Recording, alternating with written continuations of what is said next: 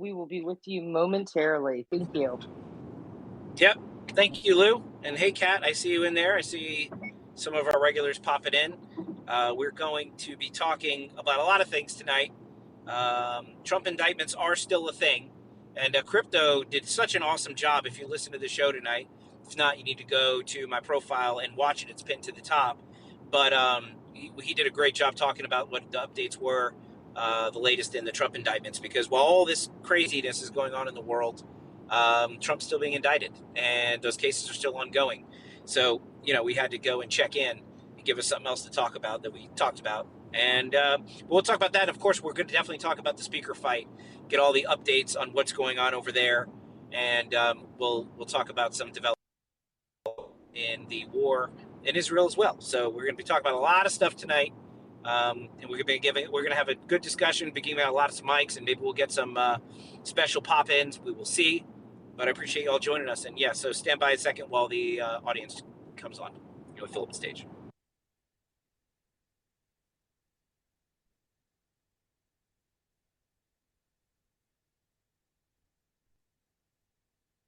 I'm going to DM this to some of our favorite people. Works for me. Thank you.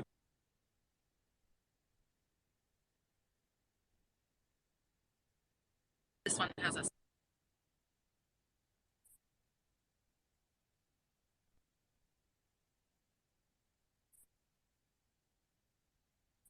So, go ahead, Lou. Oh, I was just going to say, I apologize, everyone. As most people know, I live in a hotel, and I went home for the weekend, and so I was trying to catch the laundry when it was open. So I apologize, I was a little delayed. So how's everybody doing? What a crazy weekend we've had. Everybody went home for the speaker race, and now they're starting to go back into quorum. We have indictments. There's been a lot of stuff going on over the weekend. What is the latest, Luke? Because I was on the radio. What is, or I think I see Doc on here too. If you want to grab a mic, Doc, you're welcome to one. What is the latest on because I think that at 6:30, I believe they convened committee to talk about the speaker. Does anybody have an update on what's going on?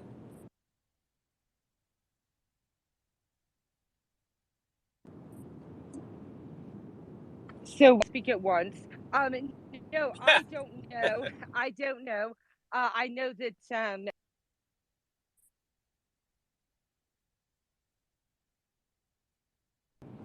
you cut out after I don't know. I can't hear you anymore. Probably because you're on an elevator or in a laundry room in a hotel somewhere. All right. Well, we'll get updates on that in a second. I'll just go and kick it off then. The room's starting to fill up. So I'm going to get back to the Trump indictments here in a second because I'm waiting on a couple people to come in to give you updates on all that. But I do want to talk about really quick this speaker fight. I'm interested to know. Look, I was disappointed when Jim Jordan withdrew his name. Well, actually, he withdrew his name. His nomination was taken away from him behind a closed door. What you're seeing, and I'm interested to know how this plays out, what you're seeing is the war in the Republican Party, and it's MAGA versus the establishment. And if you saw, there's 9 people right now that have their name in the hat for speaker. Some of them are leadership folks, and some of them are non-leadership folks. And of those is the most prominent name is Byron Donalds. And Byron Donalds, he's the congressman out of Southwest Florida. Byron Donalds is definitely a MAGA guy. He's endorsed Trump.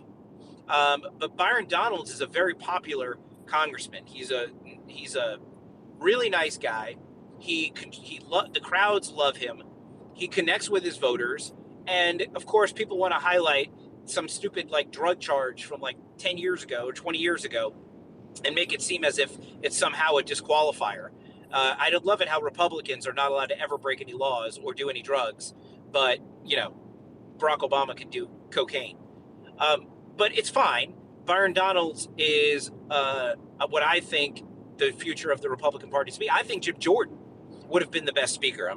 As I said on my radio show tonight, I love anybody. This is going to make my cousin's eye roll. I Oh, love. I'm rolling all Yeah. over Oh, the yeah. place. By the way, guys, if you didn't listen to my radio show tonight, my liberal cousin Rachel is in town, and she joined me on the radio show, and I rolled a lot of the things I said, but she didn't disagree with me all the time, which is good. So we're making progress. But anyway, but what I think about Jim Jordan is, a lot of us, when we heard the name Nancy Pelosi, I mean, a lot of people in this room are conservative. And for those conservatives, and you can throw the thumbs up, when I say the name Nancy Pelosi, all of you guys cringe. All of you guys eye roll. All of you guys are like, oh God, Nancy Pelosi. She's a supervillain. And the thing was, with Jim Jordan, he was a supervillain to the left. They were calling him an election denier. They were calling him an insurrectionist. They were calling him everything. The Democrats feared him. They hated him. I can't think of a better person to lead the Republican Party. So I was a big fan, and I was really disappointed that they took the nomination from him. But I think Byron Donalds will be equally disturbing to the left, which is one of the reasons why I think he would be a really good speaker.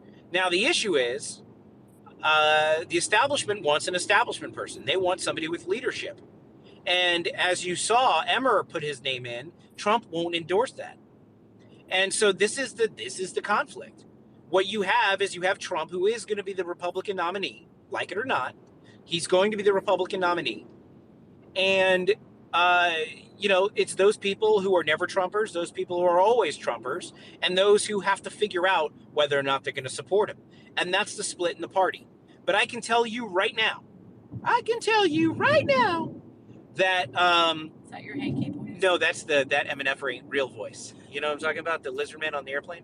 I can tell you right now that if you don't get a MAGA speaker, whether you're MAGA or not, you don't get a MAGA speaker when Trump is elected president. Again, liberal cousins eye rolling. When Trump is elected president, you're going to have a Paul Ryan situation where Trump's agenda will not get put forward. You will have that same fighting you see now, and the Democrats will win yet another day. So it is essential that the conservatives in the House, the Freedom Caucus members, fight to get a pro-Trump speaker in there so we are ready to go come 2024, and we can actually do what needs to be done. I guess we'll have to see what happens. I don't know where Matt Gaetz is positioned. Maybe he'll pop into our space later and he can tell us if he's going to support somebody like Emmer or if he'll only support somebody like Byron Donalds. I'm curious to know what the sticklers of freedom, if they're going to get behind somebody who's not MAGA. And that's going to be something to see because everybody has to get around a consensus candidate. The fact that they're willing to throw Jim Jordan, who's probably one of the most popular Republicans, out with the bathwater, hoping to get another establishment guy in there, shows you the game they're playing. So I guess we're going to see what happens. I'm interested to get y'all's take on this. I see Doc, you're in here. Kat, you're in here. Do you guys have any? Yeah, Kat, go ahead. What's your thought? Well, I was going to just add a little something to the Byron Donalds. Beard Vet is cracking me up because he keeps tweeting to all the representatives basically saying, if you don't give a yes vote for Donalds, you're a racist, trying to basically use the left's words against them every time we disagree with them, they call racism. So it's kind of just a play on the words, but it's pretty hilarious. They've been calling representatives going, if you don't vote for Byron, you're a racist. Don't know if it's going to work, but I thought it was pretty amusing, to be honest with you. Yeah, I saw that as well. And I have no co-host at the moment, guys, and I'm driving. So I'm going to do the best I can. It is an interesting play because I don't think if you don't vote for him, you're racist. But at the same time, the Republicans have an opportunity to have the first black speaker, especially a Republican black speaker, I should say. The first Republican black speaker. And he's somebody that would be a great speaker. Why not seize the opportunity to make history? And, there's more to Byron Donalds than just, the color of his skin. He's a great congressman. He's an America First guy. But it's an opportunity to really make a statement and say, this is your new Republican Party. Why don't we do that? And then maybe that's what they're afraid of. Maybe that's what the establishment is afraid of. They don't want that to be the new Republican Party. I don't know. Here's a chance to prove it, guys. So, yeah, that's a great point, Kat. Doc, go ahead. Yeah, that is a great point, and something that I think isn't just a joke, although I think it is funny that the Beard Vet is trolling them. That is that is funny, but no, it makes a lot of sense if you think about it, because the typical playbook, and the Democrats are playing it right now, is to use race or sex as victim status, and to use that status in retorts or defense of attacks against them, whether it's about race or not. Right? You just they'll disavow everything you want to say and call you a racist along the way, and it worked to a great extent. Those accusations against Trump. If you remember, really early on when he was proposing the border wall, and he trolled the media by eating a taco bowl on his desk in Trump Tower.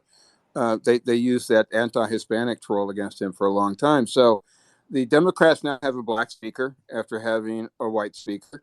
So they're playing that game, and the Byron Donalds nomination, I think, is well deserved for all the reasons, David, that you mentioned. That he is mag first.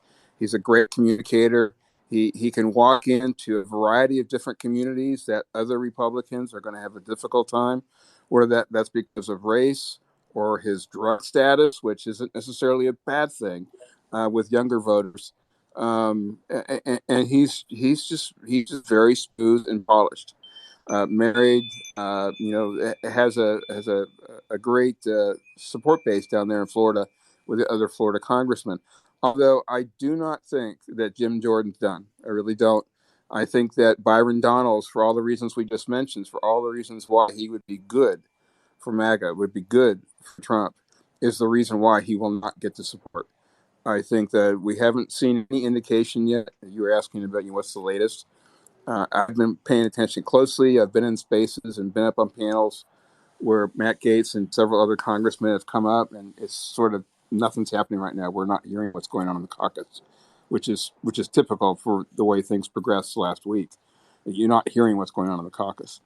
So I think what's going to happen is Byron's going to come up short. Jim Jordan did not pull out of the race. What happened was, after his last loss on the full House, they went in a conference and he lost a vote to continue to be the speaker designate. So, which means that he was still he still was pursuing that job, because he had 86 congressmen vote for him in that vote. So, which tells me that he's still in it. So I think that this may be a tactical move. Of course, if Byron did get the job, and if I was wrong, or things moved that way, if Byron did get the job, Jim Jordan is especially well suited to continue what he's doing on judiciary. Uh, this is one of the reasons why I didn't, wasn't fully on board with Jim Jordan, is because being speaker was because you're going to lose a lot of momentum with loss of his leadership on that committee. His knowledge, his direction, his communications, that's not going to be easily, transferable to the next committee head, which is likely to be Darrell Issa from California. Probably a good guy to have in there because he's the richest congressman in Congress, having a bunch of patents, and he had a big company back in the day.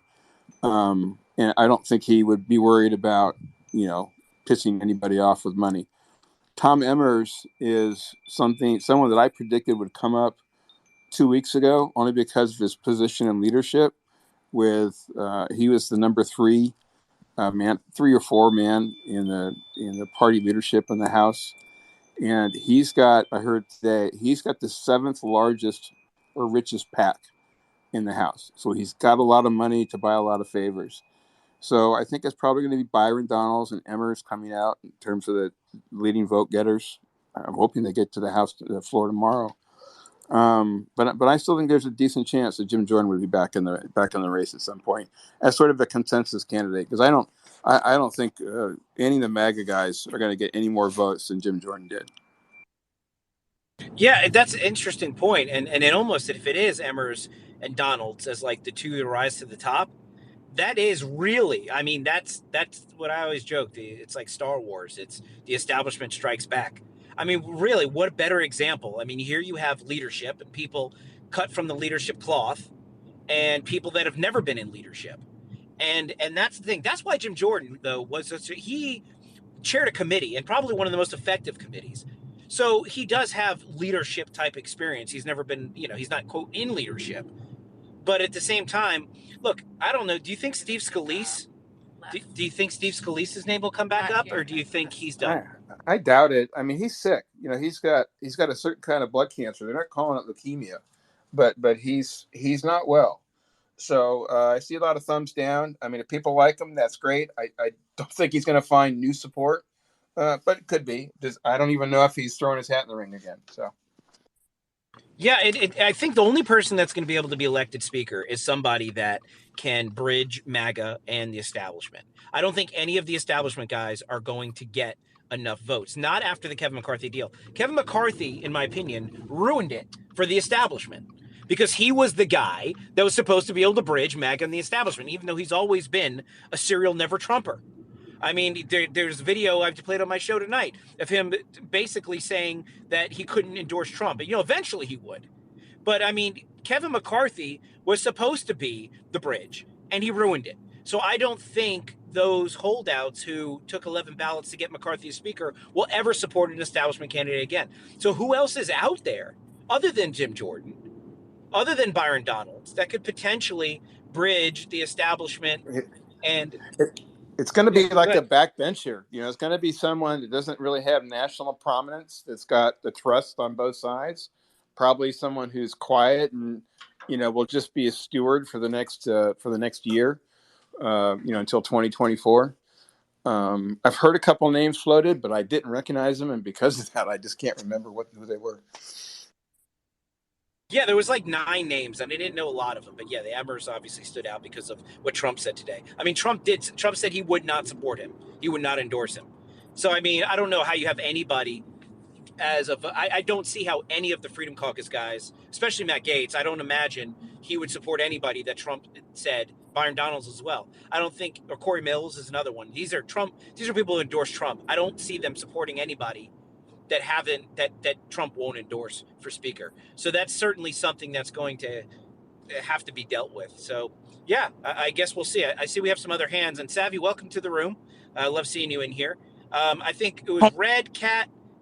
Oh, go ahead. It's fine if Kat wants to follow up or Savvy seems eager. Oh, no, I was just saying, hey, back to David. Okay. Kat, did you want to jump back?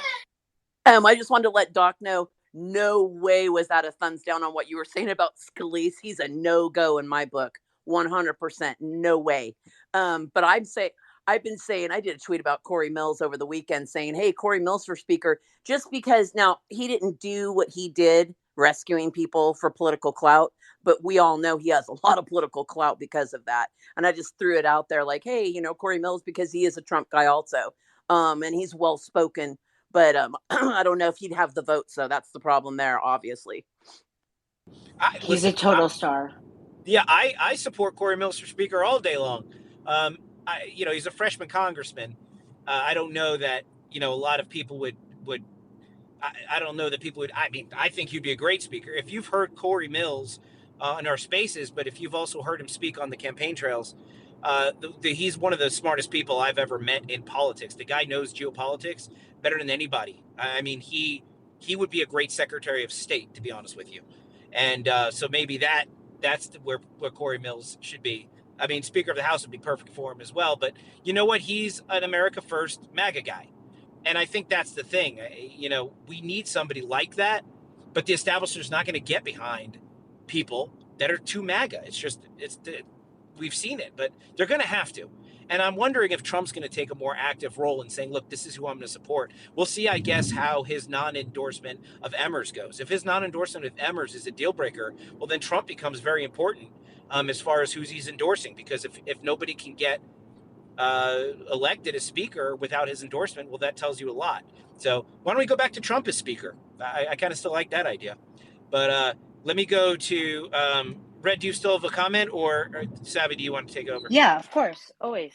Well, I was just gonna say that I hear a lot of what Doc gave a great recap of the situation and the different people that have thrown their hats in the ring. Yeah, 9 people. It's kind of weird. I love Byron Donalds. He's not a freshman, which gives him a little bit more experience than, let's say, somebody like a Corey. I agree with you. I think Corey, as a freshman, he's a star. He's a star now, but he's like a future star of the party. And that was such a great call, Dave, about like Secretary of State. Like I could definitely see him in a cabinet position for sure, and he would be fantastic because he's fantastic as a human. So Byron Daniel, Donald. See, I'm getting like a little. So my bad. Please ignore that. So I would love okay. Super disappointed about Jim Jordan, right? But I'm not sure if this is the play because Byron is absolutely associated as like MAGA, and there's some of, like you were saying, some of the establishment are being super petty, right? Like they were super petty about Jim Jordan. Like they were voting against him just because, Gates was for him. And that's like, come on, like this really is like a high school, prom king situation, even though I went to an all-girls school. I just assumed that's a high school. I've seen it in the movies. So anyways, side note. But yeah, I just think, I don't know if it's a head fake, like you were sort of like implying that, like, build Byron up, but then maybe in the end, because he's so MAGA and so associated, for God's sakes, people are naming him as like a vice president, for Trump, which obviously is complicated because of the Florida thing, but that's besides the point. So because he's so closely associated, I think there might be some resistance in the establishment group that again are like super petty and pathetic for grown men. But Boebert and Gates and Santos were in, the pirate space with Lou and James, and Shell Shock, shout out to Shell Shock, love her. Great space. You guys have to follow Shell Shock and Kat and Lou, Avi, and Savvy. Anyways, great hosts, great spaces, all like every day, wherever they are, go, because they're awesome. and I don't mean that like stalkery. I mean that on spaces. So I'm sorry. I'll wind down. I'll land because I don't want to be too much, but I wonder if there is a head fake situation happening where they're gonna make it like, oh, he's too MAGA, and then they'll realize Jim Jordan was maybe, I guess, in their eyes less MAGA, even though he's also super MAGA, but maybe because he has a better bridge to the establishment than Byron does.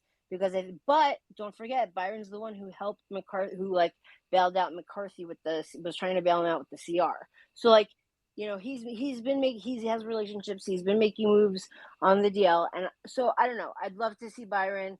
I'm here for it. Again, the head fake is an interesting idea. I don't know if it's real or not. If it would materialize. If we go backwards, is a wonderful human, and I wish him well, and I really admire him, and he's very strong. But I think he's just out of the conversation. So I was saying Gates, Boebert, that's why I brought up the other Shell Shock space, is because they mentioned Mike Johnson, right? Is that the name? Mike Johnson from Louisiana. And he threw his hat in his ring. So I was kind of surprised that he threw his hat in there with Byron when like their little like group was,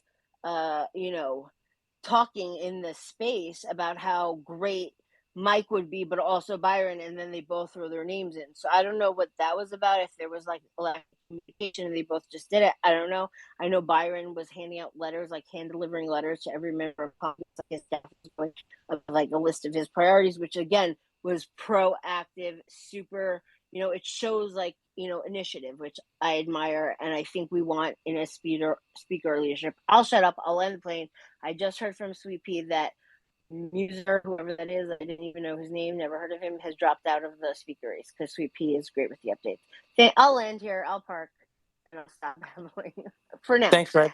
No, I agree with everything you said. And yeah, Shell Shocks and Pirate Radio had an amazing superstar space, and I missed most of it because I was at a thing. And when I came back on, I literally see, I think it was Gates and Donalds and Santos, and I'm like, what in the heck? I'm like, I thought for a second they were joking because it was that impressive. Like, it was unbelievably impressive. You were so funny. You're like, really? Wait, really? Yeah, like we're like, no, yeah. seriously, It was just bro. They were all I here. have literally never seen Byron Donalds, Matt Gaetz in the same space. Even Byron Donalds in a space in general. It was just so impressive. So kudos. Oh, and wait for it. Ronnie mad. Jackson was on Boebert's phone. Oh, that's right. Yeah, Boner and was yeah, in there Ronnie too with Jackson. Ronnie. Yeah, that was. Yeah, and don't forget, Mike Johnson was in the audience. So Yeah. it was packed. We had a whole I don't know, what do they call it, a quadrant? I don't know, some sort of.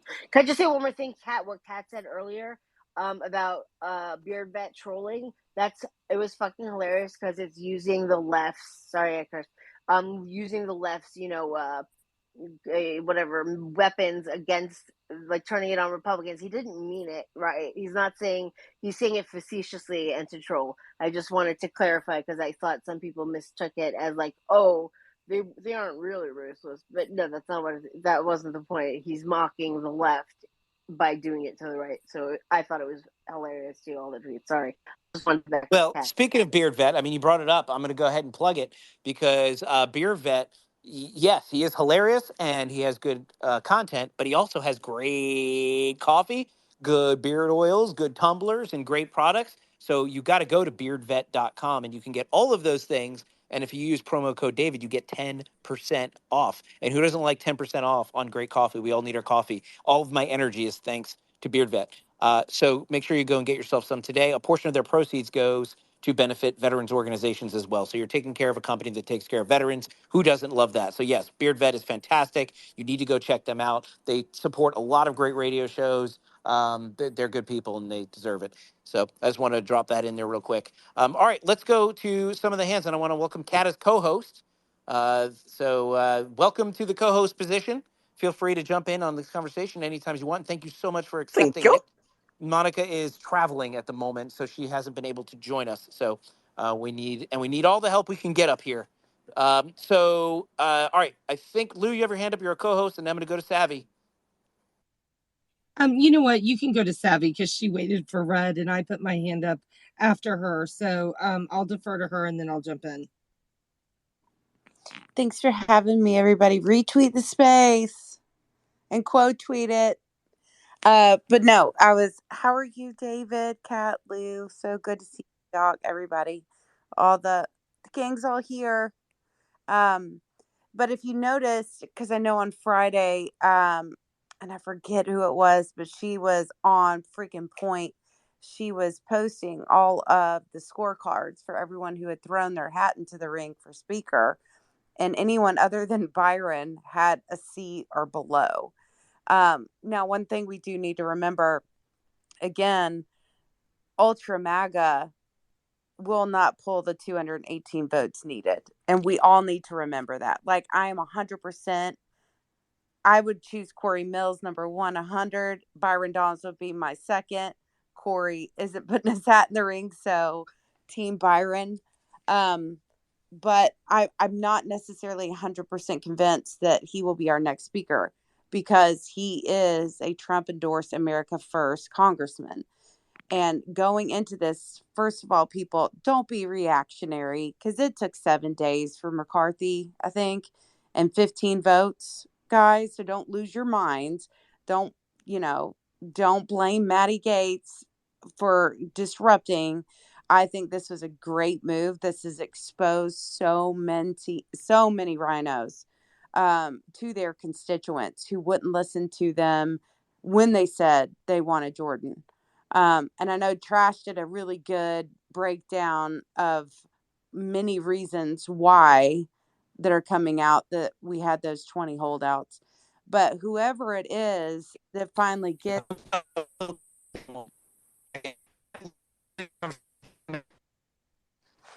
I didn't get that. Did y'all get that? It's breaking No, up. You're David, rubber you're banding. banded. There you go. Yeah. But we have to remember that, it may not be the speaker that votes the way that we vote. You're breaking up, David. So, David, you're breaking up. We can hear you, but I have a feeling you said something about Lou and Kat take over for a minute. Yeah. If you did, can you give me a thumbs up? I assume that too. Anywho. If not, we just immediately drop. We'll see what happens. We'll see what happens. He's got 60 seconds from when he drops off to drop back on. Come on, David. I know. Tick-tock, tick-tock. I know. But whoever, you have to remember, don't lose your mind if it's not a Byron Donalds, although we would want someone like that. because we're not going to agree 100% on the time about, their voting or they voted for this or this special interest group, whatever the case may be. Yeah, the host is having connection issues. Give it a sec. They may reconnect soon. They better. They being David. That's your pronoun. Anyway, that's kind of what I was wanting to get to. How are y'all, ladies?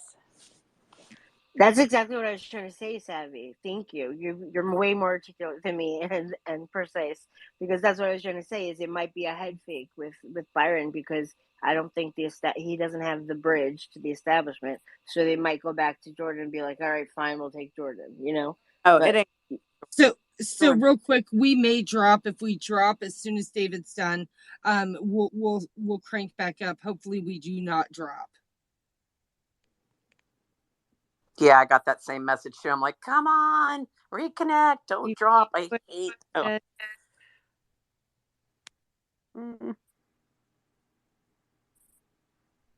Sorry, I didn't mean to interrupt you, Red. I just want to let everyone know. No, I talk too much. You should interrupt me. No. I'm saying like in maybe 15 seconds, the space might drop because I know what he's doing. And said that I was going to have to take over for a little bit. And I was trying to run to the store and throw laundry in so that I could be focused when he was going to not be there. So far, we're looking good. So go on with what you were saying. No, you go. I'm done. That was it. Oh, the only thing that I was going to do was I was going to talk to everybody. I actually started a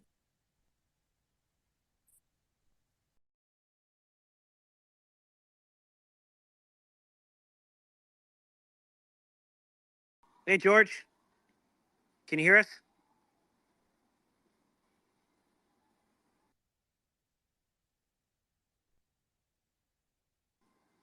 Well,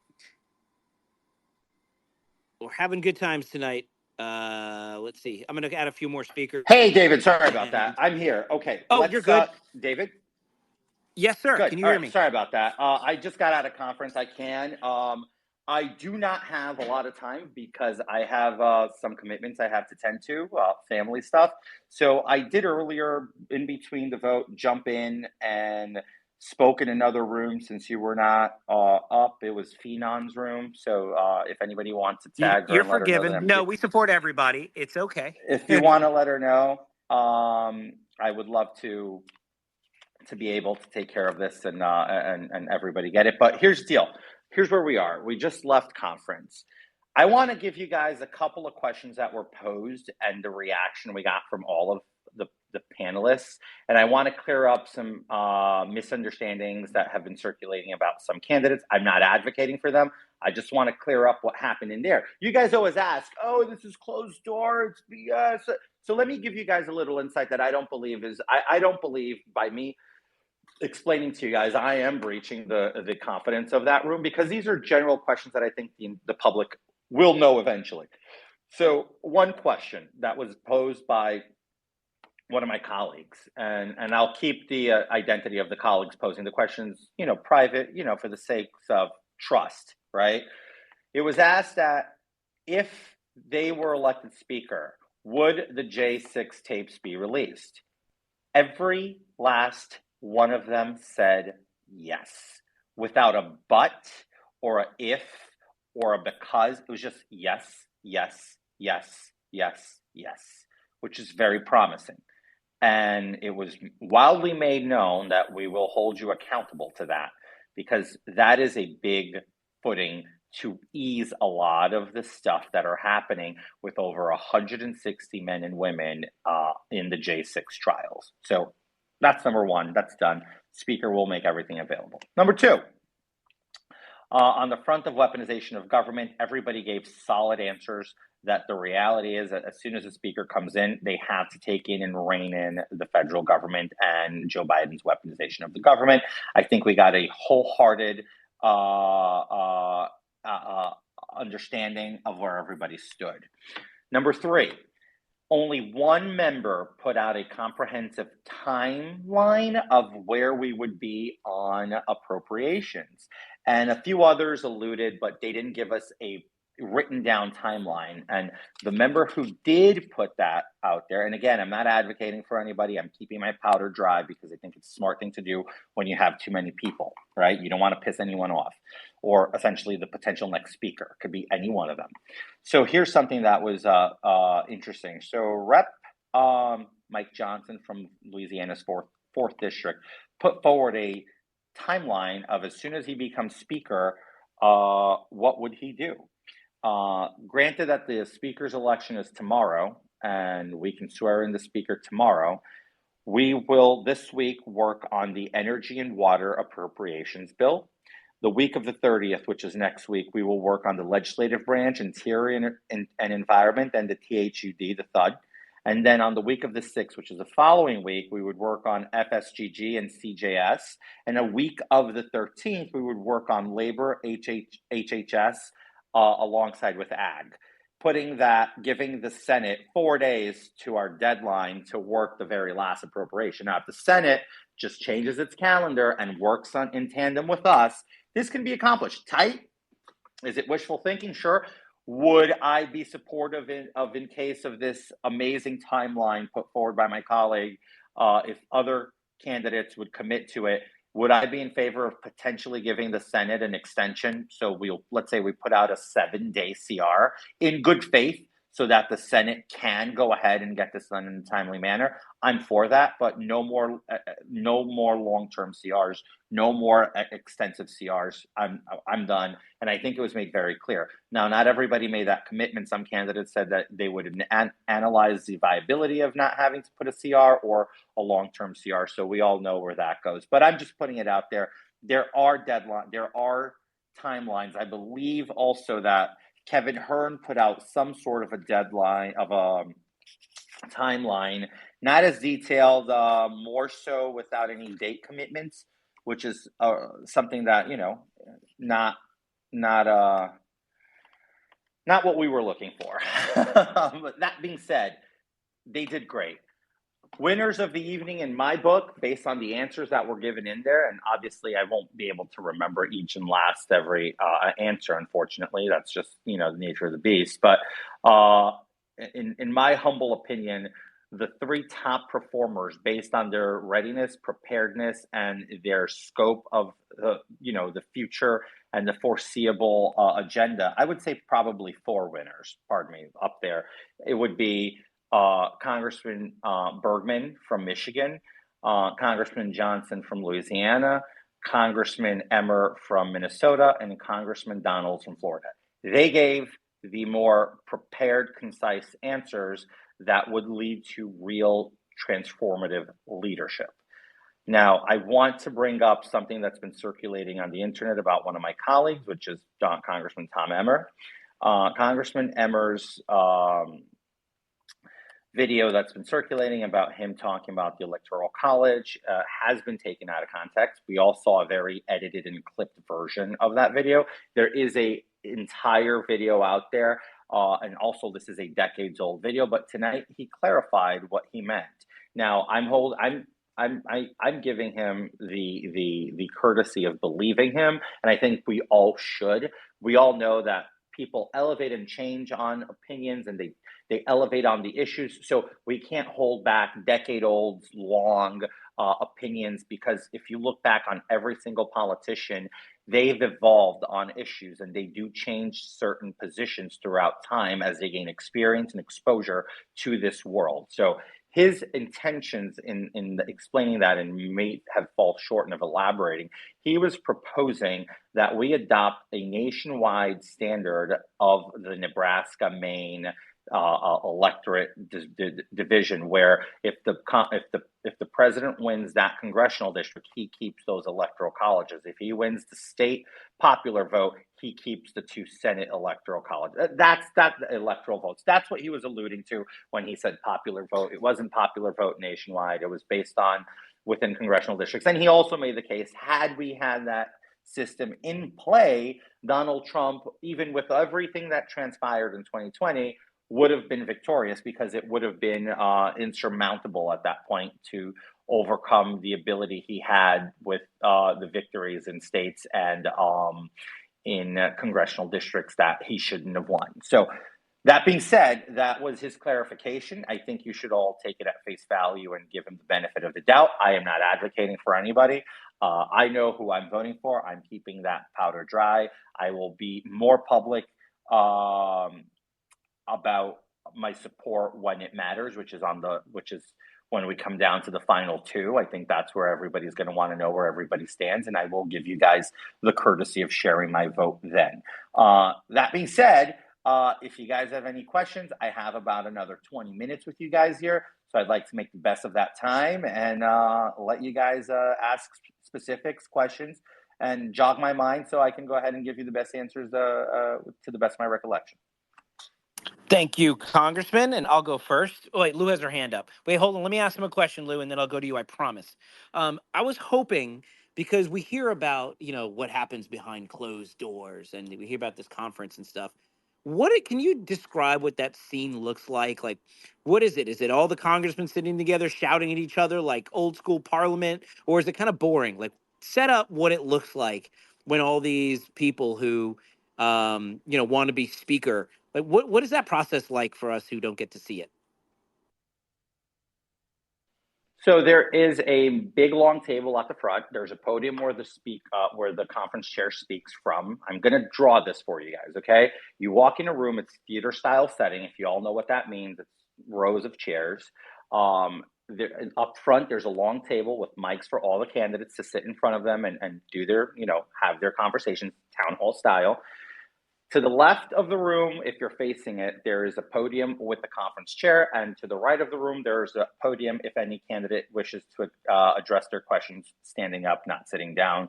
The only member, everybody did their opening speeches standing up. The only member who did their closing speech standing up was Byron Donalds. So that's the setup.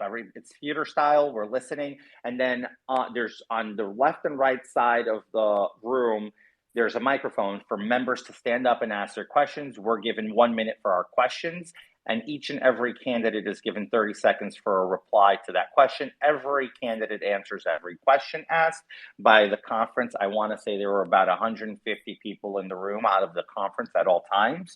And I want to say that I have never seen such mass participation until this conference. I feel like almost everybody in the room eventually asked a question, which led to about a 2-hour or so Q&A process, which was very beneficial, B, very policy driven, and C, I believe it was by the first time that we actually saw a comprehensive debate, because the last 2 rounds that we did of this were just 2 candidates. So it's A, short, B, it's not as comprehensive. There's not a lot of competition. So people hold a lot of the controversial opinions close to the body to avoid not ruffling feathers. Well, this was not possible tonight. Everybody had to go and step out of their comfort zone, which I believe made for a more rounded conservative victory, because if we're getting people to step out of their comfort zone and share what they truly believe, I think it gives us a more deep look at where the values and where the lines of conservatorship with these candidates lie. And I think we have a clear 2 or 3 front runners. In my opinion, there was a technical tie between 4, but that's the setup. And there is no shouting. It's actually very mild. There's a lot of laughing, I'll say, when stupid things are said or silly questions. I mean, we had a colleague who went up there and just flat out asked, I want to know which one of yous have the biggest set of balls to take on Joe Biden. Questions like that were made, and this member literally said, but like not just any set, the biggest, because we need to hold these people accountable. And that member alluded to saying the reason Kevin McCarthy got ousted is the country wanted a head on a platter. The base wanted somebody's head on a platter, and unfortunately, because we failed to do that and deliver Mayorkas' head on a platter, we ended up ousting our speaker. So think about that. That's not a wrong statement. And it's unfortunate because, again, you all know my opinion on that. I voted to keep the speaker, but here we are, right? So that's a setup, David, just to give you a insight on that. Yeah, that's awesome. Thank you so much for that illustration. Because yeah, and we hear about it. It's cool to hear like what that looks like. I will. I want to give Lou an I'll give you opportunity. before Yeah, go ahead. before you go. I'll Yeah, give you guys a little insight. If you all Google the Ways and Means Committee room, it's Longworth 1100. That's the room we held it in. So it's a beautiful historic room. It's also the same room that not weaponization, the J6 hearings were held in. So you all know the room it is. It's a very beautiful room. It's also the only constitutional committee for Congress that's mentioned in the Constitution is Ways and Means, which means it's really the original and only legitimate committee in Congress. I always joke about that. I tell that to the chairman every time. You're like, you're the only constitutional committee chair. He jokes about it, whatever. But that's just so you guys have a bigger picture. Google that, and you'll understand what I'm talking about. thank you, George. Congressman, I really appreciate it. Lou, you have your hand up, and then I have a couple more questions, but I want to give you the opportunity. Go ahead, Lou. Thanks so much, David. Hey, George. Real quick, I have an important question for you. What I was seeing over the weekend was that the freedom scores for Jordan, for Donald, and for Immers. Immers has like a 67% freedom score. Donald's is almost at like I think 99 or 100. I think Jordan is at about like a 95. When I look at that and I look at, for example, when it comes to funding Ukraine, again, Emmers has voted with it. Donald and Jordan has not. There are several other points, and I was trying to find the report I saw, but there are a couple other points when it comes to kind of that freedom score. And what we're trying to look for is someone who is going to put those items first, right? That aren't going to spend our money overseas and is going to look at more of what would be a America First or a Freedom Caucus, which Byron Donalds has been kind of caucusing with. Has anybody mentioned that at all in conference? The fact that Emmers has constantly voted for the funding to Ukraine, and his freedom score is not as high as some of the others. So I know it's very popular to look at these scores and report cards put out by different organizations, but please note that even if you look at Heritage, for instance, where I score 100 and I'm the only New Yorker that scores 100, Heritage supported the 45-day CR. So you guys need to look and see what are the parameters of all these organizations and what they're supporting before you take their analysis as gospel. Again, allowing the Freedom Score or the Heritage Score to influence your opinion on a politician is the same thing that we criticize about Democrats when we're analyzing them on their liberal whatever associations. That's allowing outside influence into Congress, right? I know that it seems like it's not, but it is. Those are 501c4s. They take dark money, and you don't know what nefarious intentions they have. As far as Congressman Emmers' vote, I will not stand here and defend anybody's vote. That's something that I think you guys got to figure out with each and every member. I do say this. People in leadership usually take tough votes. Chairs take tough votes. Members of the Ways and Means Committee take tough votes, meaning votes that might not even reflect their belief, but vote that is policy that is overwhelmingly, or at least there is some sense of national support for it. Now, remember, funding Ukraine had national support in the beginning. That has changed over recent months with everything coming out and revelations and the lack of transparency. So you need to understand it. A snap in time, a lot of times, explains a bad vote later on.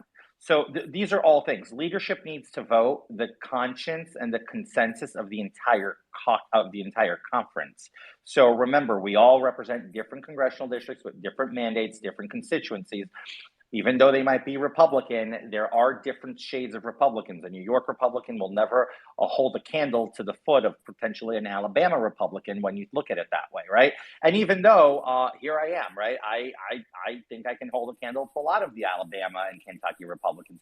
But that's my decision. I'm voting my agenda that was presented to the constituents that voted 8.5 points in the opposite direction that they have voted recently for Joe Biden.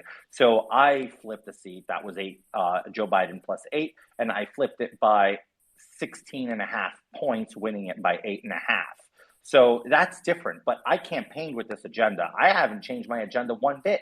If you look at what I said I was going to do, I did. Now you got to look and see what he campaigned on and every other member campaigned on. That's very important. And keep in mind, leadership is a tough position to be in because you need to represent the conscience of the entire consensus of the conference, not just your seat.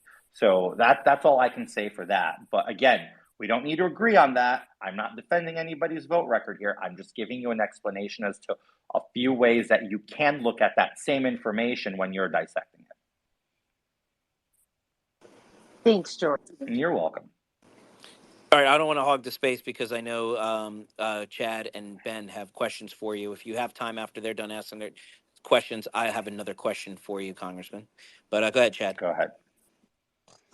Thanks for being here, Congressman. We always appreciate it. You're awesome, man. We appreciate the hell out of you. Thank you. Big question for you, though. As a sitting congressman right now, and as we, the people, wanting that abrupt change to happen by the guys of the Freedom Caucus and other people that aren't 90 years old, Congressman Emmers, how are we supposed to, and I would like to know how it affects you, that he was the former spokesperson for the for Soros's national, National Popular Vote campaign launched in 2006. He also said in 2008, I believe it's going to end up favoring Republicans if you believe our message, Emerson said in 2011. This guy, we all look at Soros as the ultimate in evil and what's going on with the left. How are we supposed to swallow the fact that the possible next Speaker of the House could be a former spokesperson for somebody as vile as George Soros? Thank you. That's a great question, Chad. So if you look back in time, Soros was not always viewed in that light. It wasn't until the 2016 campaign that Soros became this sort of Machiavellic evil character, almost like a cartoon character, right? Like a Bond villain or a Superman villain. Soros has had, in instances in the past, alignments with conservatives and with, and I will say this, with the more what is called today neocon type crowd, that neoconservative, that, more of the Davos World Economic Forum crowd, which is not a bad thing. However, it's not where the country is now. It's not where the base is now.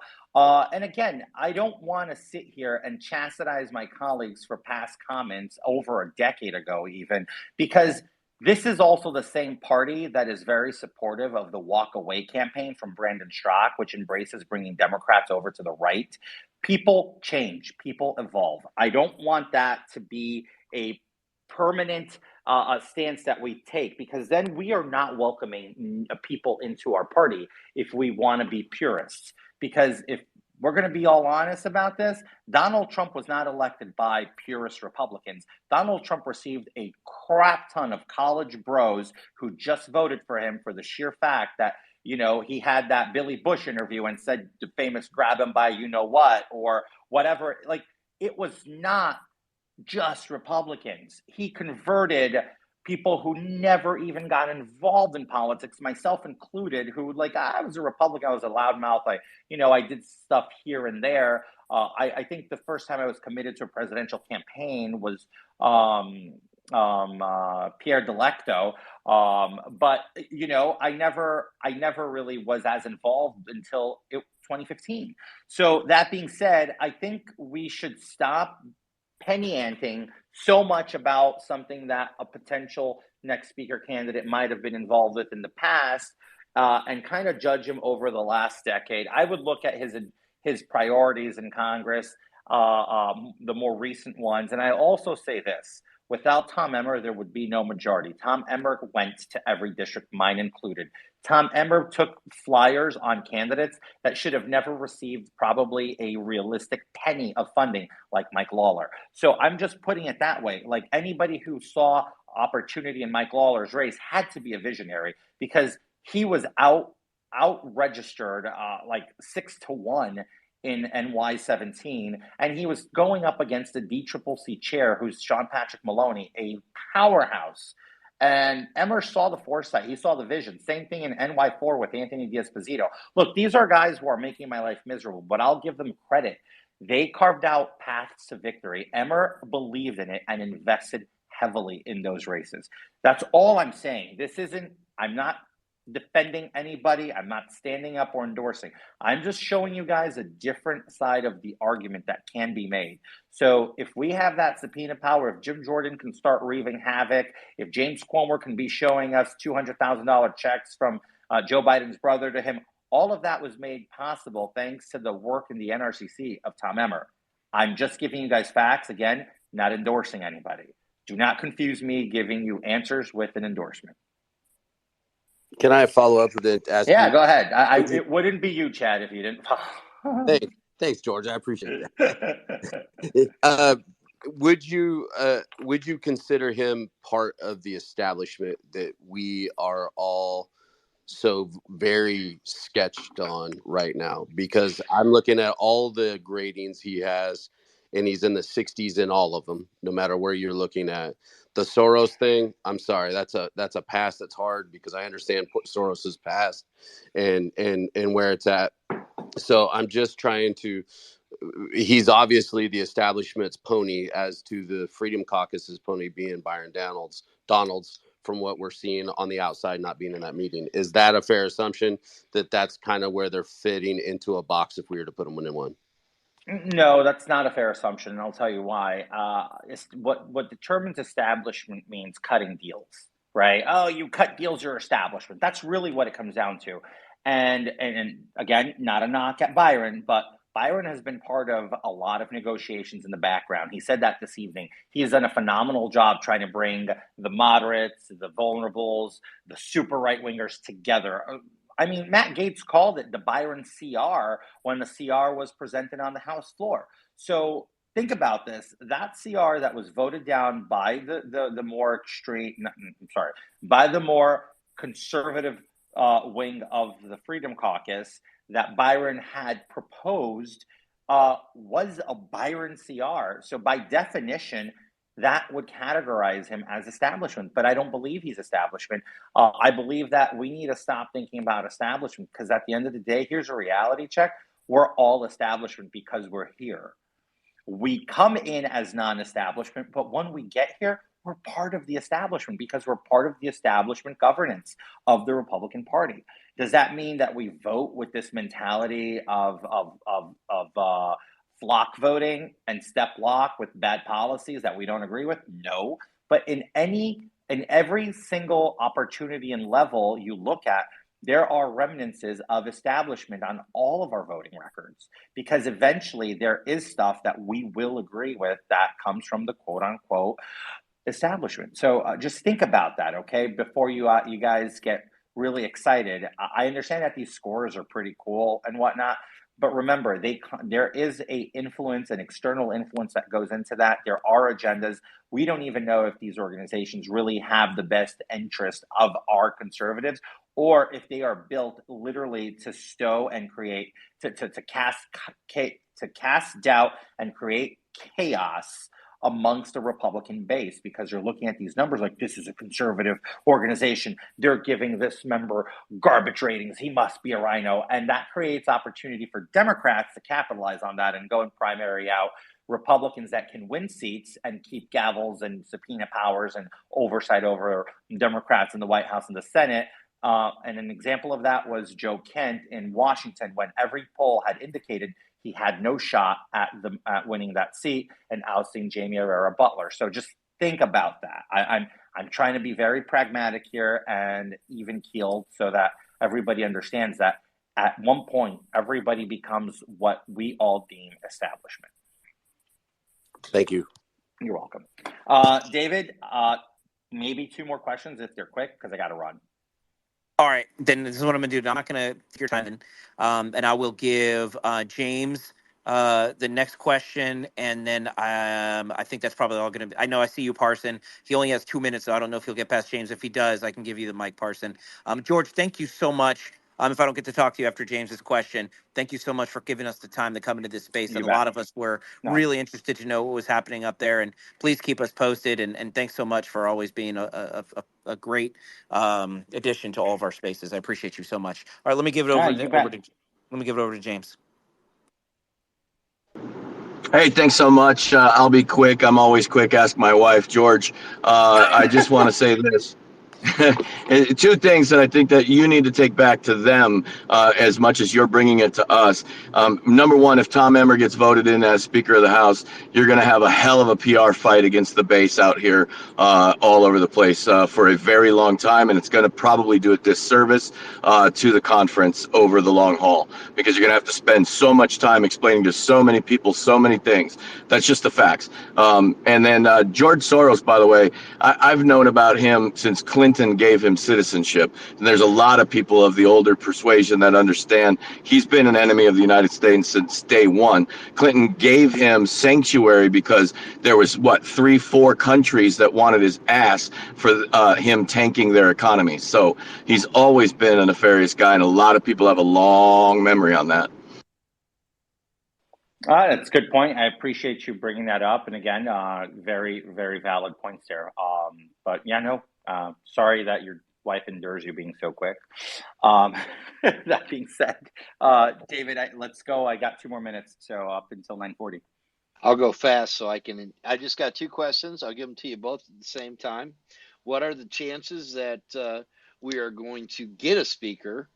And how much longer before we consider what happened in 1856 and vote in for plurality, not a majority, but whoever has the most votes?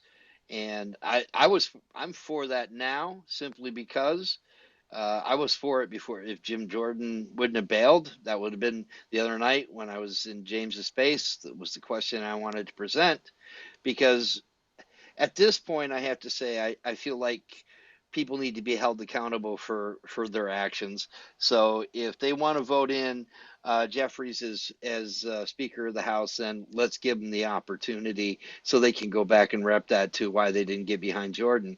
So question is, where's our odds? And at what point do we consider following 2 previous houses and going for just a clear who has the most votes, and let's get it done? One of those. Those are the 2 questions I have. Every single Republican donor in the United States would dry up and never again donate $1 to Republican. And I'm talking about the consequential ones, the big dogs that come in to help us win the races. I know that people think in a perfect world, campaigns funded by every single everyday American is optimal, but it's not realistic. Democrats have big bucks behind them. We need our big bucks donors too. Look at donors as investors. If their ROI in winning back the House still lands on a Democrat speaker, then why the hell did they donate? Why the hell did we run? What was the point in becoming in the majority if we're going to kneel and concede to a Hakeem Jeffries speakership, which would kneecap all of our efforts against the Biden administration? He would instantly disband the weaponization of government. He would instantly disband all the abilities to impeach and hold impeachment inquiries against Joe Biden. And would literally inhibit and kneecap the efforts of ousting Alejandro Mayorkas, who has put this country at danger, national security at risk, with his absolutely atrocious border policies. It would be destructive, implosive. We would self-implode our entire party if we went to a plurality, because on the first round, Hakeem Jeffries would be elected speaker and we would lose control of a House while we're in the majority. That is absolutely not the solution here. If we were in the majority by a lot more seats and we could afford to lose the 20 somewhat votes that might happen, and we would guarantee a Republican speaker, that's different. This is not the case. This is not the time to play fuck around and find out. We would lose the chair, we would lose the gavel, and we would lose all of our power. So, Parson, respectfully, it is a bad idea. and I mean that respectfully. I appreciate you guys for having me. I thank you as always for making space for me on your room and on these discussions. I think it's important that we continue to have them. I think tonight was a win for democracy, was a win for conservatives, was a win for policy. We're going to see a much stronger speaker arise from this process because it is so meticulous and there's so much minutia going into it. There's so many different options and opportunities amongst this group. I think this is by far, in history at least, I'll say that I believe that we have had an opportunity to really put candidates for speaker against the wall, not just have a baked speaker in. Again, this is a win for conservatives, whatever the outcome is, because we will get somebody who understands all the policies across the spectrum of the conservative and Republican Party on what it is the American people want. You guys are a massive force. I will say this. If it wasn't for the public scrutiny that you guys put on, we would have not had members even think about bringing up a popular vote question in conference today. Members are listening. They are seeing what is being put out there by you guys. You guys are influencing policy. Keep that up. But remember, keep it up respectfully, as I always say. Keep it up cordially, as I always say. And let's make sure that we're not flying too close to the sun here. I got to bounce. I'm being flagged. Y'all have a good evening, a good night. God bless you. Thank you. And tomorrow I'll give you guys more updates as we're voting on speaker. Take care. Look forward to it, George. Thank you so much. Thanks, George. Thank you, George. I am so glad he was able to pop in. I know this is a conversation that everybody wanted to have tonight, so I'm glad we got an update because I was curious about what was happening there because it was kind of quiet. And I really appreciated the illustration of what was happening behind the closed doors, even what the room looked like, because I'm sitting here in my head picturing them in front of like some marble palace screaming at each other. It's just really cool to hear like what's actually happening behind closed doors. I'm pulling for Byron Donalds, I'll tell you right now. At all that whole group, like I said earlier, I don't think Emmers gets it because Trump won't endorse him, and I don't think he'll be able to. There's going to be at least a couple of MAGA guys up there that won't go for anybody that Trump didn't go for. So I don't think Emerson is going to be the guy. I hope it's Byron Donalds. I don't know those other two names that he mentioned as being the people rising to the top. I guess we'll see what happens tomorrow. I guess we'll all stay tuned for that. I'm interested to get y'all's take on it now. So Lou, you have your hand up, you're a host, and then welcome Monica back. I know you were traveling, and I appreciate Kat for you jumping in Monica's place while we were waiting for her to join. Kat, I will, and I think Lou and Monica will agree, because you were here for us, you become honorary third co-host for the evening, so you don't have to raise your hand to speak tonight. You can do whatever you like as honorary co-host. And I really do appreciate you you stepping up for us. And so with that, I'll go to Lou, and then we'll go to all these hands. Lou, take it away. Hey, thanks, David. So right before our first space kind of got unceremoniously ended, I wanted to talk to everybody. I actually, I am supporting Donalds, right? I think that he is fantastic. He has a great freedom score. His background, I know everybody says, he's only been in there for a couple of terms.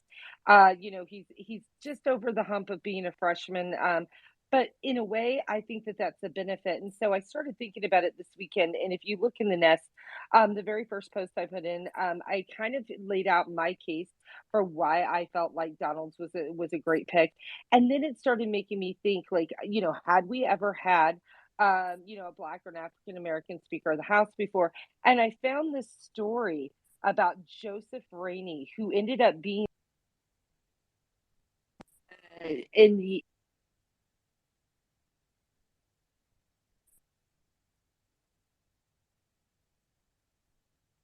Hey, Lou, there, you're cutting out on us. I don't know if you're still doing laundry or in an elevator.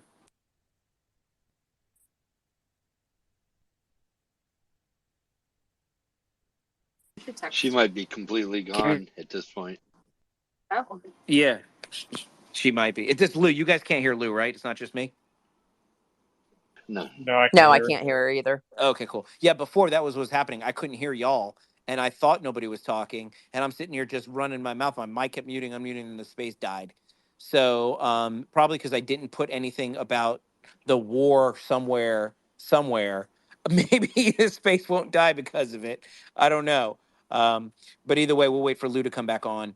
And I don't know the order of hands, so I'm going to let y'all leave it up to you to remember who put their hands up first and go ahead and take it away. I know I'm last. Well, then you go first because you had the balls to speak up. All right. Well, listen, he is a spectacularly intelligent person, and I greatly appreciate all the insight that he gave. Doesn't mean I agree with him, and he's definitely a politician. I would say I wish he would have gave an answer to the question on where he saw the odds of us actually getting a speaker this week. I will say this about the polarity. I think his answer does tell us something if you pay attention. He doesn't believe that we could get a polarity polarity. And never mind. I'll quit trying to pronounce it. Eubrisms. He has a lack of faith that we could get that number because he knows there's members in there that don't care if Jeffries becomes you're not going to be able to bind the caucus around one candidate. If you can't do it in that scenario, I think we got a long way to go yet. That's all.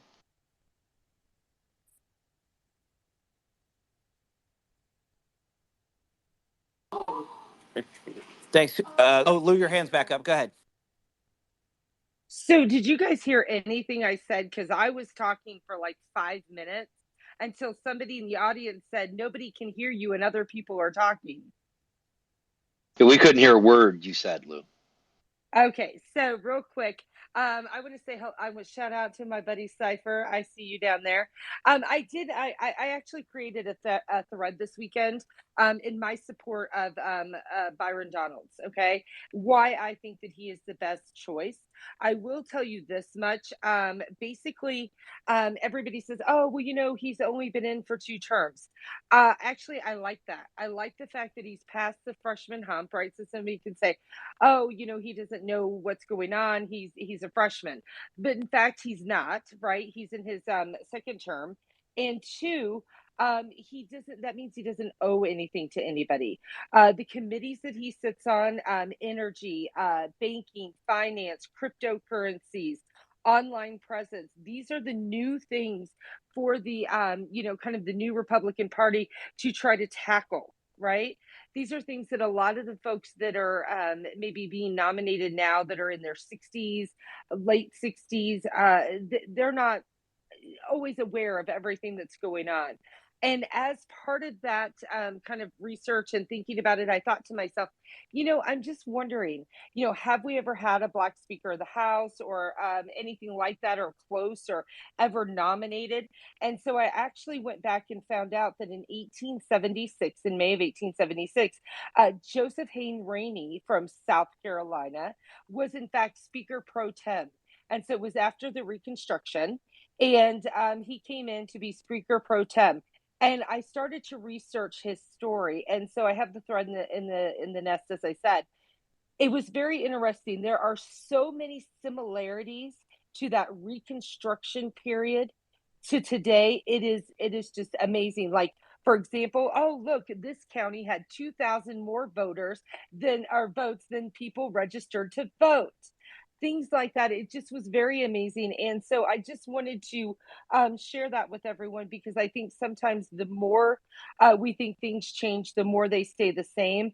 And I found that fascinating story. But my argument also for Donalds is in the nest as well. It's the first, and then it follows by a couple of posts about the story of Joseph Rainey. He is, I believe, has a portrait of him in the 2nd story of the Capitol.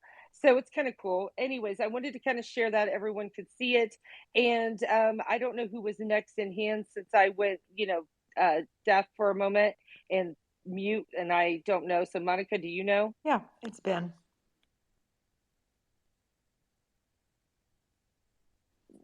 Ben Mag, go ahead.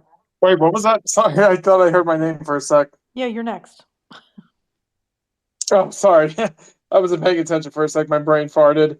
Yeah, I think it would be very important to have Byron Donalds as wow. My English just dropped for a sec. Sorry.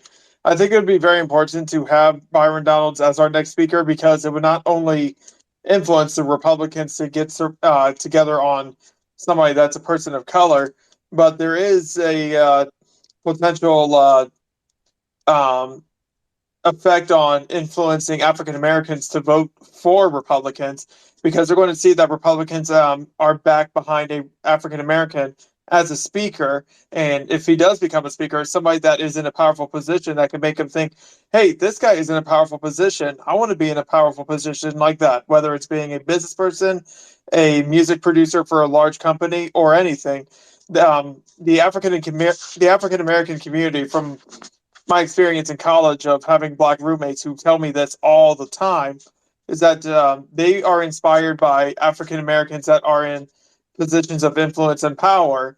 For example, LeBron James. I know a lot of you guys hate him for his political beliefs, but if you look at LeBron James' standing as being one of the best NBA players, they strive to be that person. Or if you look at in the music industry, Jay-Z, he's a billionaire. A lot of African Americans want to be like him. So if they see somebody like Byron Donalds in politics in a very, very powerful position, for example, Speaker of the House, they're going to be like, hey, this guy is in a position that I want to be in, which is a position of power. And then they look at who Byron Donalds is. They see he's a Republican. They're going to be like, wait, what? He's a Republican? I thought Republicans hated black people.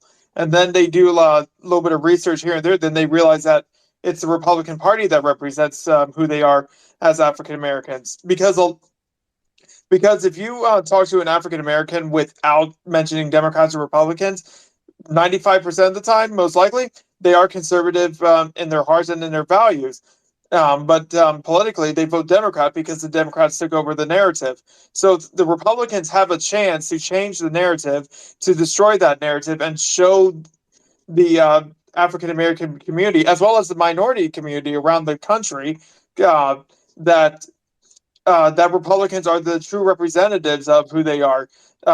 People that Republicans believe that individuals should become strong, valued people that could own a business, make a lot of money, have strong families. Whereas Democrats, they want to control you, they want to destroy that family ideals and all that stuff. Cool. Thanks, Ben. Wait, can I gotta ask you, Ben. Did you really think that the African Americans are so simplistic that they only care about what LeBron James, a basketball player, says about their politics? I've talked to a lot of African Americans that have flipped and have come over. I do spaces all the time. They're actually very, very well informed, and they think a lot of them find the Jay-Z's and those people in the world aren't their end all be all. The statement in itself is I think a little tone deaf to what the Republican Party is supposed to be about and to what the people are actually looking for, to the idea of their prosperity and business and the sort. A lot of African Americans are very intelligent to those issues and are cognizant to the issues they're seeing based on Joe Biden and the Democrats. Yeah, I understand. They were the first names that popped up in my brain because I was thinking on the fly. A lot of them are very smart, especially from my personal experience. My roommate's probably one of the smartest people on the planet.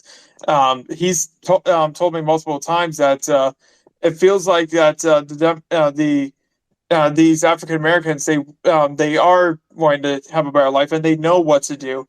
It's just that they feel like they're not receiving the resources to give them the necessary boost they need. And he said to me that when it comes to the language of how these candidates speak, they hear Democrats giving them all these promises, but they're not delivering on their promises. Whereas the Republicans, from what he said, it's a little vague, but he said that for the Republicans always talk about the building blocks of establishing these these processes to help African Americans, whereas Democrats, they talk about doing it as quick as they can without any repercussions. That's how he described it to me.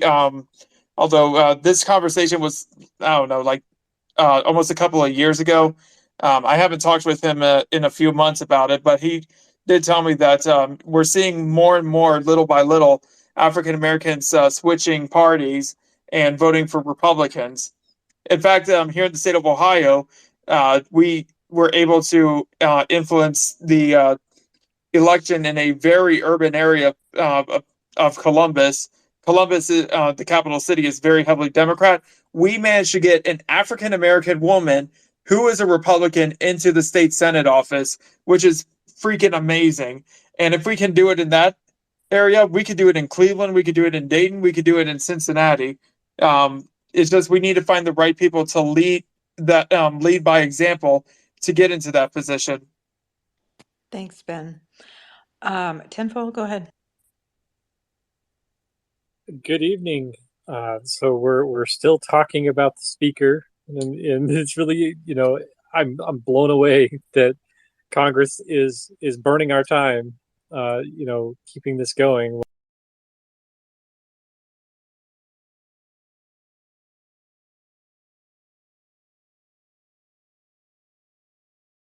Or you're doing it at your local grocery store.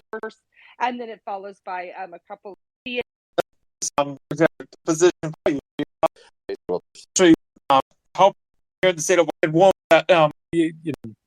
And moving on with it, with our reps being effective in their time and energy. Instead, it sounds like they're spending a lot of time on the Hill, having a lot of discussions that are far afield from all of the major priorities that are going on. But thank you for having me in this evening, and I really am excited to be here. David, Monica, Lou. Hey, was that the turd that you wanted to drop in our punch bowl? I like it because it's No, it wasn't a turd. It was just so like true, the facts. though. Thank you. No one else was going to say it. I'm glad you did. I'm glad you're here. Sorry. I'm just giving you a hard time. Let's go to James and Kyle. Hey, thanks. And first, let me say, Monica, I really appreciated the picture of you at the beach. I know how spiritually cleansing that can be as a Hawaiian. So awesome. Glad you got that experience there. What I was going to say, because David brought it up, was he didn't know a couple of the other people. So I would say that it's interesting that I didn't know who the hell Mike Johnson was last week until Lauren Boebert, Matt Gaetz, and all those guys that came into the space dropped his name as basically a guy on their side, their team. We almost had him on the mic, but he couldn't figure out the tech. When I did a little bit of research on him, tiny bit, he sounds like he's on our team. If you go to his website, he's Louisiana 4th District, I believe. And he's got kind of the backing of kind of the America First crew, so to speak, in the Congress. So I would just take and run with that and do a little of your own research on him. Sounds like he's a decent guy. Obviously, I'm going to support Byron Donalds from Jump Street, and I absolutely know that if Emmers gets in there, I'm going to be pissed as all hell. So take that for what it is. Awesome. Thanks, James. Yes, it was very cathartic. Thank you. Much needed too. Kyle, go ahead. Have we decided that we want no one for speaker yet? Has that been, have we accepted that? Because they're not spending any of our extra money. I just have a question. Maybe anybody could answer it for me. But is there another country in the world that you guys are aware of that taxes their citizens? They levy taxes on their citizens, whether it be through income or through sales or VAT or anything else. And then they take that money and then they give it to the United States because we have problems here that they are helping us with. Does anyone else just tax their citizens and take their people's money and then give it to the US? Because we seem to do a shitload of that. And I'd be fine if we had nobody in Congress giving our freaking money away for as long as they want to do that. And I actually think I did the math on it. I think we run something like, and I have to do it again, but I think it comes down to something like $3.5 million worth of salaries for all of the members of Congress not doing shit. That is a hell of an investment. We should definitely spend $3.5 million a month on Congress not doing anything. And then I think we all win, actually, because the upside is that we keep hundreds of billions of dollars from going to rabbit holes that go back into those idiots' pockets. So I'm just saying we should continue with no one for speaker. There's a hashtag that needs to trend. No one, the number 4 speaker. Just put it out there anytime anyone gives you their idea about speaker, and you guys are going to be fine. As soon as this continuing resolution ends, we'll all be better off, because the tyrannical parts of the government that are involved in overreach will be unfunded and therefore more desperate and stupid. That's good. We need that. We need them looking over their back, trying to figure out how they're going to make ends meet when they have to go find another job, if they do, which none of them have ever figured out how to do. And then, the parts that are non-essential won't show up at work, and you'll realize that most of the government is not essential. And then you'll wonder, why in the world do you pay whatever percentage of your income you do to them through the various taxes, whether you're doing it at the gas pump, or you're doing it at your local grocery store, or you're doing it taken in quarterly estimates out of your own business, or whatever else you're doing. Like, you're paying an awful lot of taxes, and you're not getting a whole lot for it except for your local taxes. I think it's going to be pretty obvious to you when you defund the federal government for just a little bit. And most of you have lived through government shutdowns, and you don't remember when they were unless you were a government employee. They didn't matter at all. You read about them, but you didn't feel it. So anyway, no one for speaker. Make a trend. I love it. I'm down. James. Yeah, Kyle said something interesting early on, and then he kept talking, so I forgot about that. But I would say that I actually think that it's more likely, Kyle, that we're going to get no one for speaker for at least a little while. Looking at what the trend lines are, who's up for speaker, what the pocket of number is there in Congress that's going to never accept a Byron Donalds type, and the opposite of that, who's never going to accept a Tom Emmer type. It looks like a stalemate for at least the foreseeable future. So I think we're going to get that for at least a little while.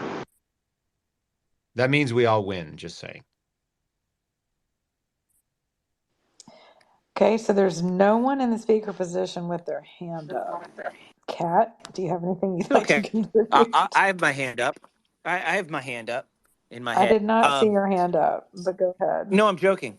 I have my mental hand up because Kyle always brings so does everybody, Chad, James, everybody, but he always makes me think, and he's exactly right. Like, is anybody missing the fact that the government's not doing anything?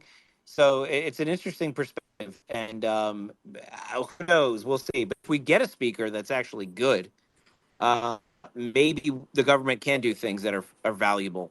I don't know. I certainly. When was the last one that you really were like into, David? Like, can you name the speaker that you were like, yeah, that guy really nailed it? They really, or that gal. I'm going to say, did anybody ever just like kick ass so much that you were like, I love it? I will actually, and I don't actually agree with any single thing, and I'm not advocating for this person. But actually, when the Democrats are in power, Nancy Pelosi was one of the most effective speakers of the House ever. She got her entire party in line. Right, for what they wanted. Yeah, no, I meant for what you wanted. There's never been a Republican speaker. There has never been a Republican speaker that's been able to be as effective as the Democrats do. That's my point. They're still 100% behind. Oh, George Santos is back. I'm going to throw him a mic, see if he wants to come back. But there has never been a Republican speaker that has been as effective as the Democrat speakers. And so to your point, you're right. There has been, and I'm hoping like this is our opportunity to have one. Like, here's our opportunity to have a speaker with a very frail majority, and nobody can decide on it. I don't think this is going to be the time. The Democrats are in the minority, and they're still able to get what they want. Think about this: the Democrats are in the minority, right? And they were still able to strike a deal with Kevin McCarthy to get the budget they wanted passed. The Democrats are in the minority, and we don't have a debt ceiling limit. The Republicans are and that's the thing. The Democrats still get what they want when they're in the minority. That's how effective they are. The Democrat, or does it just say how ineffective the people are? Like one person arguing effectiveness, the other person saying the other. I keep telling people, like, I don't know how you look at it and go, yeah, everybody's playing the same game here with the same rules.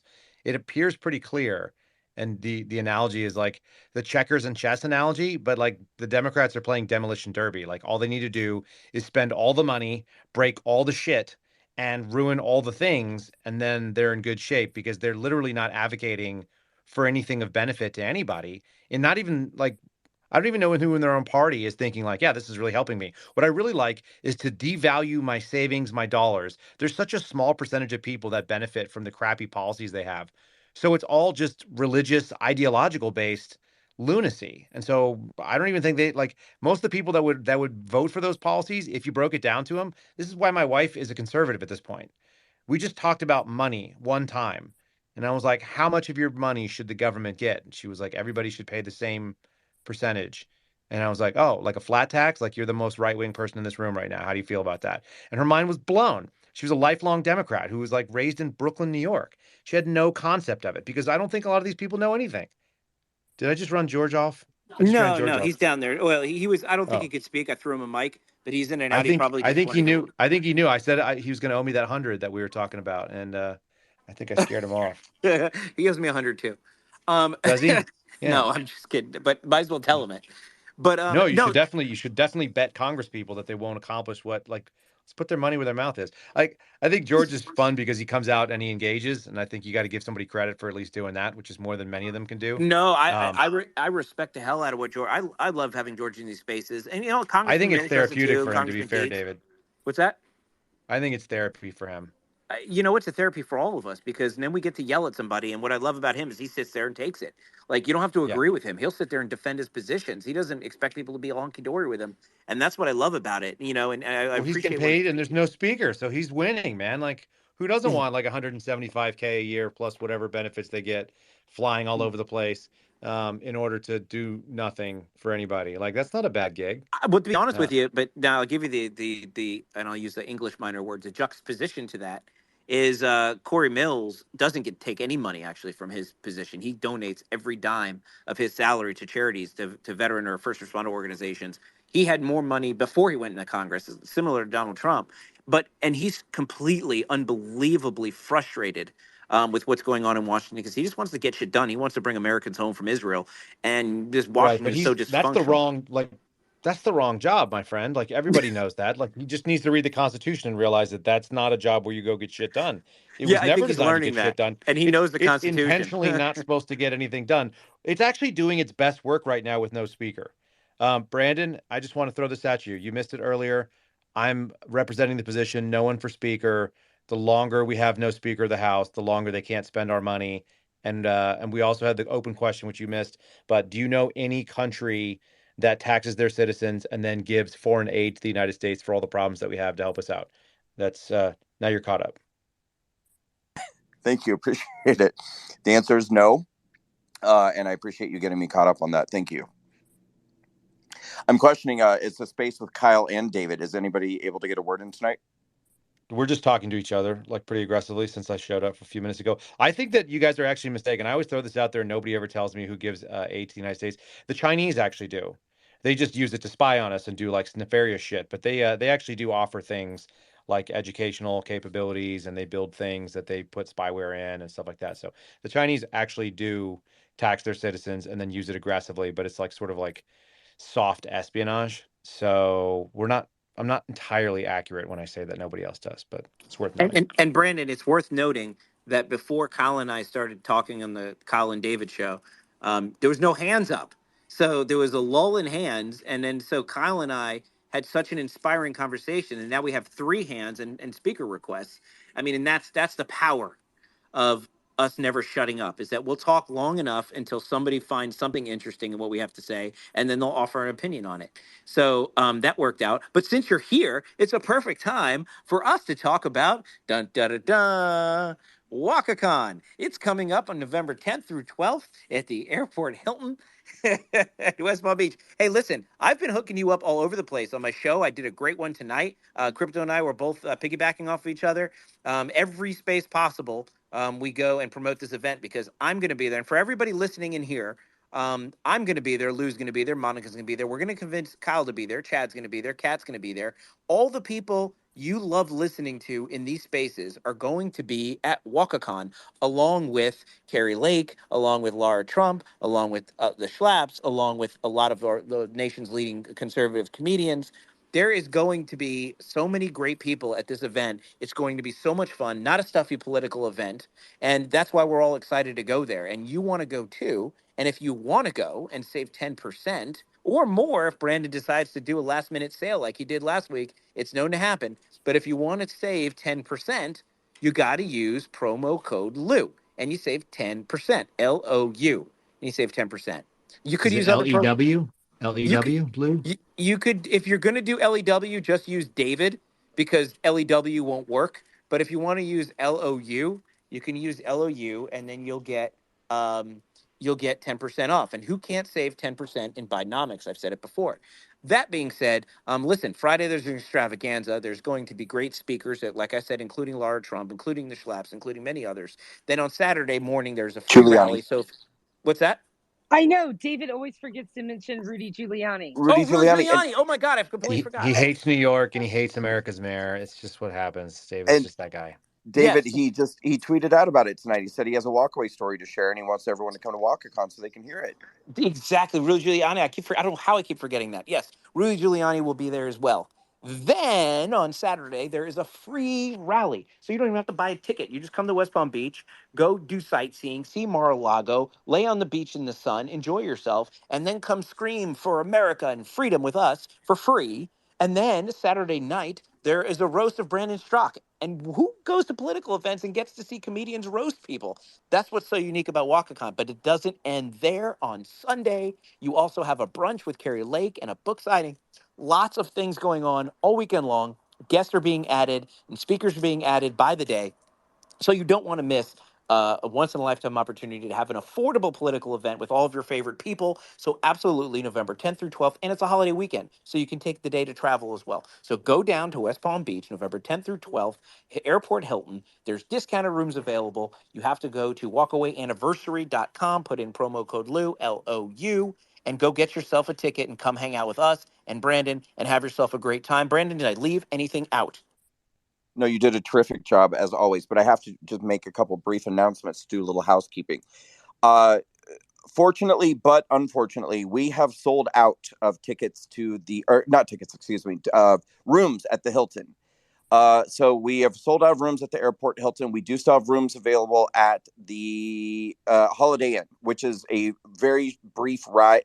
And there's actually a what you call it, like what do you call it? A tram train shuttle. Thank you, Jesus Christ! I could have used a lot of wrong T words before we got there. Shuttle from the Holiday Inn to the Hiltons, and it's very close by. So we still have rooms at Holiday Inn. We are literally almost sold out of VIP tickets. Like I would estimate we have less than 20, and that's the truth. This is not like a sales tactic. Like literally, if you're thinking about going and you wanted to have the VIP experience, I really would not wait. I would estimate we probably have 18 left. So please do it. But if you want to just come and join us, we'll have a decent amount of general admission tickets left for probably the next week and a half. But if you want the VIP experience, do not wait. We're almost done. Yeah, and I think Chad actually is going to rickshaw people from the Chad and James. James is going to do it barefoot because he's from Hawaii. They're going to rickshaw people to and from the venue and to whatever hotel they're at. So if you want a rickshaw ride, Chad and James will be doing rickshaws as well. Racist. All right. Does Well, that let's come get. with cocktails? Yes, if you're on a rickshaw, you have to be drinking. I don't think anybody goes on a rickshaw sober. I mean, if you go on a rickshaw sober, you have some kind of bougie entitlement where you're like, hey, sweaty guy on a bicycle, I want you to go and pedal 600 pounds of human up and down a hot, sweaty street while they're stone cold sober because they don't feel like walking. No, if you're going to get on a rickshaw, you better be drunk or else you have no right being on one. That's racist, in my opinion, Kyle. I just want to know David, if Dad's going to do it without his shirt on. Let me just tell you this. I built a rickshaw for a friend of mine who wanted to go on a rickshaw date, but there were no rickshaws in Oklahoma. So I took off for about a week of school. I didn't do very well that semester anyway, so that was fine. I got a 0.75 GPA. I earned every penny of that piece. Not everybody gets below 1, but still doesn't fail everything. I actually managed to not fail some things. But I built this rickshaw out of bicycle parts that were salvaged from all over the campus, and then and I built a wood piece on it, and I set up the seat, and I took my friend and his date, and we drove off, and then for some reason I got this brilliant idea after we've been driving around for a while. I went off road, and the rickshaw is not an off road. It's just not designed for that, and so I managed to um, somehow have them endo. The rear part with the passengers went over the top of me as we went down a big hill. Everyone lived, but it was basically the most destructive thing I think I've ever done to two people that I didn't know all that well. And I was really proud of it, actually. I was able to ride it home, but they were not able to ride home with me. And I also had a couple of encounters with the cops, but I had the proper lighting, which is definitely critical. If you're going to build your own shitty rickshaw, you want to make sure that you are inside of code when you're on city streets. All right, that's all the pro tips I have about All right, well, rickshaws. there you go. So there'll be hand-built rickshaws driven by a shirtless Chad and a barefooted James at WalkaCon, November 10th through 12th. I told you this is going to be an event like no other, a political event like likes of which you've never seen.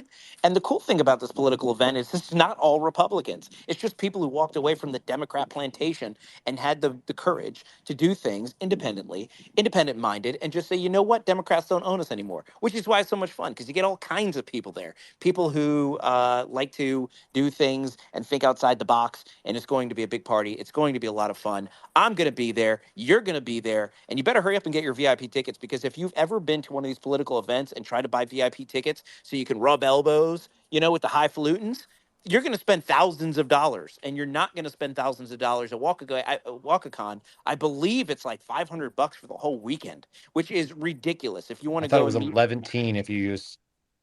It's like $11 if you use promo code well, Lou. if you use promo code Lou, I don't know how to do math. That's why I went into law. It would be 10% off of $500. So just do the math. You're saving money no matter what. And who doesn't like saving money in this economy? So anyway, go make it your tickets, because you heard Brandon. There's not many VIP tickets left. I'd do the VIP thing personally. That's what's going to be the best. You're going to get priority seating. You're going to get, there's a special cocktail reception on Friday. I'm looking forward to particularly. And you'll get a book signed by Carrie Lake. You'll have good I mean, there's really no reason to do it.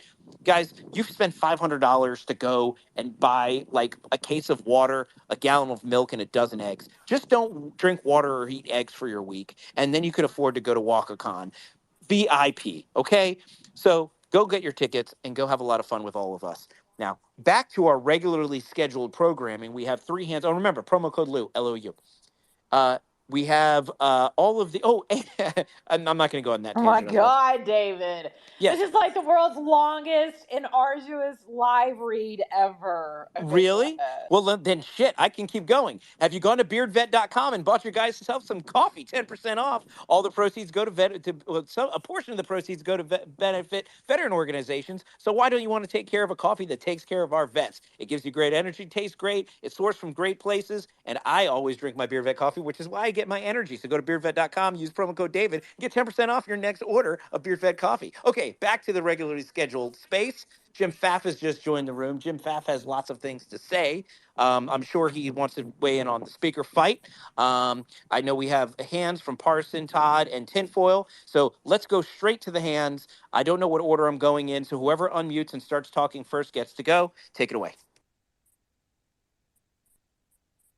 Well, I'm going to go because I am counting down the days to WalkaCon. Let me tell you, Brandon throws a party like you would not believe. So if you're not going, you're going to be really sad when you're watching all the videos that are streaming out of there on Friday and Saturday nights, and you're not there. So think very carefully, but if you're not going, I hope that George is still listening, because I got to tell you, the more I hear George Santos, the more impressed I am with him.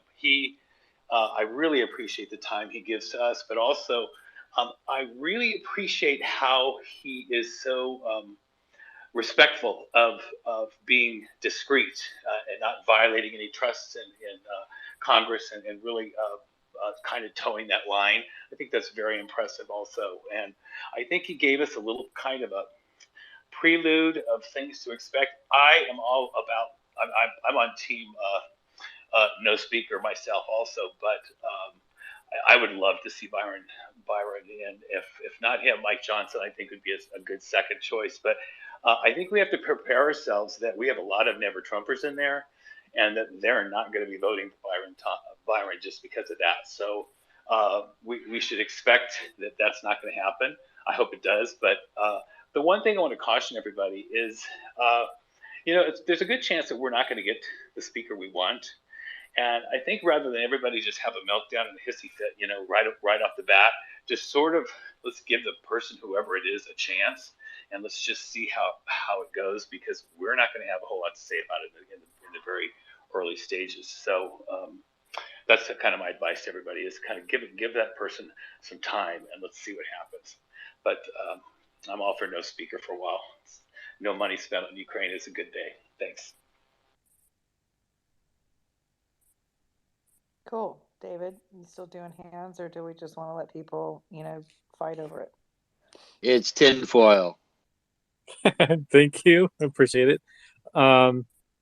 So, there's a number of things that are out here in the world. I don't know if anybody's been paying attention. China's sending missile ships into the Mediterranean, basically to follow our carrier groups, which is a little bit disturbing. There's the GPU apocalypse, which nobody's really reporting much about. This is where a lot of we have this interesting compute revolution going on, and then we have issues with the geopolitical shifting of manufacture for components, and what that ends up doing is driving up the price on these much needed supercompute components that are going to that basically are going to be needed to compete. It's pretty wild. But I'm monitoring this, and I'm seeing more and more reports that it's something that Monica and I had discussed a while ago about, the infrastructure for semiconductor manufacture and what's going to happen next. It's not looking good. I'm expecting prices to go up here in the short term, and I'm hoping that our House reps can get back on to task and try to stave off some of the pain and allocate resources and get things under control. Tinfoil, what calibers are you stocking up on? Calibers of GPU? Or it's like a brass. I don't know which one you the only brass I have is inside of my computers, maybe, if there is any brass at all. It's mostly tin. So what are you going to eat then?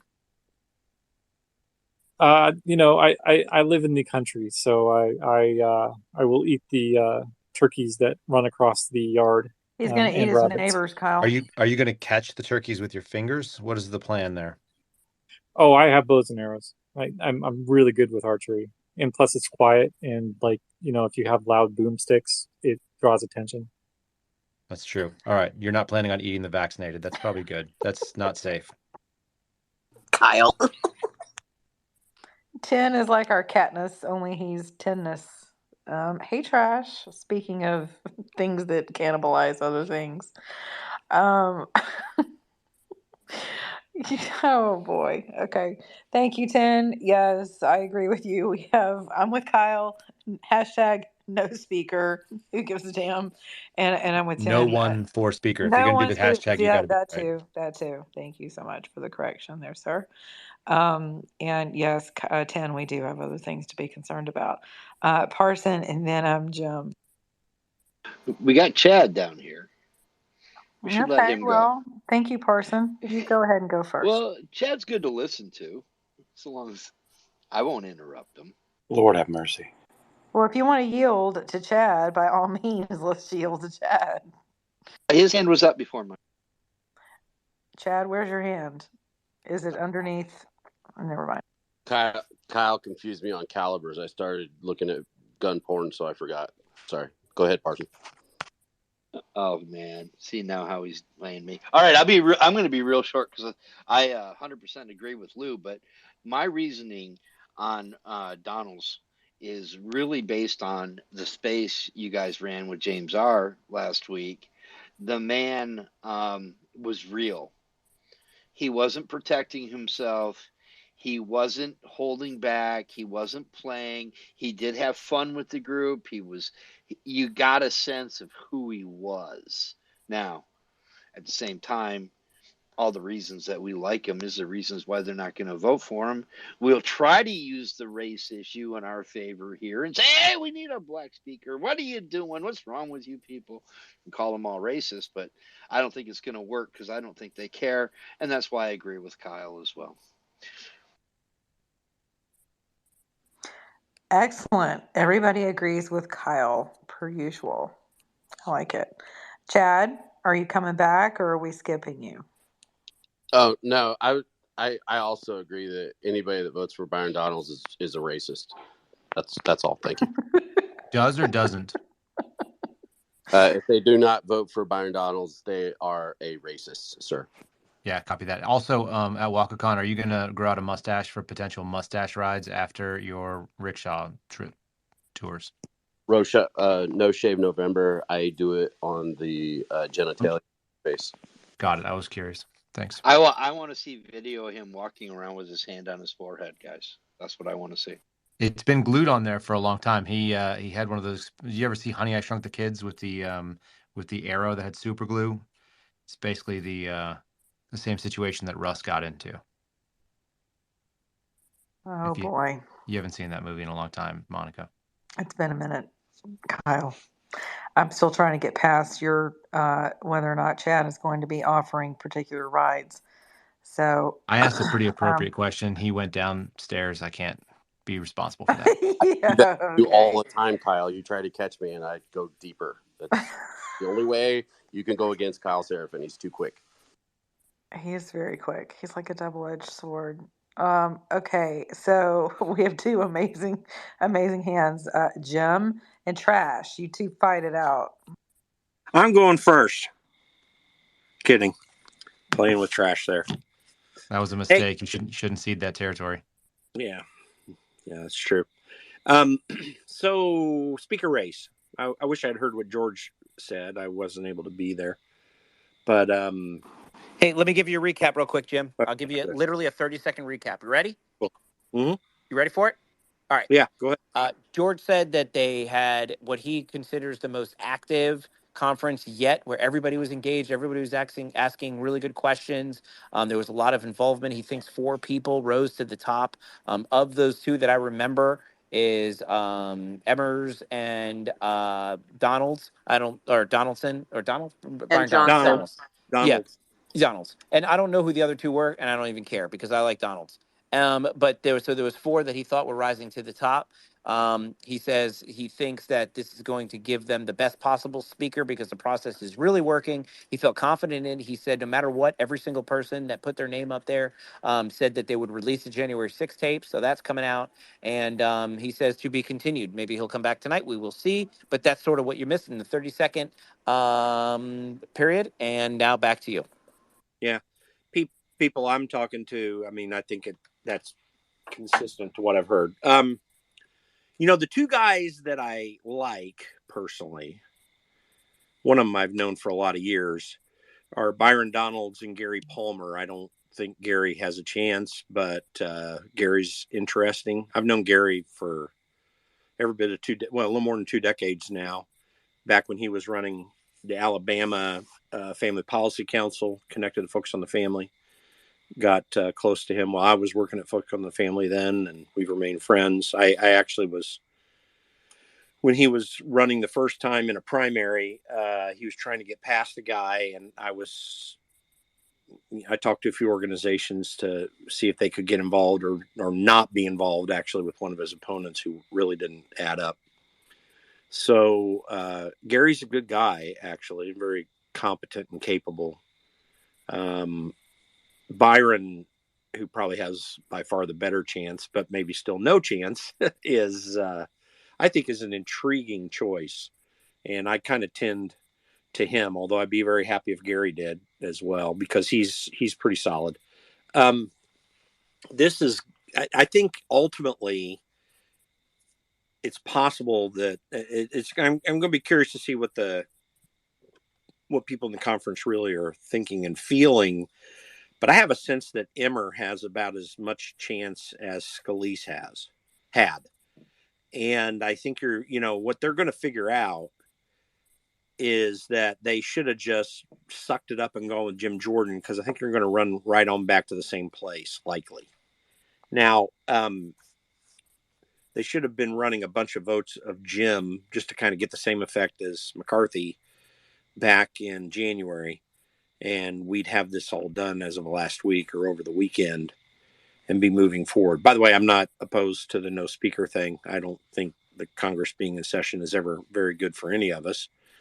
But their intent to do it, and I think they're going to find themselves by Wednesday coming around that they've gone right back to the same place.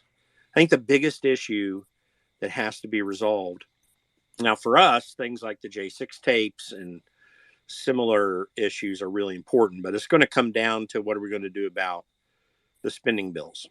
Are we going to stay away from CRs and get right back to really dealing with the spending? And anyone who can definitely make the case that we're going to change the way this process has been running for 2 decades and more is going to be in good shape. Of course, they've got to convince the appropriators, and the only person that can convince the appropriators of everybody out there is Tom Emmer, but he can't convince House Freedom Caucus members, I don't believe. So, yet they may come around. I think it's a possibility that they may give Emmer a chance. If once it gets to an impasse, they may give Emmer a chance to figure it out. But I just don't know for sure that can happen. I think it's a real mess. I think they really screwed up not going with Jim Jordan, honestly, because they're going to be in an impasse. You've got people now running who don't have the stature in the caucus that McCarthy had to begin with, and obviously went away, but not entirely, that Scalise had, and Jim was kind of a close second to close third to Scalise in that notoriety. The rest of them are just not quite there. Emmer obviously being whip is something. Jim Banks, if you've read Politico today, not that I think Politico is all that great, but they are an insider rag. The Jim Banks contingent is still quite upset with Emmer because they were lying about Jim when he was running against Emmer for whip, and that is still stinging. And I've known Jim Banks a lot of years, so he can be as stubborn about that stuff as anyone, and possibly rightly so in this case, I believe.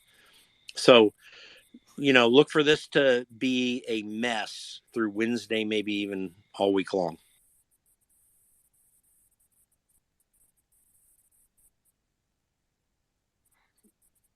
Okay, Trash. Yeah. Hey guys. Good to see you guys. And so I have some funny stuff to talk about, and as well as my analysis on this. So here's my thoughts were when we were covering this last week was, okay, this is a middle finger to the Freedom Caucus. No matter who you put up, it's not going to happen. Jim Jordan didn't even necessarily want speaker per se, from what we could tell. So this was kind of like this battle of wills where it's like, we are not going to be intimidated by the constituents. We are not going to be harassed, and so on and so forth. And it was this big bluster and hoorah and everything else. And we knew that it could have gone 15 votes, 20 votes. We all wanted that. But at the end of the day, they shut it down. Jim withdrew. So you look at a person like Byron Donalds. And I like the space and having the conversation that we had with Byron Donalds the other night. But Byron Donalds is impressive for me for a different reason. That's because I pay attention to the committees. I'm involved in some of the committees. And I pay attention to what they say. And I would say the far most impressive presentation of evidence in the impeachment inquiry came from Byron Donalds, and he was razor sharp on it. Razor sharp. And his presentation was excellent. There was not a lot of conjecture there. He was very impressive. And so he did his homework, or at least his staffers did the homework. Either way, I'm happy with the team around him and him.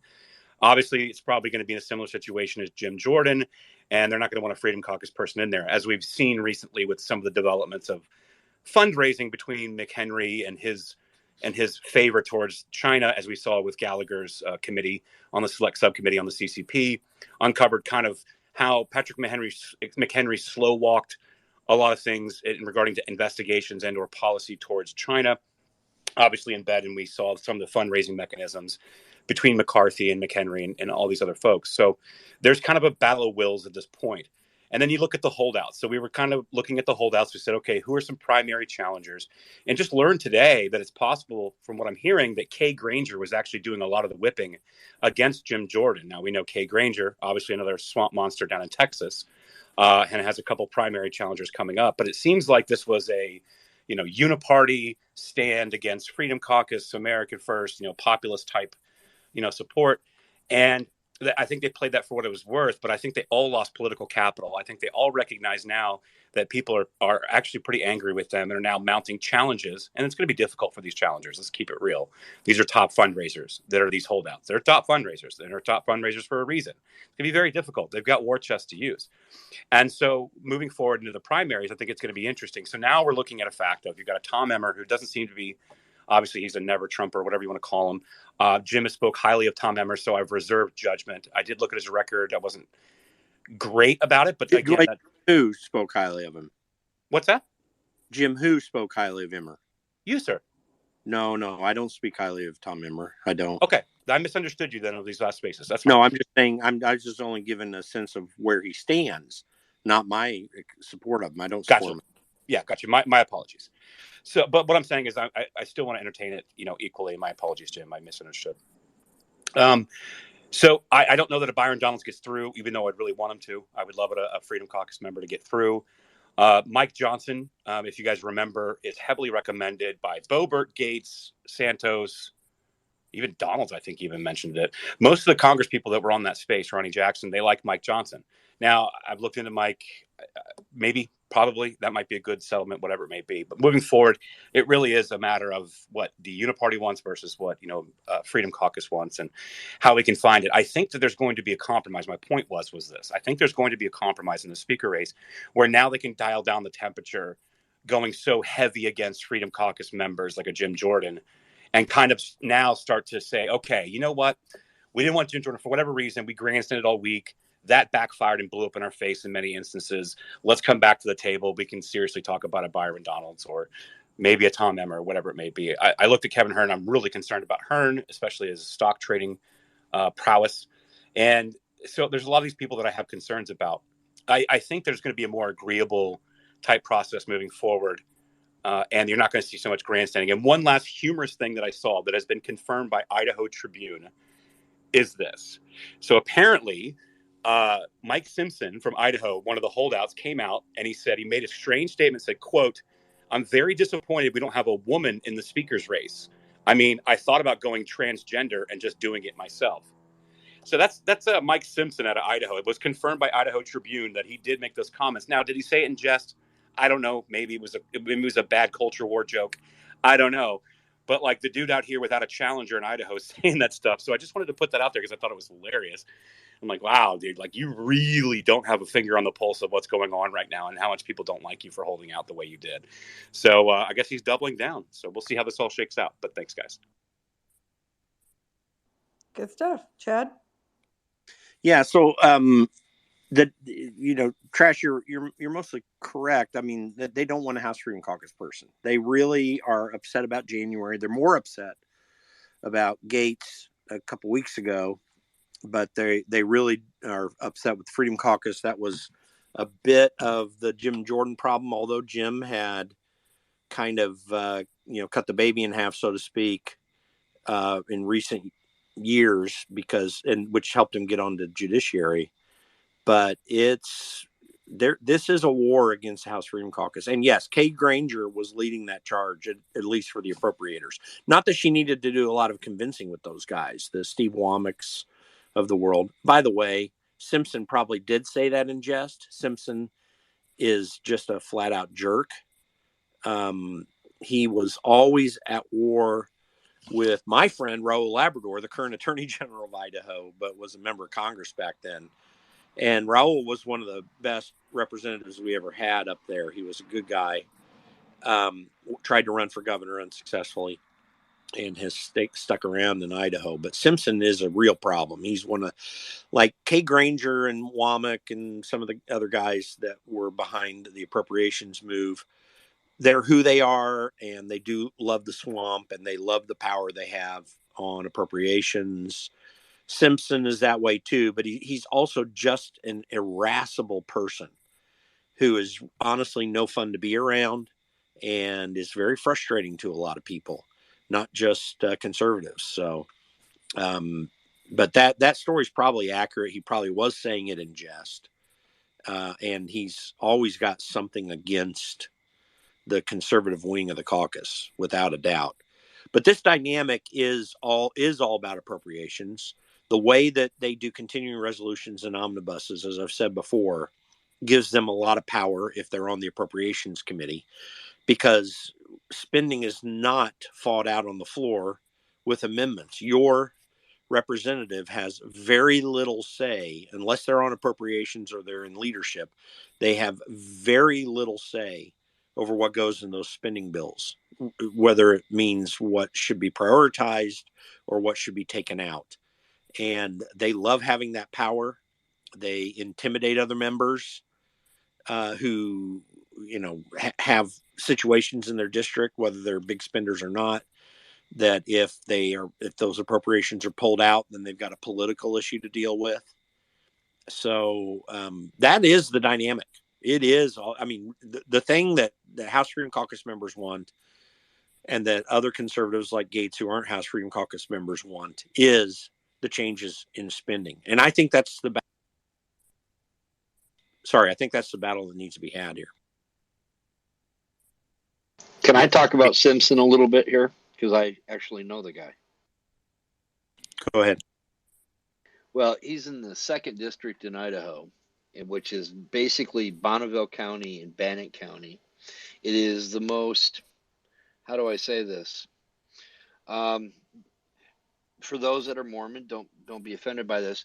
It's the most inbred Mormon community in the country. And I'm just going to put it out there. And he is as corrupt as hell. How do I know? Just look up a guy by the name of Ken Pape, P-A-P-E. All right. He's made this guy millions and millions of dollars. And my good old Uncle Ken is a fan. So that's you want to know who his real money backer is. Unfortunately, my Uncle Dennis is no longer around, but they have a lot of power. That's why I don't live there. I don't get along with my dad's side. And a lot of people don't know the strong Mormon contingent in Idaho, particularly the southern part of the state. And that's an issue. But, sometimes we get wonderful conservatives there too, like Mike Lee, who is a Mormon from a strong Mormon community. Don't ask Mike to drink coffee, because he won't. It's a big joke. Sometimes I've seen on Twitter that's come out even. But that cuts two different ways. And I'm not Mormon, and I don't regard Mormonism with theological validity, but I've got a lot of Mormon friends. I've lived in Mormon country. Colorado and Arizona I've lived in have large Mormon populations as well. Had a wonderful state legislator friend of mine in Colorado who was a fantastic liberty guy, who is Mormon, and we remain really good friends today. But the Mormon thing is part of it, but it's not entirely that. Mike is it's the region. It's Bannock County and Bonneville County. If you know those counties, you understand the personality. And I married the oldest of 10 Mormons. That's why we had to move. Yeah. Well, so Mike is just a problem because, like many members of Congress, he's bought into the system to help him gain what he needed to do. He's probably been able to make a lot of money with that guy because of things he also does on appropriations and has control over. I mean, our appropriations process in the House is really a crappy process, mostly because no one, it seems, in Congress is willing to look at Article 1, Section 8 of the Constitution critically and completely and rationally, because there are tremendous limitations that should be in place that are not. The Constitution, as I've said many times and repeat, is a follows a negative legal doctrine, meaning it's a charter of negative rights. In other words, you can do nothing but this stuff is basically what a charter of negative rights is. And we don't follow that. But when you don't follow it, then you get people like Mike Simpson that really play around with the process to their benefit. And they wield a lot of power, not just in terms of the money they can get to get reelected, but the money that they can control getting to or not getting to others when they have a beef with them. It's a powerful, powerful place, and far more powerful than it should be.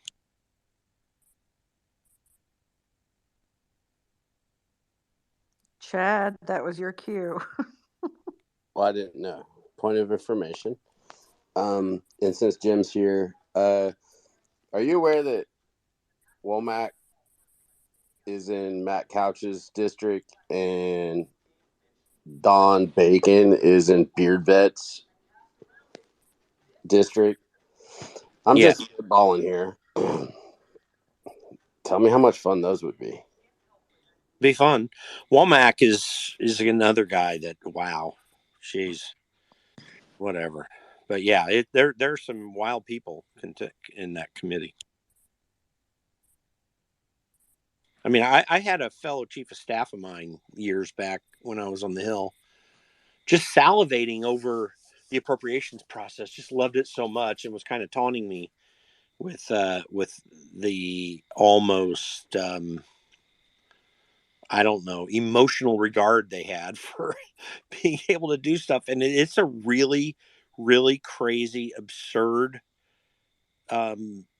environment when it comes to the Appropriations Committee. There are some decent people there that are still bad in their votes. They're not totally craven, but they consent to a craven process. One of the great positive aspects of the Appropriations Committee is a guy like Andy Harris, who actually is a truly good guy. But that is so rare on appropriations. It's just not, it's a crazy, crazy bad place.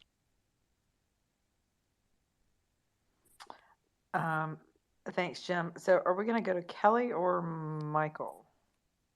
I'm Michael. Yes, you are. All right, here's my opinion. So I work with the Trump guys, right? Not gonna announce who, but pretty much everybody. I came into it with the Russian hoax hack. I'm from the cybersecurity thing. I have a little experience in the House, and basically what I'm seeing, I'm just going to add this into the collective. I hope I don't offend anybody.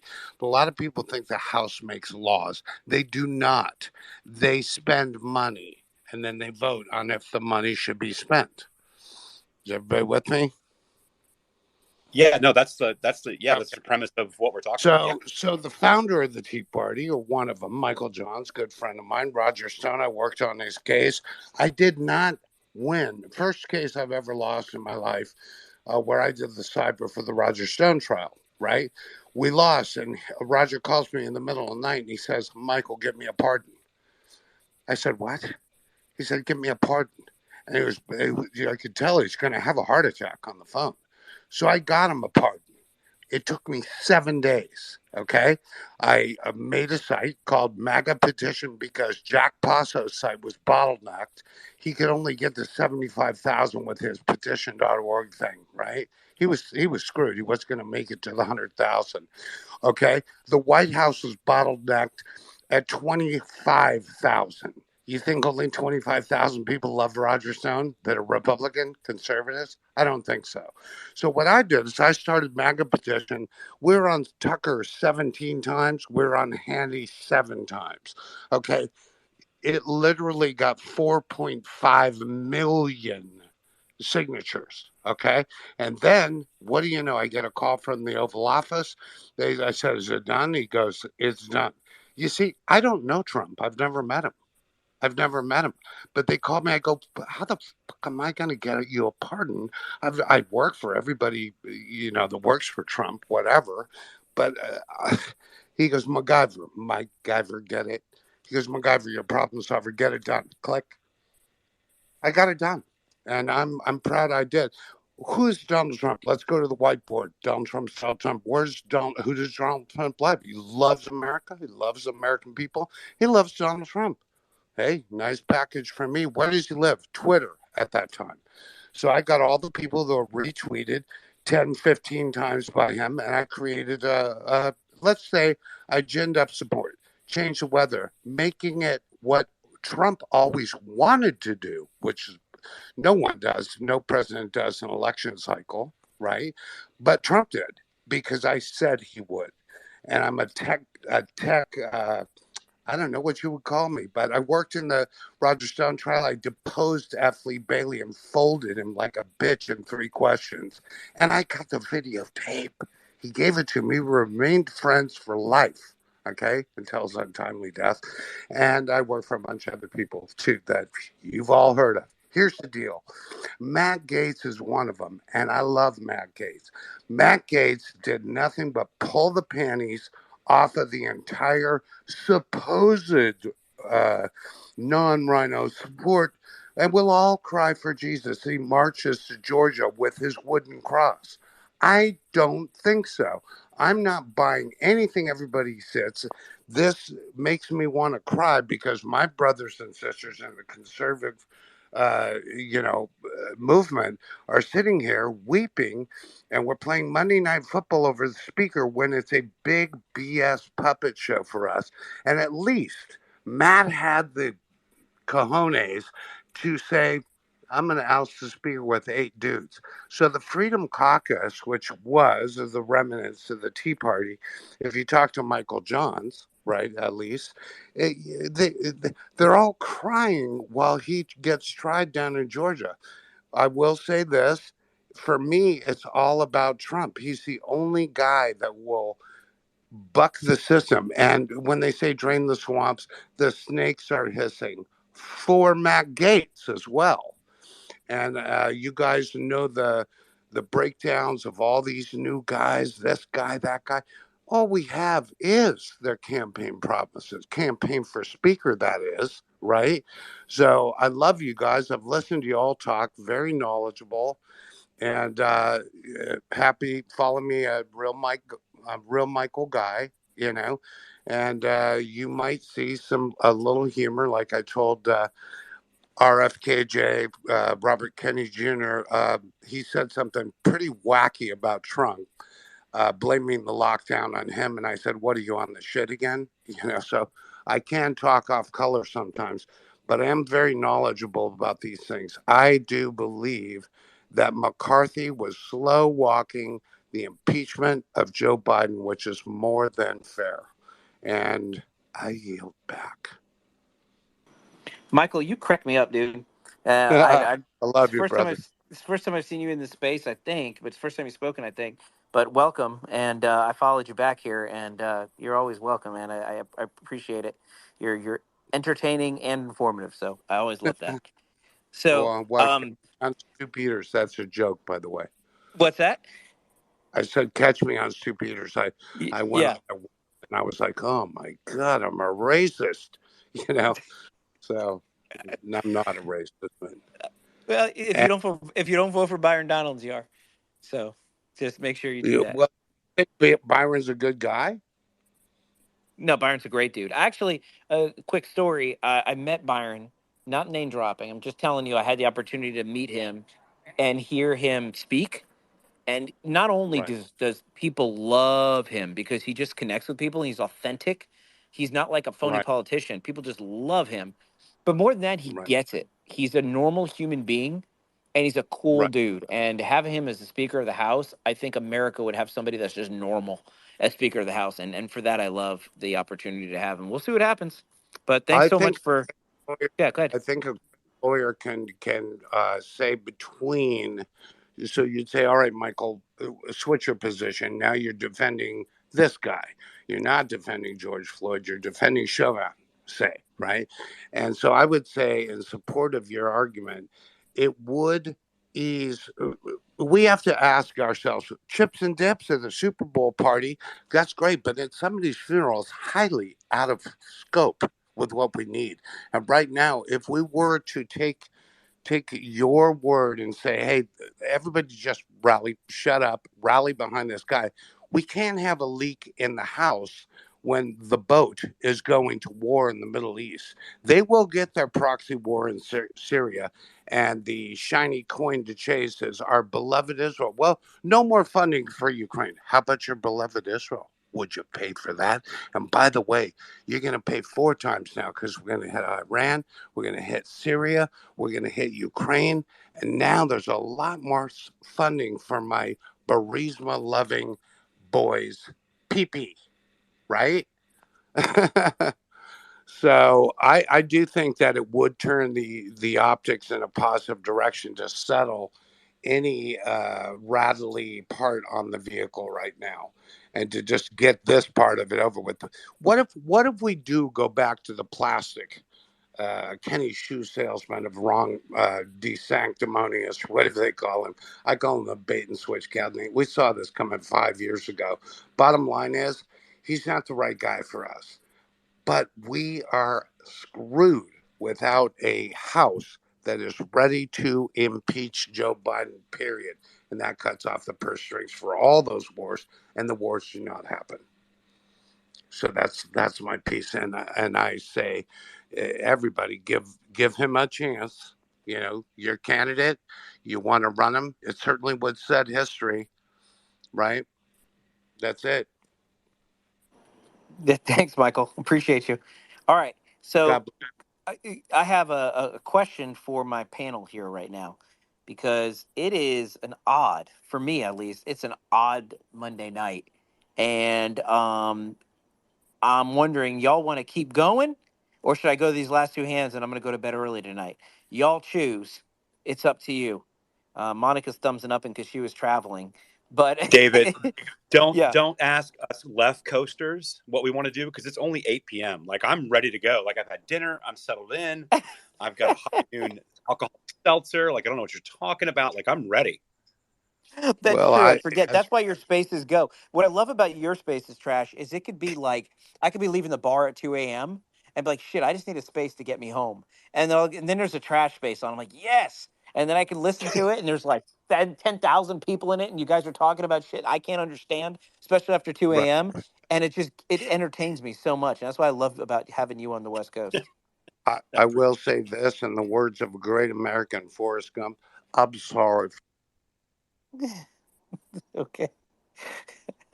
What happened? So Lou had her hand up for a minute and then she put it down. I'm not really sure why, but can we go to Lou first? Yeah. Go ahead, David. I see you, Raccoon. Good. Oh, I'm sorry. Yeah, no, I don't know if I have too much more to contribute to all that. I was just going to say that, I think that I'd sent a message to someone and I said, again, I'm just going to go back to my research this weekend. I find it really interesting that we see ourselves kind of repeating history, right? And we say that all the time, like, history repeats itself.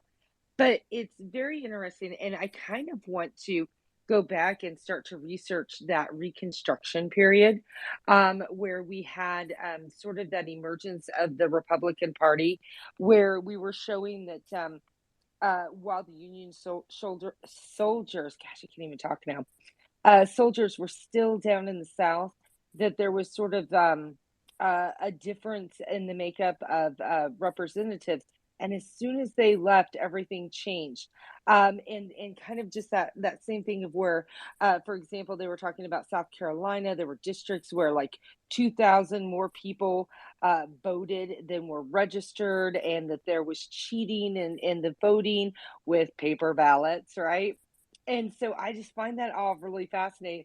And I just wondered if anybody else had like looked at that period of time, or would have a good place, like if they could DM me, maybe a good place to start, to maybe do some research on that. And I'm looking at you, Jim. I'm looking at you, Kyle. I'm looking at you, Trash, because I think you guys probably do a lot of this research more than maybe others. But I would just be interested because I think I would like to kind of maybe read up on that and kind of see what patterns were going on then that may be mirrored today. That's all. Just something completely off the cuff.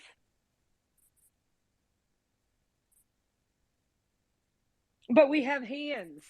So I was going to say the masculine urge to not hit unmute and go on a tangent is strong. Listen, here's what we're going to do tonight, Trash. Here's what we're going to do, because now I'm hanging out with my cousin, and if you listen to my radio show, which I'm not sure, I know Lou did. If you listen to my radio, yeah. See, that's my liberal cousin Rachel's here, and so she's in town, and so we're sitting here drinking bourbon and listening to the space, and I'm usually, much more proactive in facilitating the Hey, conversation. David. But it's yes. This is Kelly Guy. This is Mrs. Guy. This is the woman married to Michael Guy. And I just had myself a shot of Jack. Would you like to hear from me? Because I got stories. Yes, go ahead. This sounds like exactly what I want to hear. Please, go ahead. I'm telling you guys, it's been a crazy journey. Michael and I have been married for 21 years, but we met in 1999. We have rather a very interesting love story. The man asked me to marry him before we ever dated, held hands, or kissed with a ring and all. Okay? But we are here 21 years later, still madly and passionately in love. But we have had some serious adventures. You guys remember Napster? I remember Napster. Yep. Okay. We shut down Napster in the 7th Circuit Court with Judge Patel. Okay. Then several years later, I'm going to say 5 or 6 years later, my phone rings and I answer it. And they go, "Oh my God, Kelly, thank God you never changed your number," right? Because we were in California at the time. I'm like, "What's going on?" They're like, "The entire music business is suing Napster and we need you." I'm like, "Okay, hold on." And then I put Michael on the phone. But Michael went in and worked this case for the entire music business. It is still the largest intellectual property internet lawsuit in history for $17 billion. And he got a hell of a day rate, 75 grand a day. It's great jobs when you can get it. But he's been down into the Kroll Laboratories. You know what I mean? With, that if you go Kroll, just Google him and you'll find it all out. But he was like down there in the microscopes, digging out the ones and zeros and piecing everything together and got them what they needed. So we have an extraordinary life. But here's another kicker. I met him in 1999. In 1991, he was a major, major rock star. He's a hair band dude. This guy can play and shred guitar like you have never seen. He was in a band called House of Lords. They were number 1 on the charts most of 1991, charting above Led Zeppelin and all those guys with a song called Can't Find My Way Home. Can't Find My Way Home, House of Lords. Check that out on YouTube and you will see it, or I can drop it in the chat. But we got stories to tell, and we love Friends, and we love Patriot Friends. Oh, wait, Kelly. So Kelly, wife of Michael Guy. Yes. Is Michael Guy a musician? He's a musician, but then he made the transition into cybersecurity and InfoSec. Now, how anybody does that is beyond me, but he also passed the bar down in California when he was very young. He audited it and passed it, and he had a law firm that said, "Hey, will you please come work for us?" And he's like, "Nah, I'd rather be a rock star." So I live with the most incredibly talented individual I have ever met in my life. Kelly, I love that you guys come as a pair into the space. This is what I love. This is the first for the David Pollack Show post-show space where we've had a couple come in and Uh-huh. then have a guy who cracked me up. And then following the guy who cracked me up comes his wife, who's just like his PR guy. Like she's just sitting in there like, here's how great Well, he is, talking about how great of a lover he is, and he slashes the well, guitar. imagine what my job was when I lived in Southern California. I was public relations, baby. I was out, I was a promoter. Everybody was seeking me, and that's about the time that Michael and I met. And Michael and I met because I hired David Lee Roth to do a show in Las Vegas for a convention that I was doing at the time, where I was put in charge of their trade show booth and the entertainment. And that's how, we have the most amazing life and the most amazing stories to tell.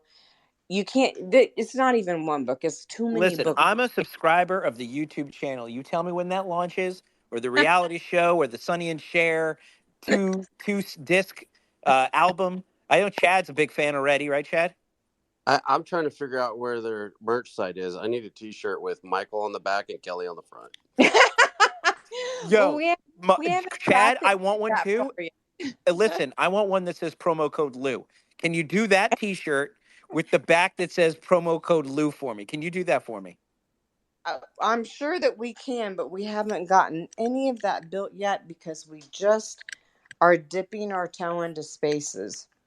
And we've been talking about it. I'm like, Michael, it's like the coolest thing ever. It's like remember the old school party lines back in the day where you picked up the phone and you were just talking to all kinds of people. It's like a party line, but it's on the internet. You can talk about all kinds of really cool things, and you're in a group of people that are like-minded. Otherwise, you wouldn't be in it in the first place. But we have so many stories to tell, and we would love to work with absolutely everyone. So you guys stay in touch in any way that we can work together and go through the process, and we can contribute to your flow power to power, power to power, power to power. That's how you have to do it. You always have to flow power to power, and everything comes out great. And God is good, and there is no such thing as a coincidence. Kelly, Michael, go ahead, Wait, Chad. Go ahead, Chad. what was that? What was that line? I'm trying to write it down. Flock to power, flow to power. Oh, flow power to power. Flow power Always. to power. Power. When you meet other powerful people, you flow power to power. And we had an instance where we had met a guy, and he said this quote to us. And when he said it to us, it really had an impact. And this is back when our son was little. He's 21 years old now. But he said, "You are the sum average of the 5 people that you spend the most time with. So choose carefully." Oh Wow, wow! So for help me, me. that would be James R, Jim, Lou, and David. Hey, Yeah. listen, we got Pirate Radio on a Monday, James. This is awesome. Listen, the Guy family, I Yeah. appreciate you guys so much. Yeah. Thank you for bringing the energy, for bringing the love. I feel like I'm at your wedding, and we're drinking at table 8, and we just had the past appetizers, and they were really I good. would answer that woman's question. I'm she said, as Wait a far minute, Michael, are you talking through Kelly now? Hey, I guy. grabbed her phone. I want to answer that beautiful woman's question about how would she get started in regard to Georgia, and how would she do some basic research. And I want to give her the gold in 2 seconds. Yes, and welcome to our life. We come as a pair. Yeah, you're funny. James, I think Miss Giggles and James combo has some competition here, James. I don't know. I want everybody to listen to the number one investigator on the Russian hack case tell you how to expose in 2 seconds election interference in 2020. Data's a funny thing. It can't lie eventually. Okay.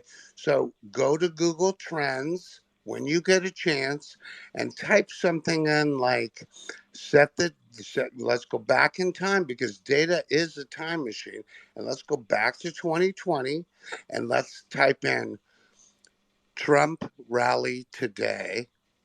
Biden rally today, and you will see that Biden was never close. And furthermore, something very remarkable is now keep in mind, we're going to use Eric Schmidt, the enemy.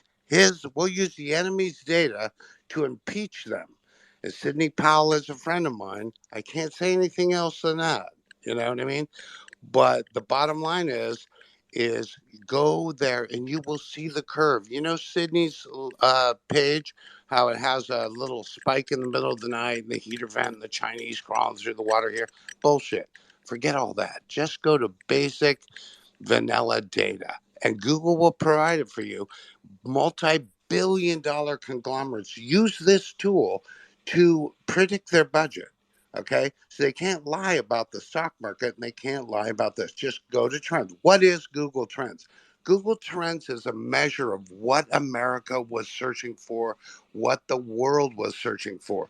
So if you were to benchmark this against other data, you don't have to be a computer guy. You can be anyone in this space.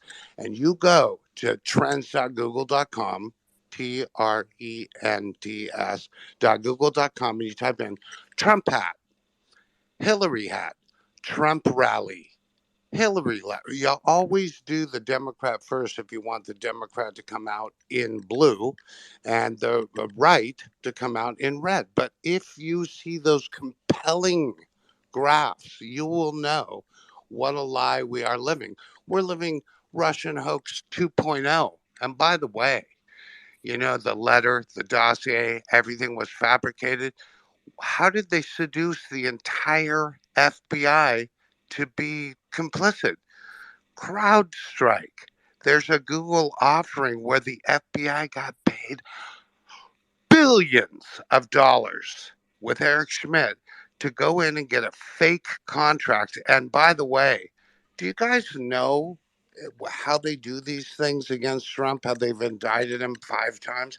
Go to Google and you will see that he had every right to question, not overturn the results and blah, blah, blah, and insurrection, whatever the hell they're talking about. I'm talking about go to Google Trends, type in Biden rally today, and it's Mick Jagger time because how many did Biden win by? A bazillion, million, bazillion. That's some fishing story that he's got Mick Jagger numbers. Well, now it's time to put up or shut up, and he came out and drew 170 people. Trump draws 17.5, 17K. Where's his 17-mile-long parade? All right, hold There, on. it's fake. Kelly, wait, the guy family. Hang on. Hey, I'm Chad wants to prancing. get in. Hold on, guy family. Chad wants to get in. Go All ahead, right. Chad. hey guys. Okay, is the Earth flat? Wait, you're cutting out, Chad. What was that? Is the Earth flat? Who are you posing this question to? To the guys. Hey guys, Mr. Guy, Mrs. Guy, is the Earth flat? Because I want to know that, and you have all the information. Is it flat for real, sir, ma'am? Hello. Damn it. All right, here's No. what I'm doing. Hold on. No. Flag on the play. Earth- Flag on the play. Flag on the play. I have. All right. Look, this has been fun. Parson, you have your hand up. It's. I think we lost Monica. I think she just passed out and she declined. And she. Hold on here. Hold on. Wait a second. All right. You ready? Here's what we're gonna do. Kat, you're back to being co-host if you choose to accept. We're going to Parson's hand, and then depending on what Parson says, we're either going to end the space or carry the conversation. Parson, it is complete. Wait, George Santos is back. We're keeping the space alive. Parson, Yes. it's to you, and then it's to Who are George. you fighting Kat. with, David? Oh, we're not fighting. See if the Earth is George, flat by the guys. George.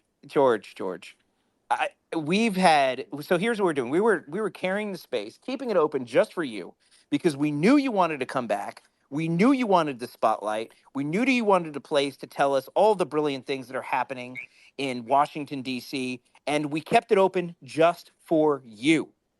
So, George, take it away. David. Yeah. I gotta chill with my cursing, but If you kiss ass any harder, it's gonna show. Well, fine. I mean, you needed the love. I mean, No, you've it's gotten it. Listen, look. I'm you kidding. got hammered at. By the way, can we talk about Saturday Night Live real quick since we're totally off the rails? Did you enjoy the skit or did you not like the skit? I thought it was I, funny. What do you think? okay, so as late night continues to try to enshrine me, the problem is they don't get it right because they don't know me. So I don't find it funny because there's very little similarities to anything that I would say or do. So I don't find it funny. I mean, look, on face value, I'm just going to put it this way. Anybody getting a baby, passing it over to an alleged aide and saying, get this baby an Uber, it's funny. It's funny in face value.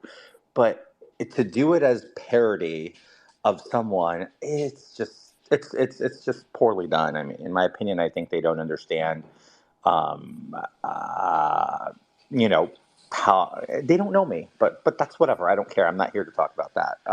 Boeing Yang is Boeing Yang. I still don't understand why I'm portrayed by an Asian man. That's something that I still don't But let me ask you. I comprehend. mean, because let me ask you this: as George Santos, a young boy growing up in New York, probably watching Saturday Night Live back when it was funny, to be at least parodied on Saturday Night Live, there has to be a part of you go, as bad as it is and as unfunny as it is, it's kind of cool. Did you ever think you'd be parodying? I mean, if I'm ever a parody on Saturday Night Live, I'm gonna be like, it probably makes me a little mad, but then at the same time, I'm gonna go, at least they give a shit enough about me to parody me with an Asian person. Like, You I mean, see, what do you think? so let me give you this then. I never was a viewer of Saturday Night Live. Not then, not now.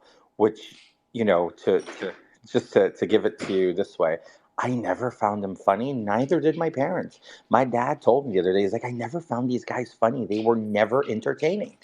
Like even when they got away with making raunchy jokes and you know when the sensitivity wasn't so high, let's put it that way, even then they weren't funny. So you know I don't find it funny, period. It's Okay, not funny to me. from the publicist in the group, I've done this for a living. There is Go ahead, George. Yeah, so just to answer the general question, I don't care. They can pound sand. They can make fun of me with babies or screaming or whatever it is they do with scarves. It's like it's just so old. Their repertoire is run thin, and it's just boring. So let's talk about interesting things. All right, I no, definitely. Let's talk about Washington. It's what everybody wants to talk about. You were breaking news every second of the day, talking about what's going on behind closed doors, who's in, who's out, who's bringing the cheeseburgers. We're going to know all about it thanks to Congressman George Santos in the David Pollock space. And it's a perfect time for us to reset the space here at 11:18 p.m. on the East Coast, 8 something maybe on the West Coast, and some other time in Hawaii. We're resetting. This is the David Pollock Show post-show space. We have Congressman George Santos coming back into the space to tell us what's going on in Washington, D.C. We've had a lot of fun. I'm joined by Kat. I'm joined by Lou. Kat is a new co-host for the evening. Thank you, Kat, for stepping up to the mic. Where's Monica? She got to bed. She was traveling. She's tired. And in her defense, things were getting interesting. And so she decided that she was going to call it a night. And I respect that. So Kat was waiting and she goes, you know what? I got your back, bro. And before you know it, boom, co-host. And we're having Who lots of fun. who Well, I motivated know George loves Monica? me, so I Cat, mean, like, it's come not on, George. I know cat. you love me. It's not even about that. It's just who annoyed my Monica. Okay. Do you Who want to did go it? here, Congressman? Here you go. Point fingers. All right. Guy family, take it away. is The earth is not flat. Bingo. It is round and voluptuous. There you go, George. Congressman, you have your answer. Who said the Earth was flat? I asked if the world was flat because the guys they've been a part of everything from the Russian hoax. They know a lot of shit, George. The guys. There's Kelly guy and a Michael guy. Got the guys. yeah. Yes. I would say, George, if they're coming after you, you're doing the right thing. If they're portraying you in a bad light, take it. Do you remember what they did to Roger Stone? I don't know if you do, but they did some nasty crap to Roger Stone. Take it, because why? People who don't know who you are going to go look you up, and you can state your case on your website. Bingo. I'm When just going to say this because the last time I spoke about Roger Stone, I was reading a prompter when I used to do a public access television show, and I think he still hates me, but that's okay. But I want to go back to please. I'm sorry, Michael and Kelly Guy. Do you guys believe the Earth is flat? Is that what we're talking about here? No.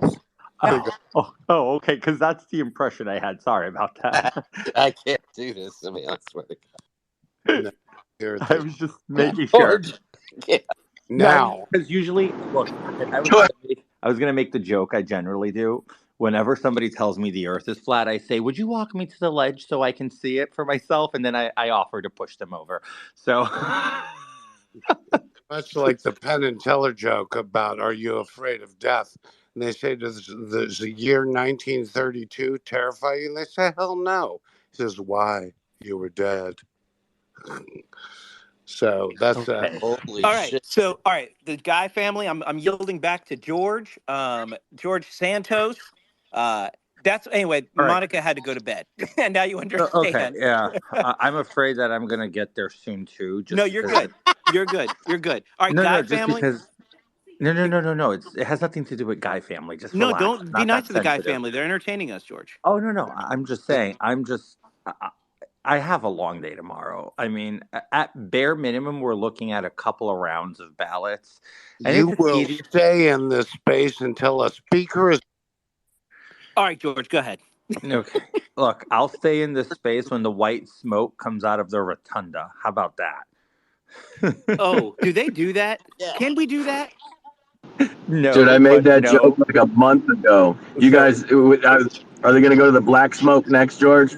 So no, they don't do that, David. But that was James. That was James. I know. Oh, sorry, James. They don't do that. And if you did that joke a month ago, that's hilarious.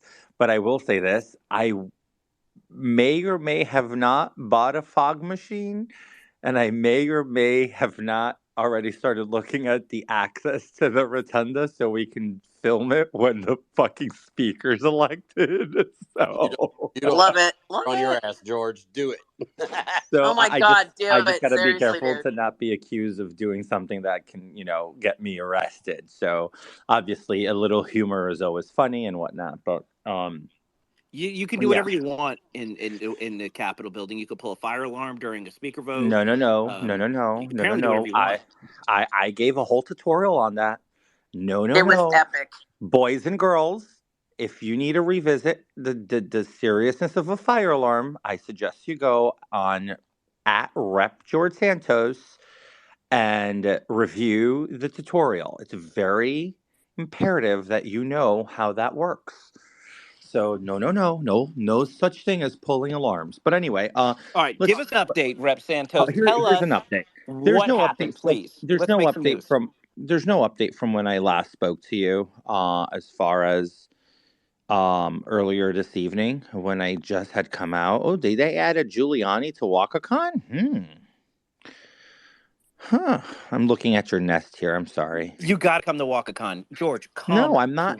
Dude, my picture is not in any of these 4 different rows. So the answer to that is because no. you haven't put yourself out there as a speaker. Would you like to speak? No. If I were to speak, I can tell you that whole first top row would clear. But that's what makes it fun. This is WakaCon. This is a different event than we're used to in the political world. This is for everybody, and we're going to have a lot of fun. Let's get back to the look. Let's stop having fun. Let's do the serious business of DC. Go ahead. There's been no updates from when I last spoke to you guys, other than I see you guys are starting to mobilize with Byron Donalds. That's your choice. I think that's smart. Whatever. I think this race is between 3 people, and I mean that respectfully. I think this race is between Byron Donalds, Mike Johnson, and Tom Emmer. So you don't think Rep Donalds is in that mix? I just said Byron Oh, Donalds, Byron Mike Donald. Sorry. Johnson, Yeah. and Tom Emmer. But Mike Johnson, where do you think he fits in that whole thing? Is he a MAGA guy or do you think he's a bridge builder?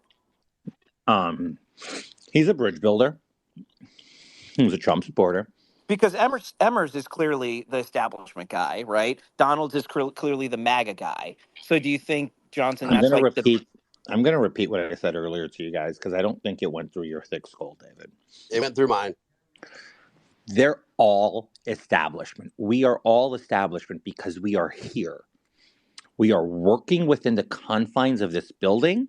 We are working on legislation jointly. We are listening to look at everybody's body of work. Okay, and I'll give you an example. This has nothing to do, it's no indication, but I have signed on to legislation put forward by what you would call the establishment. Does that make me establishment? Byron has done it. We're all establishment if you look at it that way because we are the established elected members. So anybody coming from the outside will call us establishment. So you can't look at any of us and say we're not establishment because that's not true. Right? That's a term used for insurgent candidates to take on incumbents or buck the political system. So just we use that term a little liberally and I think out of context. So let's just remember, we're all part of the same team here, okay? Some have more grassroots inclinations and some have more industry inclinations. Is that fair? You mean neo? We have neocon, we have grassroots, right? Is that fair?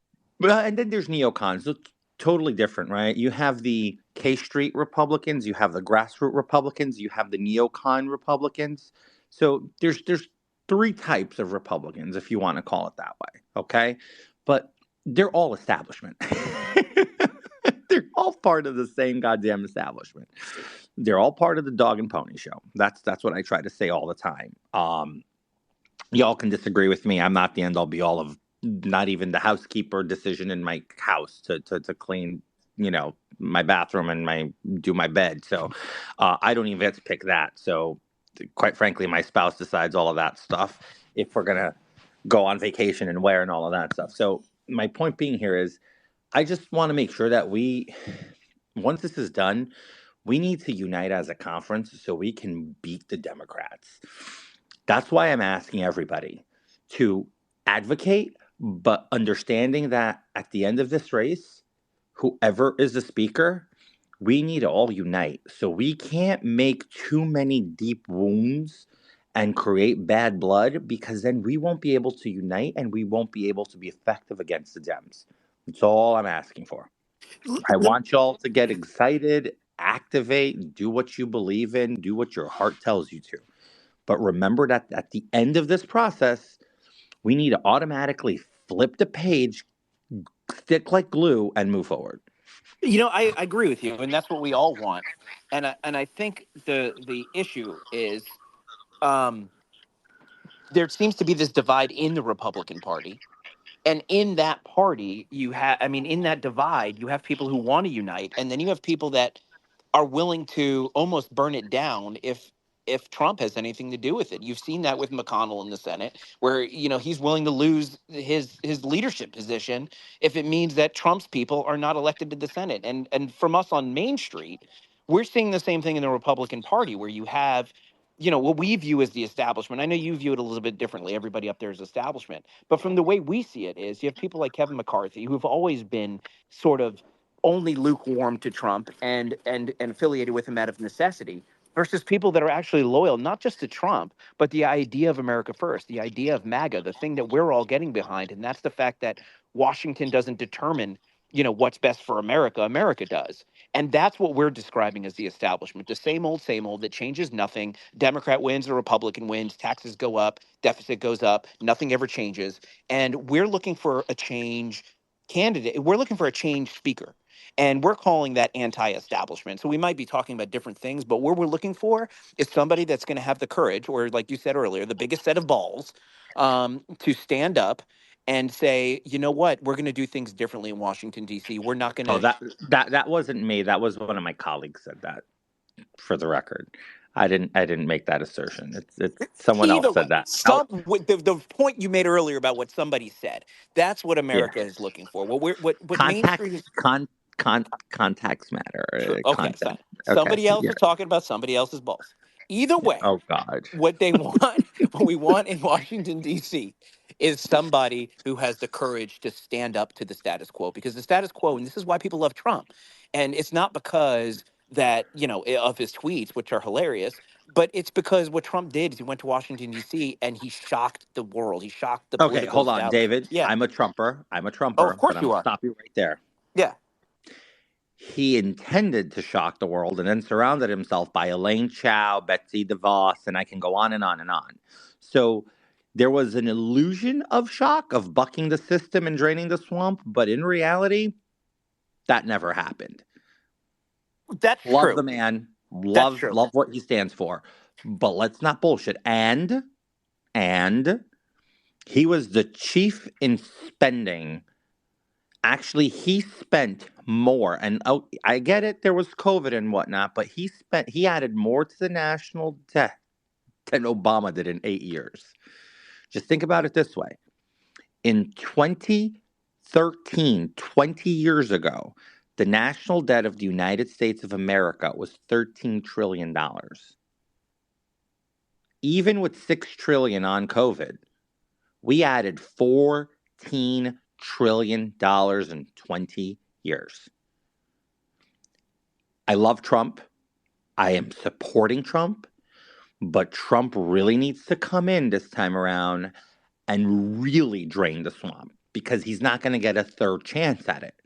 So we need him to not only win, we need him to fall through with draining the swamp. And that means shutting down and abolishing the Department of Education, because it is an unconstitutional abomination, taking the rights away from states to determine their education curriculum based on what parents and teachers agree upon and want. It is a constitutional abomination. It's an affront to freedom, the Department of Education. And it is another layer of an expensive bureaucracy. I believe education should be localized. It should be determined by local needs and determinations, and the standardization through the states. That is why there is the 10th Amendment. There is no one size fits all for this country. We have ethnic communities with different backgrounds and all sorts of crazy different diversity across this country. This whole bullshit of one size fits all does not work. And I say that from experience. I am a proud graduate of the New York City public school system. And I will say, morning, classroom, homeroom was a UN assembly for me. I believe there were at least 15 different ethnicities and nationalities within my 30 somewhat kid classroom when I was in grade school and middle school and high school. It is that diverse here in New York. So my point coming back to is we need Trump to come in and reform government, but structurally and from inside out. The fact that we had about 60% of the federal government was still all Obama holdovers was crazy to me. The fact that there were people who were appointed in Obama's first term and worked all throughout 12 years into the last month of Trump is insanity. Oh, he couldn't fill the jobs. It's not that he couldn't fill the jobs. He didn't have people who were dedicated in filling the jobs and draining the swamp, because he surrounded himself by swampy creatures. The moment President Trump appointed Bill Barr to Attorney General, every single day I thought that he was going to be the guy who was going to invoke the 25th Amendment. I had that feeling more often than ever. Every time the media would spin, Trump is deranged, he's out of control, or whatever, he's suggesting you inject yourself with Clorox or whatever, bleach, I'm sorry.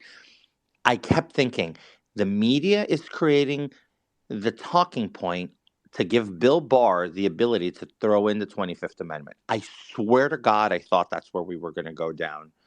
And we weren't too far. Would you take a little Go ahead, George. Sorry, Michael. You got to stop unmuting. Everybody's got their hands up. We're having serious So, so, conversation time now. Go ahead, George.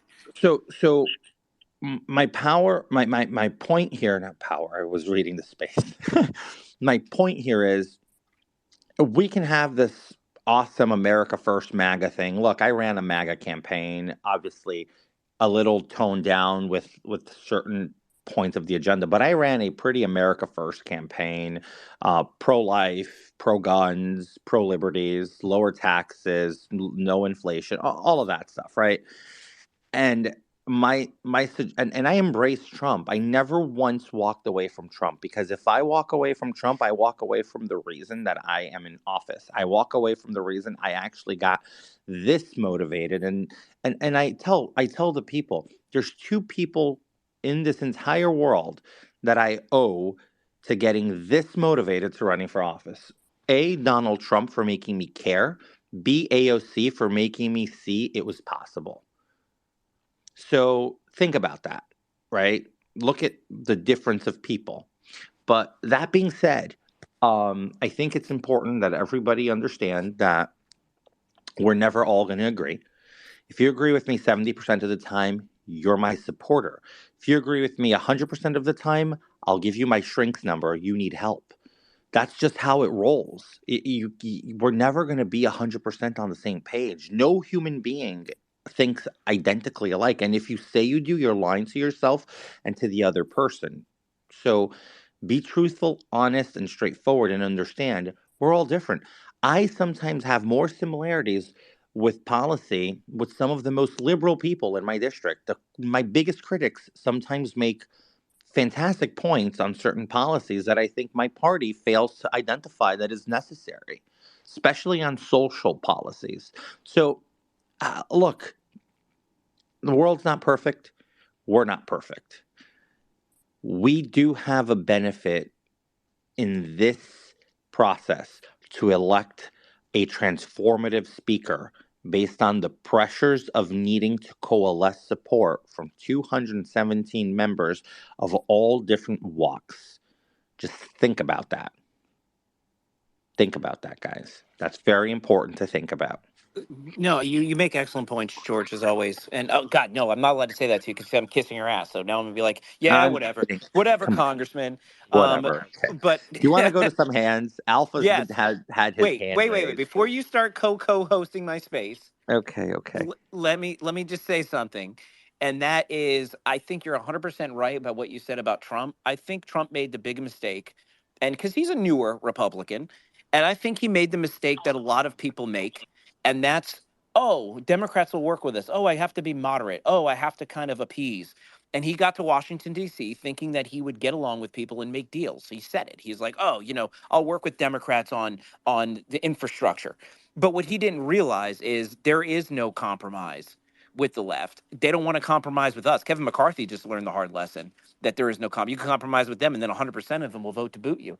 So I think what happened was Trump got up there thinking he would be able to keep some of these people, knowing he didn't know a lot about the way Washington, D.C. worked, thinking that, oh, I'll just keep some of these, swamp guys around and maybe they'll teach me the ropes, because business people do that. You don't fire everybody when you come in. You got to learn a little bit first. And I think he's paid the price. Sebastian Gorka tells the story about how when Trump first got to office, he would put in the names of the people he wanted to work in his administration.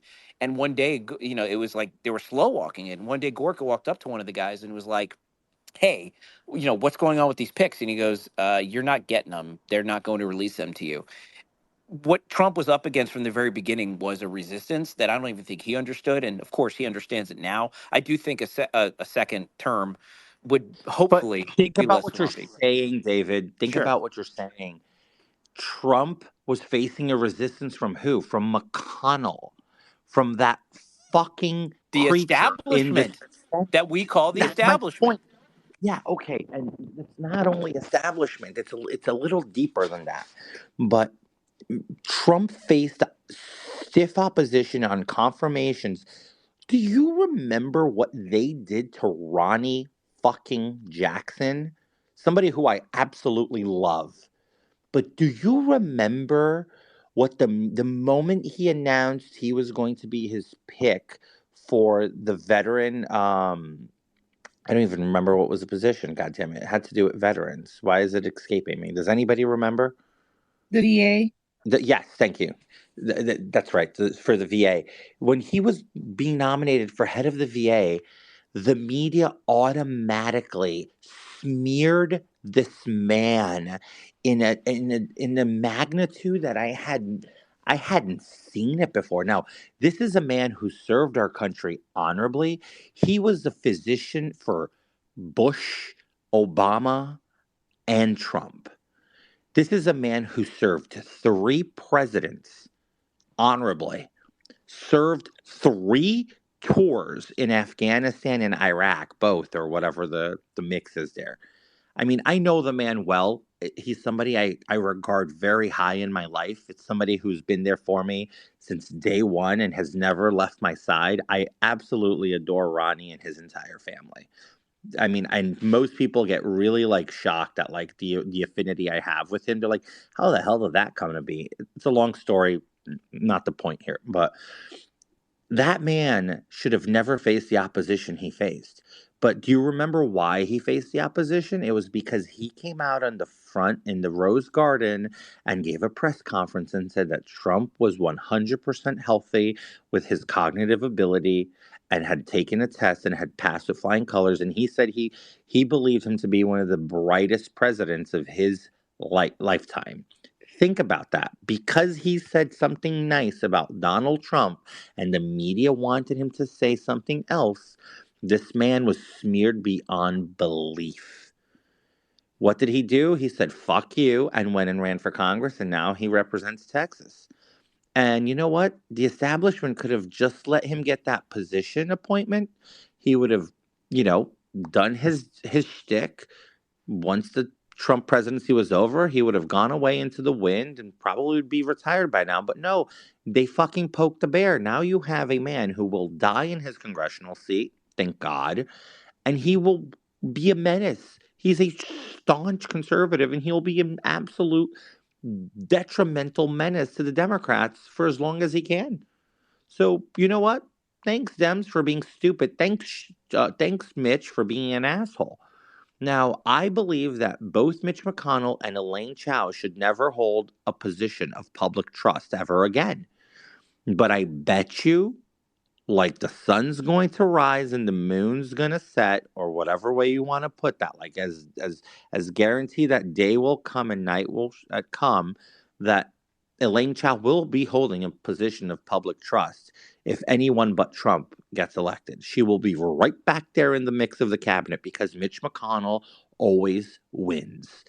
It's sad to say, but Mitch McConnell always gets his way. The man has been in office longer than I've been alive. It's an abomination at best. I have colleagues that I'm serving with right now that have been in their seats longer than I've been alive. And to give you guys a barometer, I'm 35. So it's not like I'm young. Like, I'm young, but in the grand scheme of things, 35 years in a job. Is there anybody here in the stage that's been at the same job for 35 years? 30. I'm sorry? I've been doing the same thing for 30 years. And Okay. my oldest son is the same age as you. So just think about that. That's a big accomplishment. But to be running, I mean, I have a colleague who has now run 21 elections, meaning every 2 years, 21 elections over the past 42 years. I literally have a colleague that's been doing this for 42 years, same seat. Actually, I have 2. So that's the point I'm trying to hone in here is we need to renew and have new blood come in. I can't wait for the Kentucky gubernatorial race to be over and hopefully the Republican wins so Mitch can step aside and then, the governor can appoint a Republican governor because that's what I believe is holding him back.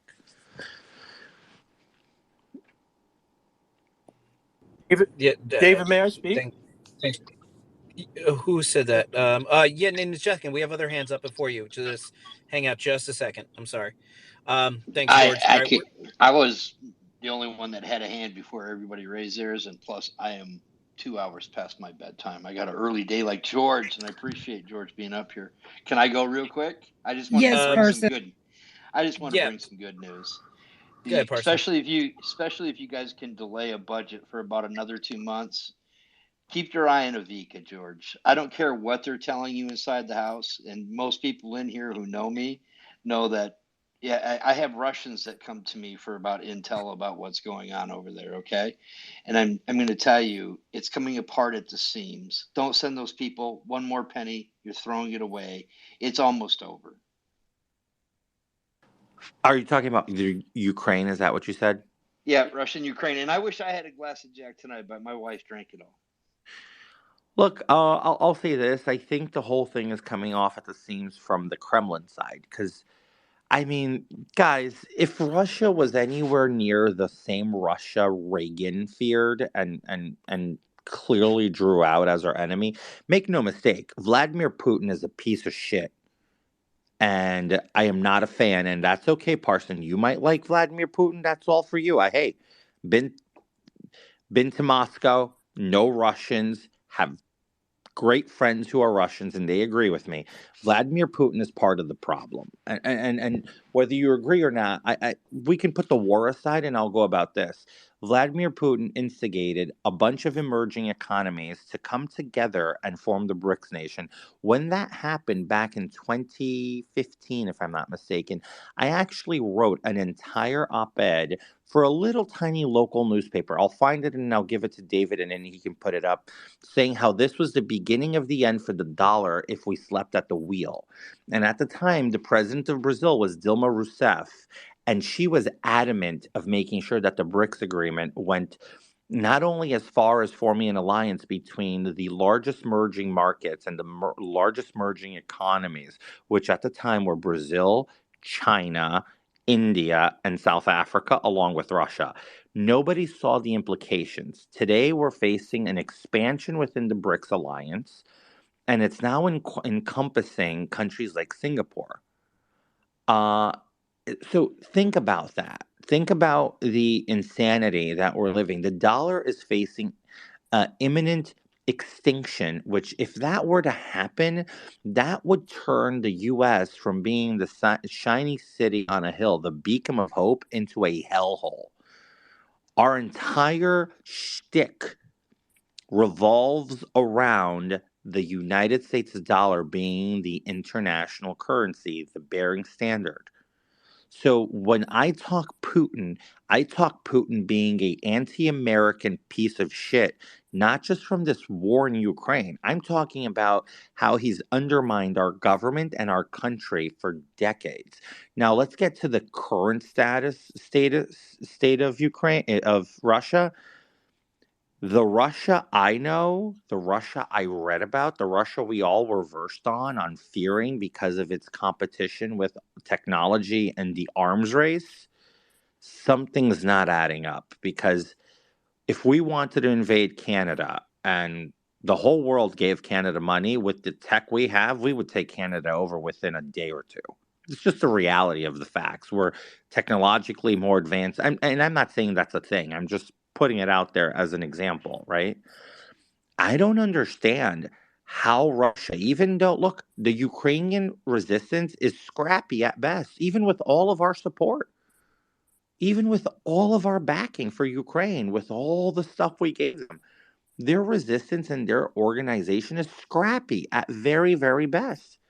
And the fact that Russia has dealt with severe pushback and difficulty in advancing an inch, and almost every ground they won, they lost, kind of is embarrassing for Russia. I'm glad they're failing because it just really appeases everybody on the world stage that, quite frankly, Russia's really not a player. And the player really is China. Russia has become a shell of its former glory and whatever glory that is that they had in their own right. And they've become nothing but a marionette puppet to China. The Communist Party of China drives and runs Russia by policy, by monetary influence, by every other standard and metric you can think of. This isn't conspiracy talk. This isn't my opinion. These are facts. They're hard, cold facts. You guys are a diligent crowd. You guys know where to find this information. Just find it, look it, and read it. It's so obvious. Our biggest issue and threat in the entire world is the Chinese Communist Party. And if you fail to identify that, then you're sleeping at the wheel. They're out there to take our lunch. I think we're our biggest enemy. Well, Frank, look, George. we have George, three left just legs at this I got to point go of to a bed, country. and you got to give me a chance here, Go bro, ahead. because you said a lot, and I got to tell you, anytime you want to sit down and spend a couple Parson hours, go reclaiming 5 my goddamn time. I'm kidding. Go ahead. All right. Well, I'm just saying, bro. I love you and all, but I got to tell you, I've got a few years on you, and I probably got about 10,000 more hours of studying into what's going on. I get what you're saying because that's what you're reading, because that's what you're being told.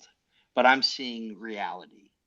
And I'm going to just tell you, Congressman, get some additional information, get outside of the box. And Putin wants to be your ally, not your enemy. You're just you're just repeating the words. Just like the night the SMO kicked off, I was in Walter's space, and I know you don't know who that is, but that became Mario's aid space for Ukraine. And I was like every other red-blooded American going, kill the Russians, kill the Russians. I couldn't have been more wrong. And to be frank, sir, and I respect you, I respect you. But frankly, based on my opinion, you couldn't be more wrong. Now, you're right about BRICS, but then again, we if you knew the consequences of what the sanctions did to boost Russia's economy by holding all those oligarchs hostage, their money hostage in Russia, then you'd understand why Russia, according to the IMF, is now the world's 5th largest economy, surpassing Germany. So, I mean, there's alternative facts to what you're reading in the New York Times and the Washington Post. That's all. I'll leave it there. And, as far as the battlefield, anytime you want to discuss the numbers there, I'm willing to talk to you about it. But, the Satan II hypersonic missile, and we got 40-year-old Minuteman IVs. We're overspending and getting nothing for it. So I'll land there. Oh, look, look, Parson. I appreciate your take. I understand you got a couple of years on me, and you probably put a lot of your time into this. I will say this though. This opinion of mine is not a new opinion. It has actually an opinion that's been formed far before I decided to enter the realm of politics by my work abroad, by my involvement in both private equity and hospitality, and by my own personal experiences in the private equity market. China is a massive nuisance. Russia has no desire to partner with us. If they did, they would have come to the table to the United States and not go out there and form to push an alliance that would undermine Americans. And now, not only undermine it, but now expanding on that attempt. So there's a lot to be said. We can agree to disagree. Maybe we come from different angles and from different exposures and experience. But the truth and of the matter and the facts are, Russia is not our friend, at least not under Vladimir Putin. Maybe it could have been for a blip of time under the Trump admin. Maybe he was trying. Trump has this tendency to try to ameliorate differences with adversaries, as he did with Rocket Man. First, he made fun of him. Then he crossed into the DMZ. I mean, you can't make that shit up. But on my stance on Russia vis-a-vis China is formed long before I come to Congress, long before I get this deeply involved in politics. I just, from a private industry and a private equity perspective, I have seen in the world stage the undermining happening in plain sight. So Russia is not our friend. I know that it's become common vitriol to say otherwise, that Putin might be an ally, a great opportunity. He's fighting for freedom, and the Ukrainians are not. Look, we can all agree to disagree. My point being here is, and I hate saying this, but I'm troubled when I have some of my colleagues try to defend Vladimir Putin, and I've seen it before, and it's fucking infuriating because the man would put a bullet in all of our heads if he had the chance. So, and look, we don't need to agree, but that's where I come from. Thanks, Parsons. All right, George, since you like co-hosting, I'm going to let you call in the next hand. Now, let me also welcome Carl Jackson to the stage. Nationally syndicated now radio host Carl Jackson from the Salem Podcast Network, one of my favorite radio hosts. Whether he likes it or not, he's a mentor of mine, and he's a great dude. George, I recommend you calling on Carl Jackson, but your call. Will do. But before we go there, I have a question. I know you're in Orlando, right? So I don't know if you know this. I lived in Orlando for a year in 2016. Matter of fact, I attended that Trump rally in University of Central Florida in 2016. And I also voted for Trump in Orlando, in Florida in 2016. Where in Orlando are you, David? Are you trying to dox me here on a public space? No. I'm in a little town called Oviedo. Okay, it's a I know northeastern Oviedo. suburb. So I lived in Winter Park, and Oh, I know Winter Park. yeah, I was right on Park Avenue in Winter Park, and one of my best friends was in Oviedo there. That's somebody who I was very close to and fond with in Oviedo. And then we all worked out of an office in Lake Mary, right over the border between Maitland and Lake Mary. So very, very interesting. Love Orlando. I mean, I was just there in August. During August recess, I spent 2 weeks in Kissimmee. So just... I'm not your typical like Palm Beach. I do go to Palm Beach a lot, but that's usually in December. But yeah, no, I love Orlando, and I have a feeling eventually I will make Orlando my final home. I just don't know then why.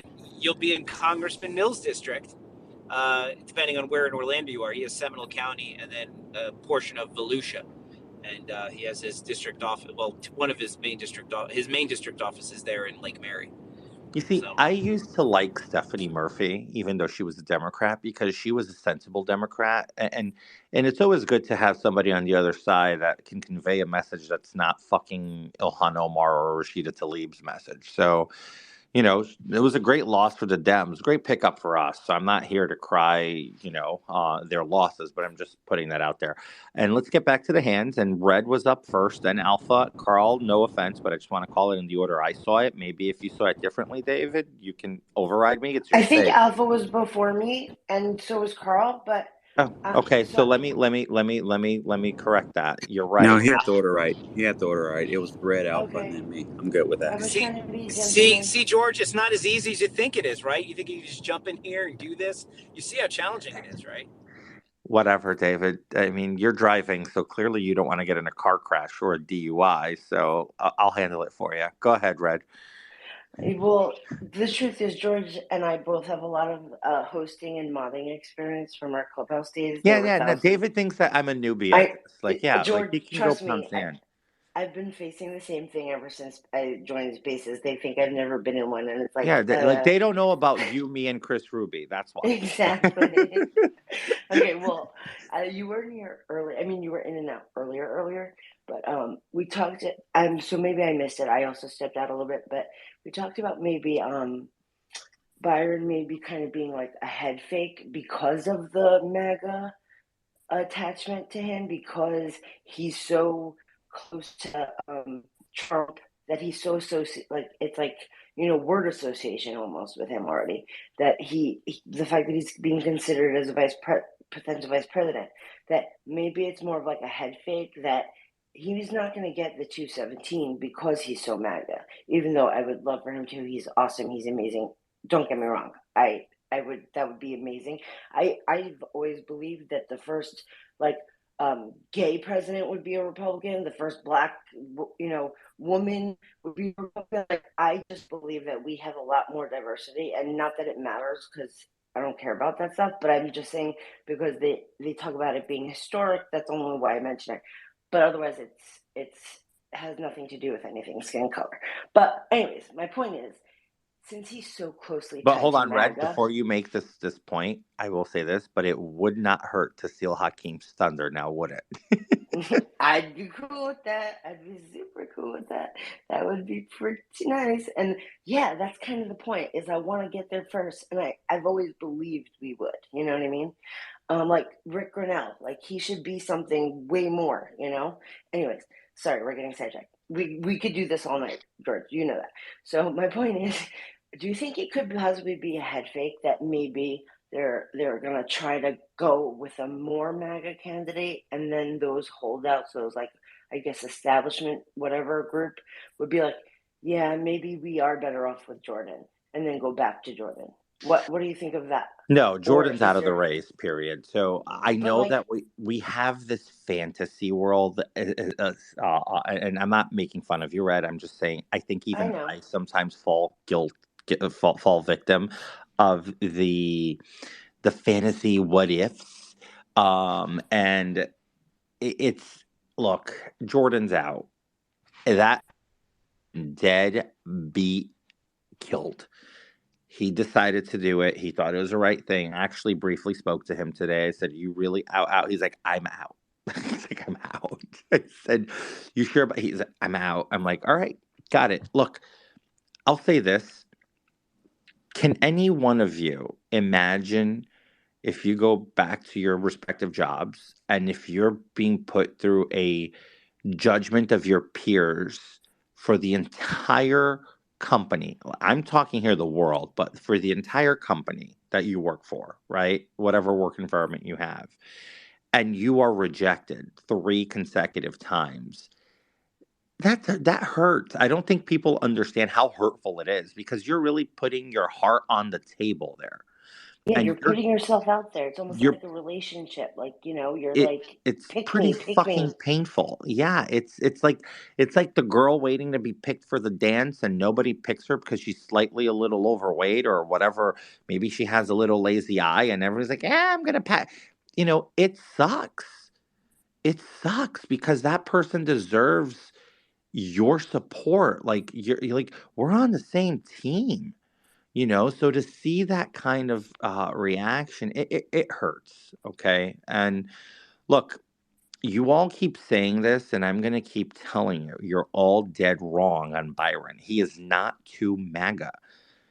He has done so many things that trump the MAGA stuff. Byron is just a really strong, hard worker to try to bring all the factions together. He does a lot of the heavy lifting on that behind the scenes. And it's so incredible to watch him do it. But the point I'm going to bring in on Byron is one. You're all ignoring the fact that he has managed to establish support from the cardinals of appropriation. It is, I don't think anybody understands this. Let's talk about establishment for a second. There's levels of establishment. Mario Diaz-Balart and Carlos Jimenez and Vern Buchanan are not people to sneeze at. The amount of power that those 3 have and wheel and deal in this conference is insurmountable. Now, people are arguing that they're only supporting him because of the delegation aspect. Let me tell you, that's bullshit. Austin Scott ran, most of his delegation voted against him in Georgia. There's no delegation loyalty. I'm telling you right now, there's not a single New Yorker, maybe one, and I'm not going to give names, but maybe there's only one New Yorker that if they were to throw their hats in the race that I would vote for speaker. But I wouldn't vote for a single other New Yorker for speaker, at least not with the current delegation I'm in. So you guys need to understand, for Byron to get support from the Cardinals of Appropriation, that means that the mother of appropriations, which is Kay Granger, condones it, which means if it comes to it, she'll vote for him. Now, if she's like twisting her nose and saying, hell no, like the Jordan situation was, all of the appropriators will back off. So Byron has a massive, credible chance. That's why I say this fight is a race between Mike Johnson, Byron Donalds, and Tom Emmer. I know y'all want to poo-poo all over Emmer. He has his qualities. I think we all need to concede that he has massive qualities for leadership. And I think everybody is undermining the feat that it is to be a speaker, especially coming off the heels of a speaker who raised $500 million for this team. Just keep that in mind.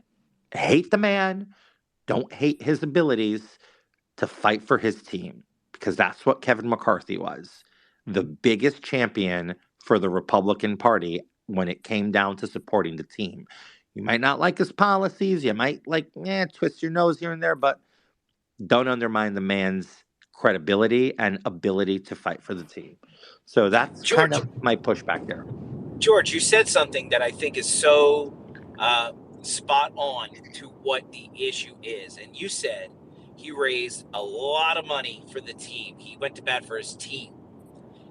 A lot of us feel like his team is the Republican Party. And what we're looking for, what Republicans are looking for, is somebody whose team is the American people. And I know that might sound like rhetorical, or it might sound just, whatever. But honestly, that's what we want. We want somebody who puts people before party, and specifically conservative people. David, look at candidates, look at members. I'm just going to give you a few, but look at members like Andy Ogles, Anna Paulina Luna. I mean, you pick your poison out of a bag from the freshmen, okay? Don't look past the freshmen. Keith Self, Rich McCormick, Wesley Hunt, Morgan Luttrell. Oh my God, there's just so many. It's like, you can't tell me that the team he built isn't a pro-America team, because I think this is one of the most conservative freshman classes in decades. Actually, more conservative than some of the Tea Party Patriot classes of freshmen. But how Kevin get credit for building that? Was that a product of Trump? A rejection of far left ideology? Or was that Kevin McCarthy? Are you forgetting that Kevin McCarthy and Trump are like, if Kevin McCarthy wasn't savagely destroyed in 2015 when he was poised to become speaker, he was there was an inside destruction of Kevin McCarthy, because there was a potential possibility that the next president would be a Republican, and they needed to put an establishment person of the likes of Mitch McConnell in question, Paul Ryan, because Kevin would be too aligned with a new conservative person, specifically if somebody like Trump had won, or Ted Cruz. That was the risk. So remember, there was a character assassination of McCarthy to keep him from serving as speaker under Trump, because had we had Speaker McCarthy and President Trump, Mitch McConnell would probably not even be in the Senate, because the fucking fire the hellfire that would rain from the House on the Senate with the support of the President of the United States would be incredible. I've never seen two people with an agenda so in sync like Kevin McCarthy and Donald Trump, and nobody gives him the credit.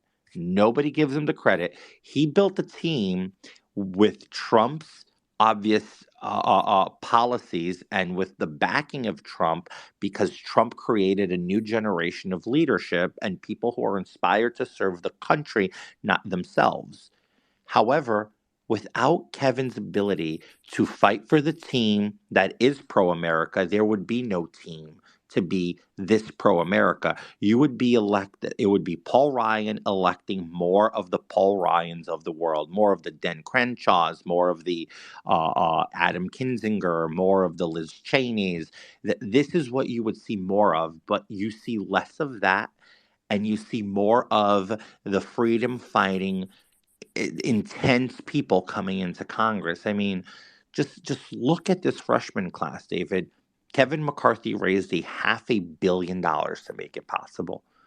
And we fell short in some races because we had candidates, as much as we love them, they knew damn well they couldn't win those races in the generals. They all won the primaries because, They came out with the red meat. Primary voters are red meat voters, but they knew they couldn't win their generals. And we lost a couple of general seats that we shouldn't have lost. There's Democrats sitting in Republican seats right now in a year that we should have picked those up and kept those and grown our majority by at least 20 to 30 seats. But instead, we had some people who were the wrong candidates. Look, at the end of the day, we can all agree to disagree. Candidate placement matters. What candidate goes in what race and what district matters. There has to be a tangibility between the candidate qualities with that congressional district. For instance, like the guy, I've met the guy, think he's a great American patriot. Joe Kent's an example. That seat was not meant for Joe. Joe might have another seat in Washington State. That just ain't it. That seat's way too moderate. It's a R+3, but in Washington State, you can call it an even. And Jamie Herrera Butler, you might not like her. You might not like the fact she voted to impeach Trump. You might not. That was her biggest mistake, was impeaching Trump when she absolutely didn't have to. She would have been just fine, right? She had a great conservative record. But that hurt her, and she felt and dealt with the consequences, just like Peter Meyer in Michigan. He didn't have to vote for impeachment, but he chose to. And that hurt him too.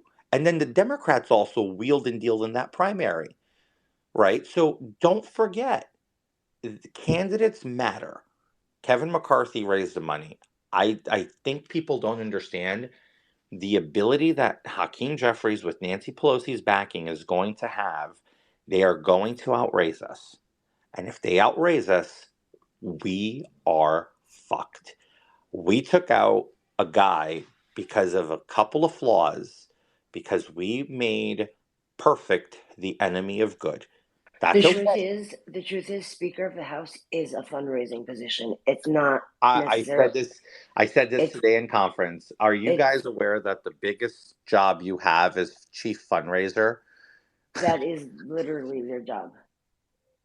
So let's go to well, okay, before we go to hands quick, I want to push back real quick, and then we got to go to hands, I know, because they're all been patient. But I want to push back one thing, though. So you talk, and I agree with a lot of what you're saying. The candidate matters. The candidate placement matters. Winning the general is important, especially, getting through the primary is one thing, and then you have to pivot. I agree with you on all of that. The thing is, a lot of these very conservative freshman candidates, they won their primaries without the help of Kevin McCarthy. And a lot of them were in districts where, should they win the primary, the path to general was strong because of our favorabilities in those particular districts. We lost districts that were shoulda ones, and partly in part because we had bad candidates, and partly in part because we had really awful, god-awful messaging on the abortion issue. And the other thing is, so I don't think Kevin McCarthy necessarily deserves all of the credit for some of these conservative candidates, because remember, the conservative candidates won the primaries because they were conservative. And I think America wants conservative candidates. And I agree with you that the House Speaker position is a fundraising position. But at the same time, we're not, and that's the way the Republican Party has always operated. Your ability to fundraise, and look at Ron DeSantis. I think we're in a time now where your ability to fundraise and money matters less than your ability to give results to the people that are, like I said before, that are tired of the same old, same old. Now, look, you're a congressman. You know way more than I do. This is your ball field. And I'm just sitting in the stands, saying what I think was a strike when I really can't clearly see. Oh, no, stop, David. I just got here. Yeah. Don't even act like I know what I'm doing. But I'm not even there, right? But I'm not even there. So you get more deference to, I take your opinion, give more weight than mine, because you actually have experience in Washington, D.C., and you know how the sausage is made more than I do. But that being said, I out here on the streets in the world I work in and live in, the sense I'm getting is what they expected from Kevin McCarthy was what Kevin McCarthy didn't deliver on. And I think the debt ceiling deal was the first strike. I think what happened with the budget was the second strike. And then I think the January 6 tapes, or, you fill in the blank, was the third strike. I think the American people wanted something different. And one thing that I said earlier, I don't think you might have been on the space at the time.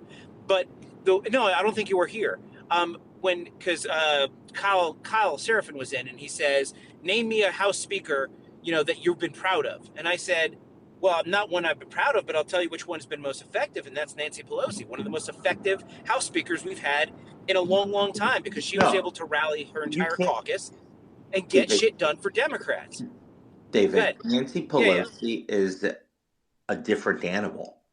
And whether you like her or hate her, you gotta give credit. She is inspirational just to look at the way she wheels and deals her caucus. Like, I think the last speaker we had that wheeled and deal power like that was Newt Gingrich. And even he wasn't as potent and efficient and effective. Nancy Pelosi is just an animal on a different league. That's why most Republicans hate her so much, because she's that good. Well, that's what I said earlier. That's what I said. I said, we want a Republican speaker. That's Nancy. Go ahead. I'm sorry. I genuinely admire her. And I know that people don't like hearing when we say that, but if you don't admire Nancy Pelosi, you don't understand politics. That's all I can say. Well, you're 100% correct. And that was the point I was making, is that I think what Republicans want is a Nancy Pelosi, but a Republican version of it. And that's the thing, because we wanted a speaker that's going to come in there and be effective and not just raise money, but also be the person who goes and delivers on the Republican, actually the conservative wins that we've been asking for decades. And that's the thing. We're not getting the wins, and regardless of who the speaker is. And I think we're at a time where America's appetite is one of results. And I think Trump delivered that. Trump proved that regardless of all the things that were said that couldn't be done, it could be.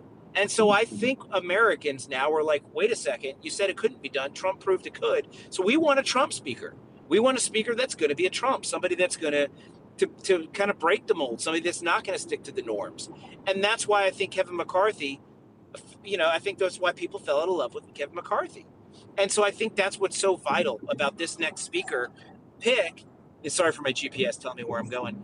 And I think that's what's so important about this next pick, is that we get somebody that has the potential to be a Nancy Pelosi. I thought Jim Jordan was that guy. Could Byron Donalds? Potentially. I don't know him that well. But maybe we don't have anybody on the bench that could be a Nancy Pelosi. I don't know. I'm curious to know your opinion on that. There is no Nancy Pelosi in the Republican Party, at least not today. That's the problem. We don't make politicians like that. We don't, because if you're going to become a Nancy Pelosi, then you got to throw away all that freedom and free speech and all of that shit out the window. Because remember, Nancy ruined the careers of anybody who dared trespass her. And I saw it firsthand with Congresswoman Kathleen Rice of New York's 4th Congressional District. She destroyed her because she voted against her for speaker. That's my district. So just think about that. And look, Kathleen Rice was more of a moderate Democrat. She was not far-leaning left. She called out Democrat bullshit and extremism all the time, fought with AOC all the time, But again, we don't have that, because the Republican Party is not going to tolerate a tyrant-type speaker. Nancy Pelosi had tyrannical ways, in a sense, obviously not verbatim, but in a hypothetical sense, because it was her way or the highway, and she was effective at fucking you over. So again, we don't have that in the party. We really don't. We have people who think they are like Pelosi, but like I think I look like Brad Pitt. I'm kidding, but just being funny there. But everybody can think they're like that, but they're just not. That's not the case. You'd be an Asian Brad Pitt there, Congressman. Yeah, Asian. I don't know why I am portrayed by Boeing Yang. I am very tired of that, but whatever. Alpha, you're up. Yeah, how's it going? I'll try to shotgun through them fast. Because it was a while ago.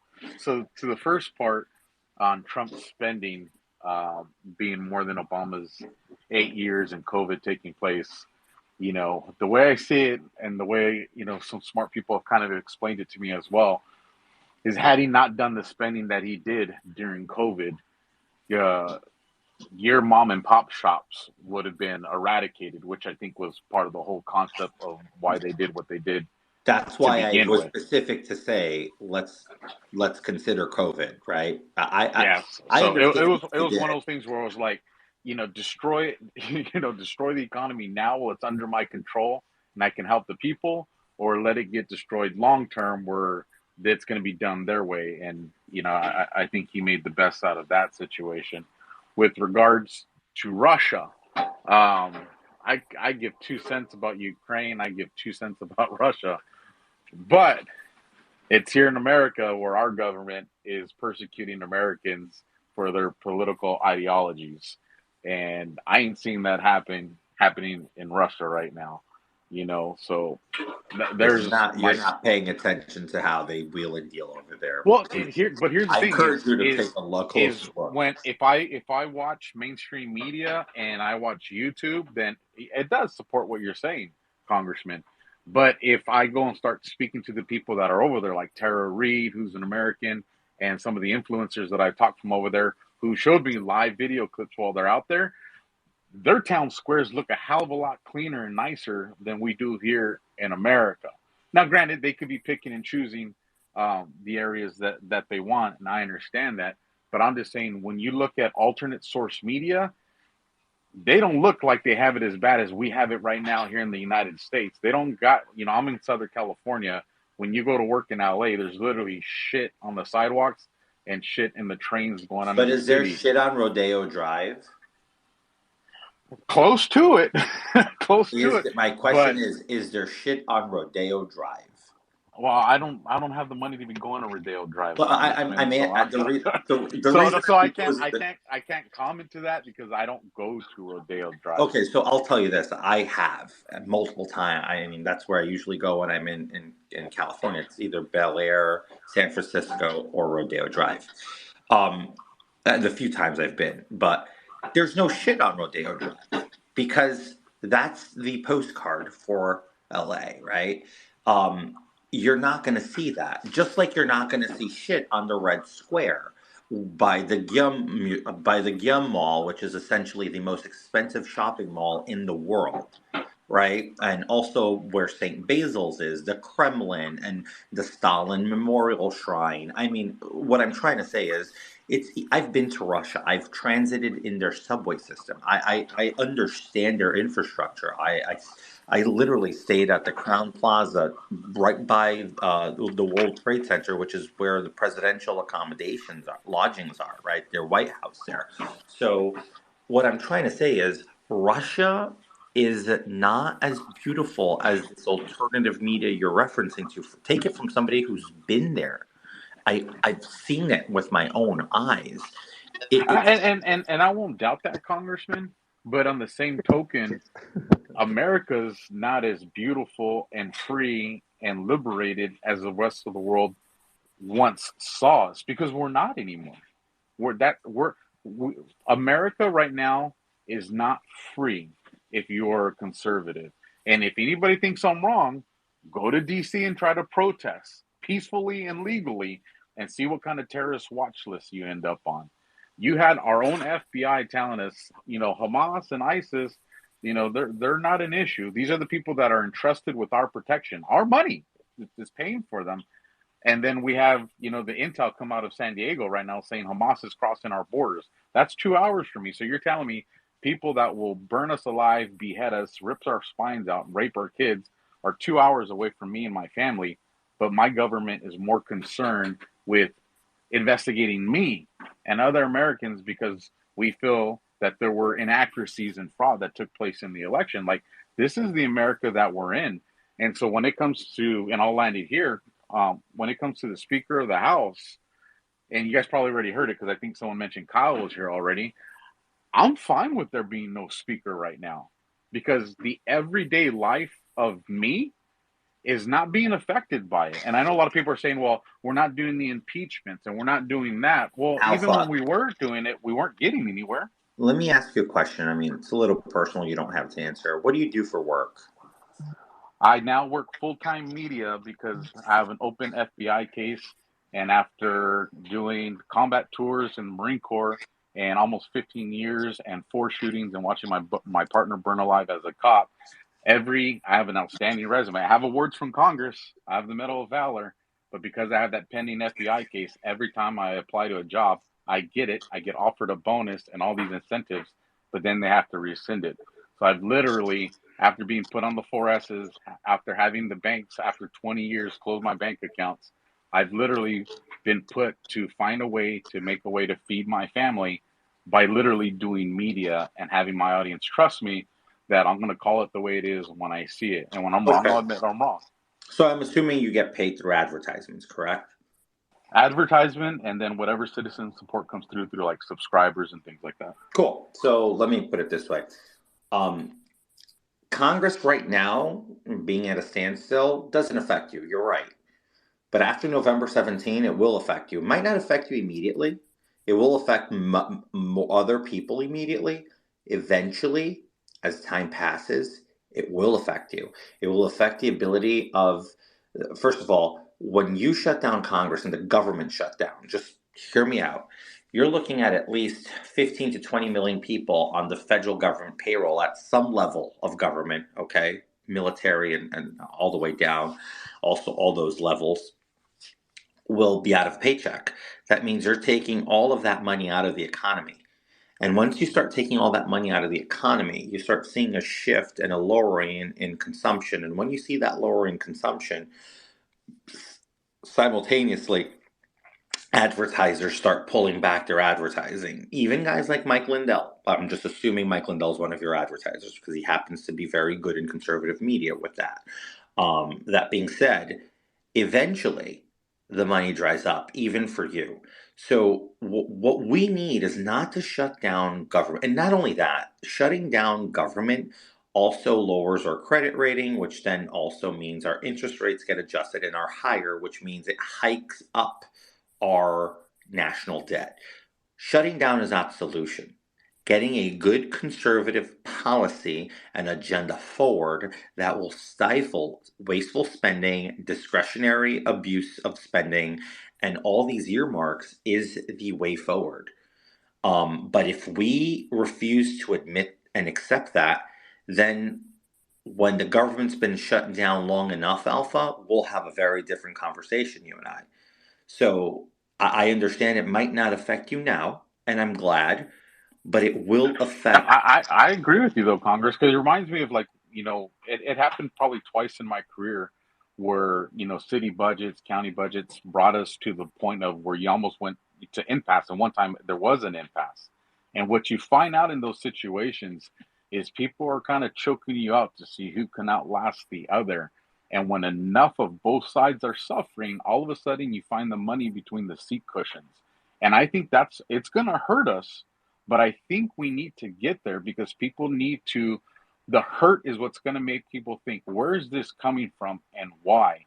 And at the same time, people are going to realize how much spending our government does that is completely just unjustified. And the only way that comes is people are going to have to feel the pinch. Alpha, I respect you. I've gotten to know you over the last couple of weeks on Spaces. I think you're very well measured on how you speak. But I respectfully disagree because I'll tell you one thing. You are part of the 2% of the American people who are severely educated in the sphere of public policy. 98% of our country do not pay attention to politics at this level that you're thinking. If the government shuts down and all hell breaks loose, nobody's going to sit back and think whose fault it is. They're going to point at whoever is holding the stick. And right now, we hold the stick. And we will be hated for it because the one thing that we suck as Republicans is we always lose the messaging war. So no matter how we try to spin it, no matter how we try to justify it, we lose bigly. There are going to be highly educated people who dwell in a higher brow category of the understanding of policy and political affairs. But that ain't the majority of the country. And as much as what we want to think that that's exactly the conversation that will take place, It will be quite the opposite. We will get punched in the face, and it won't end well for Republicans. And it will put us towards the path of a perpetual, permanent minority. That's why this speaker's race is imperative that we get a strong conservative speaker that comes out understanding the priorities of the entire conference and put forward the most conservative possible agenda, and that when they go into the White House to negotiate for the budget, they understand that we're not negotiating against ourselves. They're negotiating with us under our parameters, under our budgets. That is the only way we will win this messaging war that the Democrats have going on. I hope that you understand where I'm coming from. It's Oh, from I completely understand where you're coming from, Congressman. You know, I really, really like you. And then I'll just leave this last question for you. If and I really like Byron Donalds a lot. If he gets put as Speaker of the House and he's not able to fulfill the promise of getting the J6, and he's not able to get, the type of budget we want, what does that do to his political future in the conservative realm when all of us love him so much? Do people look past it and say it's not his fault, or do people look at him and say, you know what, you're just like everybody else and you broke the promises? If you look past it and say it's not his fault, then I'm just going to call it what it is. You're a hypocrite, because every speaker will be faced with the same challenges that McCarthy was faced. There are challenges. And if you don't hold everybody to the same standard, I'll be the first one to call out my colleagues and call them hypocrites. So that's all I can say there. I think the standard has to be applied equally to everybody and not just some, because then you expose it being personal. And I don't want to think that any of my colleagues have personal animosity towards one another. I believe it's all driven by policy and their faith in what they believe in. And I want to keep it that way, even though I might sound a little naive. That's just my approach there. I guess Carl, you're next, and then Thomas, and then I really want to wrap up because I got to be up at 8. I'm sorry, I have to be in the Capitol at 8. I have a couple of meetings, and then I have to go into voting at 9. So, and I will be trying to come out in between votes to give you guys updates. Okay, I promise I will do my best to do that. Well, Congressman, I definitely appreciate your time. I have a couple of questions and concerns, and I do want to say this to the entire room. When it comes to COVID and the lockdowns and small businesses, I would just say I think it's smart for conservatives to say, I don't care if it's Trump, I don't care if it's a Democrat, there should never, ever, ever be a COVID lockdown. I'm a small business owner, and I can tell you I saw small businesses close around me, even in the beginning. So just to be straight up, I don't think any conservative should ever qualify that. That should never happen again. But I will say this, too.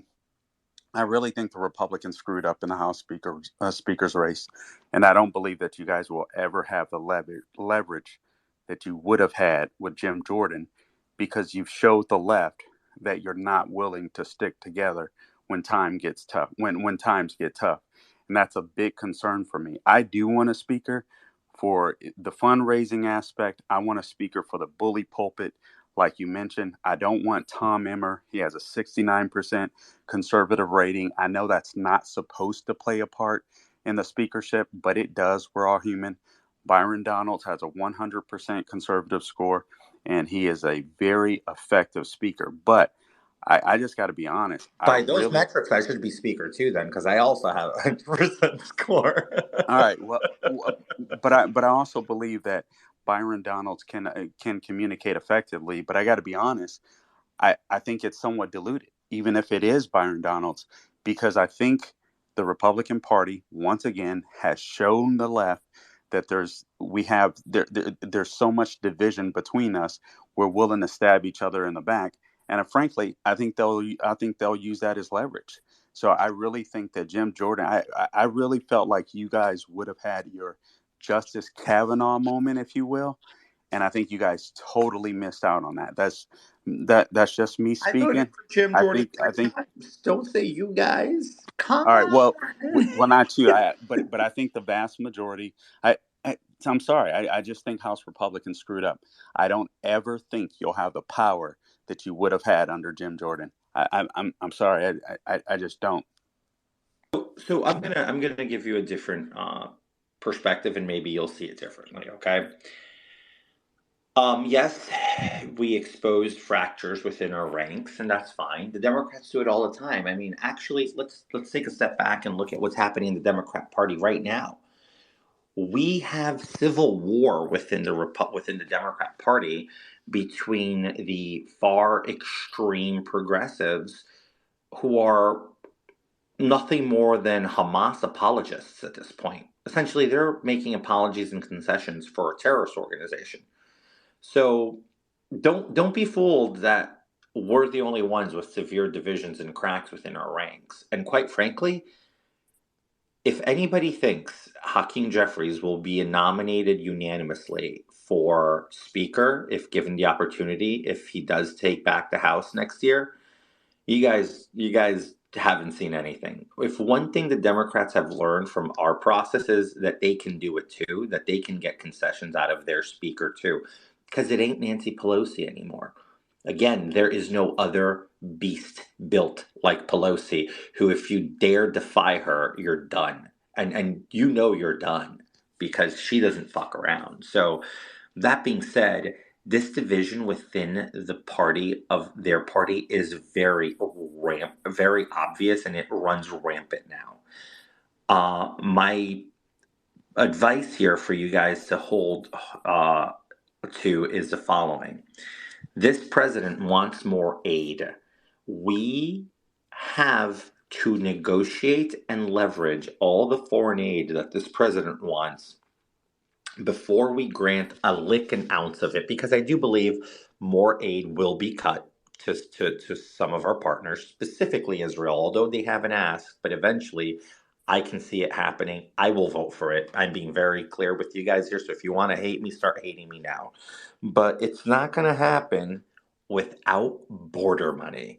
So the first point of order is going to the president, the next speaker, and saying, Mr. President, we don't know each other, but let me introduce myself to you. I want you to tell your little bitch Schumer that I'm sending over a bill to fund the U.S. border under these policy riders. Pass it if you want to see another aid package pass out of the House. Ever. Send that bill over. Get it through the Senate, the president signs it, and if he wants to call your bluff, by all means, call the bluff. Shut down the fucking government, even if it's for 2 days. Put the pressure on and make it a national televised event. We have sent over the President of the United States a package to secure the southern border before we continue with any other level of government funding. That is our leverage.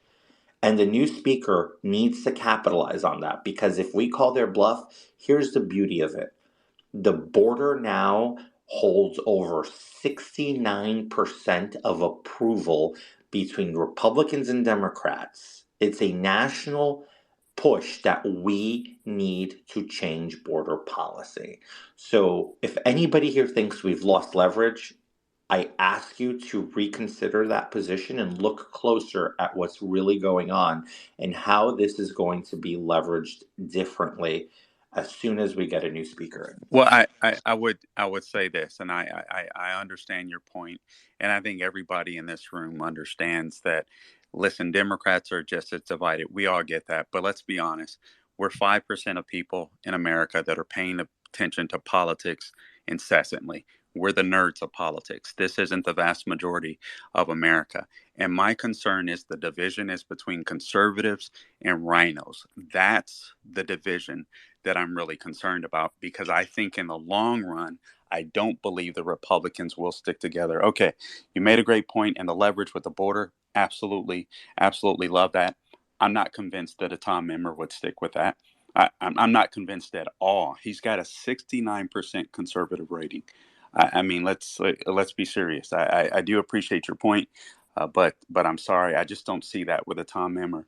I really feel like if a conservative gets nominated, everybody on this page needs to be blowing up the phone every freaking day, and they should never give up. I think Jim Jordan, I love Jim Jordan. That was a huge mistake for him to give up after 3 rounds. He should have stuck around for 20.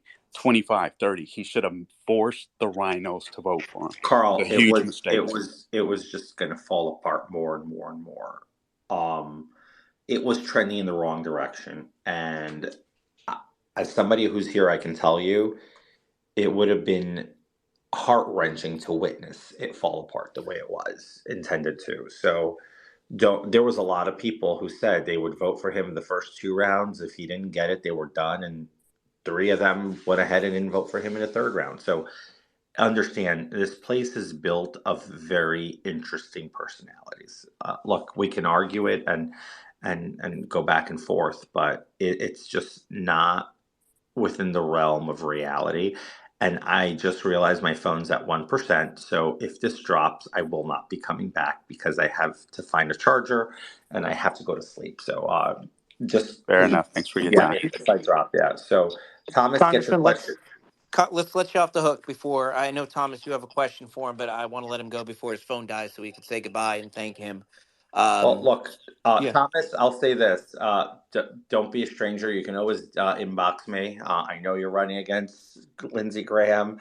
I hope you saw what he did in Tel Aviv yesterday, because that's a great talking point for you. Looked like a complete schmuck to what he did to Newsmax. Look, guys, tomorrow, David, I don't know what your availability is, but if any one of you guys want to set up a room in the morning and get it going, I can come in periodically in between votes and give you guys some, updates right off the press. So just We can make that happen, George. whoever sets it up, just ping me and I'll be coming in and I'll fill you guys in, and then we'll go from there, and you guys will have an almost inside view to what's going on. Sweet Pea is a listener down there, but at least just so you know, you'll understand a little bit more about what's going on in there. So feel free to do that. And with that, thank you very much, guys, for having me. Carl, that was a great, exchange there. I appreciate you. I hadn't spoken to you yet, but I look forward to talking to you more in spaces here. And Same. Thank you. George, I really hope you do speak to Carmel, because he's an unbelievable personality in radio, conservative radio, and I've met him through Dave, and I think that the two of you should definitely. I would love to see a space with just conversation. So hopefully, and tomorrow we could definitely make that happen. I'll talk to Lou, Sweet Pea, whoever's around. I'm around all day tomorrow, so we'll make it work. You bet. All right, guys. You all have a good night. I saw a few people down there. Michael, we talk often. Good to see you. Oh, look, you guys have a great person to come up. Scott Pressler is in the building.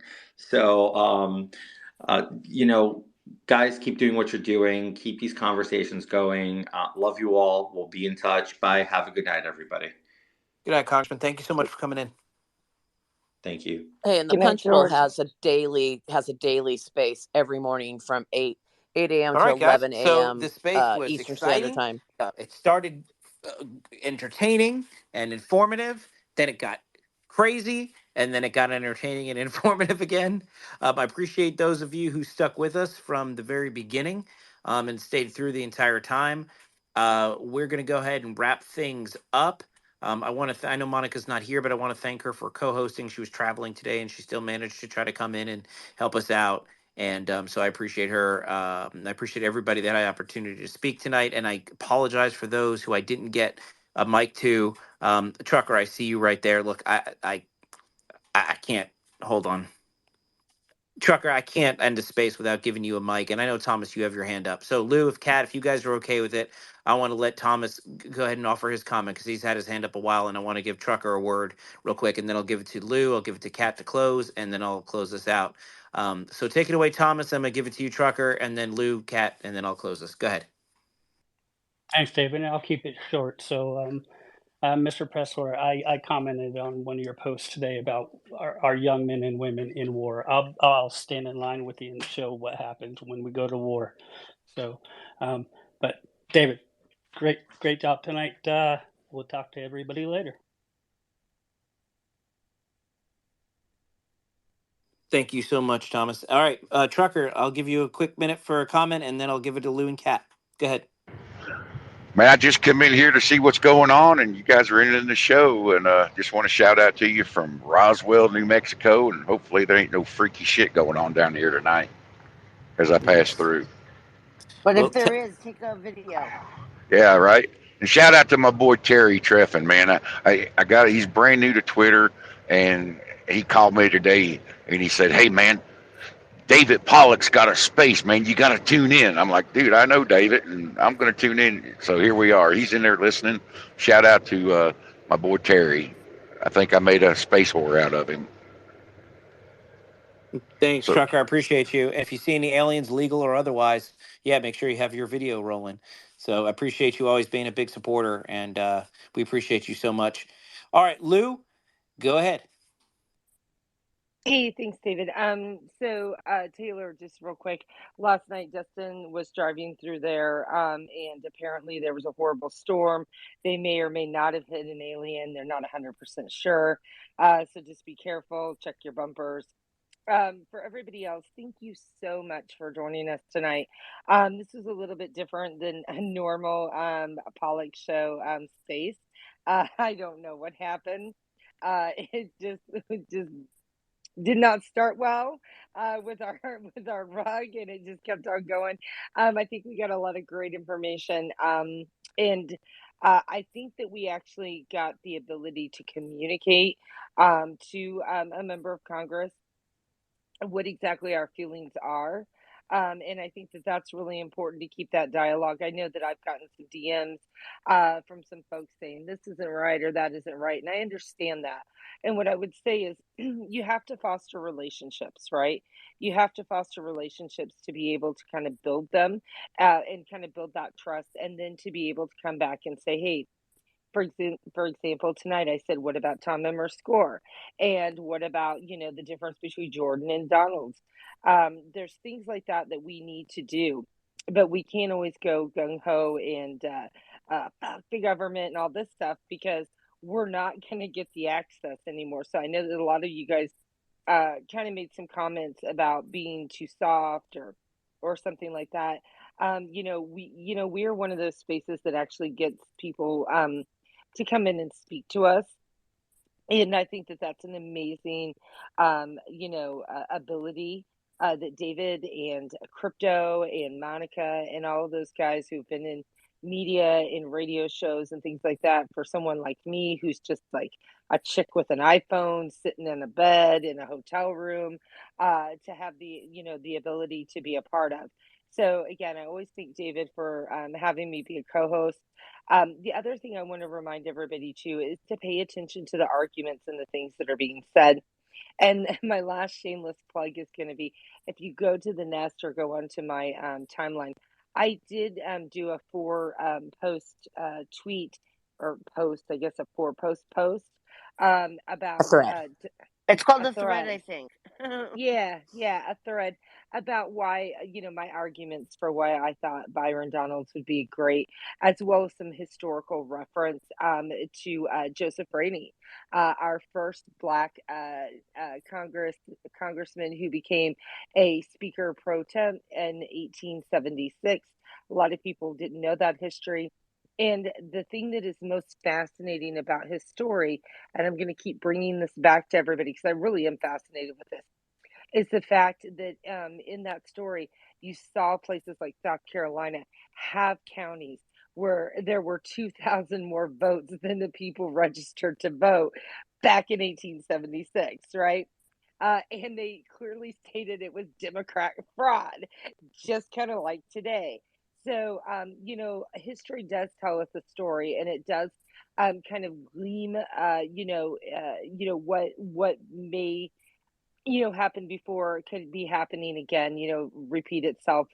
Um, Sorry, I keep getting all these messages popping up and it's kind of breaking my concentration. So I'm not going to look at my phone anymore. But basically, history does tell a story, right? And it shows us that things changed, and those things changed in the Reconstruction era after the Union troops left. And that's when we started to see suppression and things like that in the South.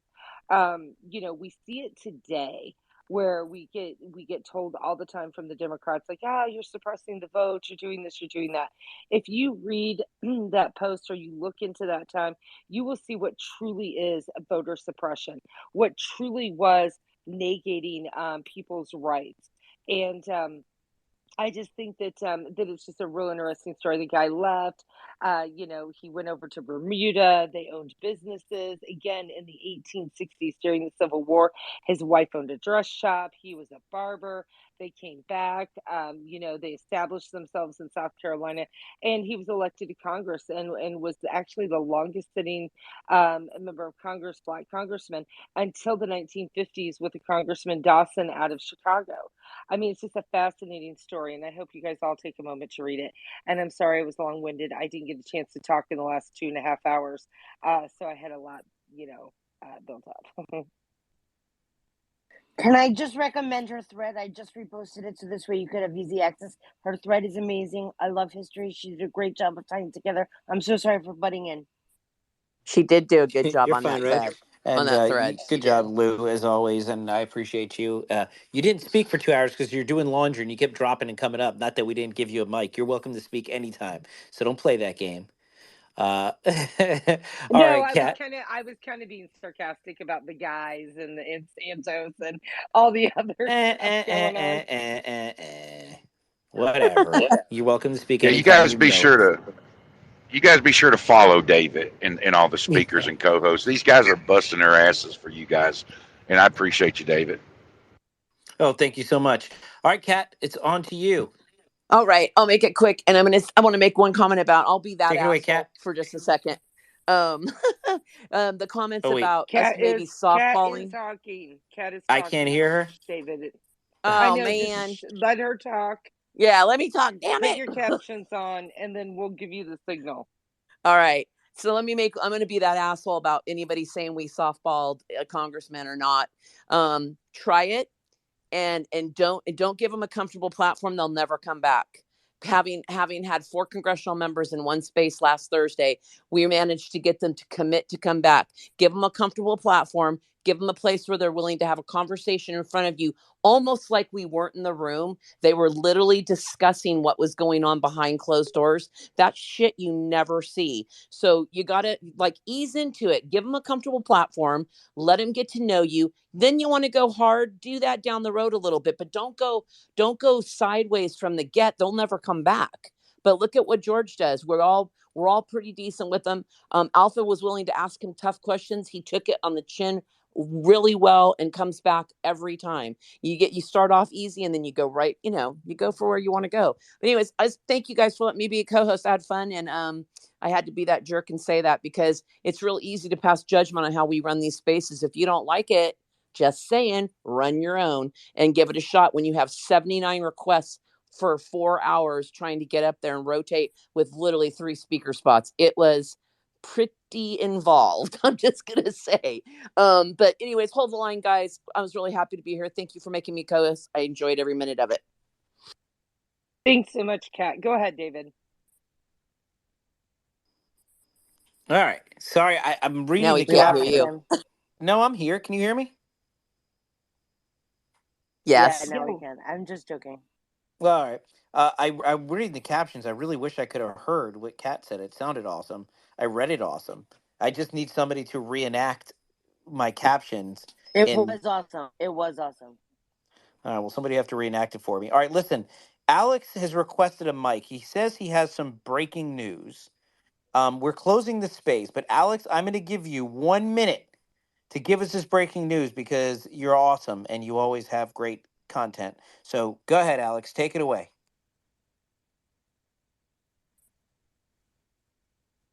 Loud and clear. Okay, thank you so much. I'm going to be very quick. It's good to be here. Tonight's been a very important night for us here in our community. We were just talking about what we needed to do. I want to give you some breaking news of what has happened. I don't know if you guys heard before the war started that Armita, she was the 16-year-old girl that they quote unquote she fainted inside the metro. So now the regime has pretty much made it to where she's officially brain dead. Sadly, so another Mahsa Amini's been lost her life in our country. But I wanted to just share that just be on the lookout in the next week or so. My city is about to come alive because the regime's trying to secretly bury her funeral like nothing has happened. But being that, the city where she's from, I'm from, I've got it on very confidential word that people in Iran are going to come out and riot. And one of the things that was talked about last night in another space was that they were asking me, well, what's going to happen? Was the revolution still going on? Because you guys don't get the details because of our mainstream media, which is disgusting. So it's actually happening. I want to give you guys full authority that we haven't stopped. Our people are mobilizing, okay, in my city, even in throughout. And I just wanted to tell you guys, if you guys want to hear what's really happening, I'm going to host a space probably next week on it, and the ridiculousness that has happened to our American troops inside Iraq, inside Syria. The group that is responsible for that is an off branch of the IRGC.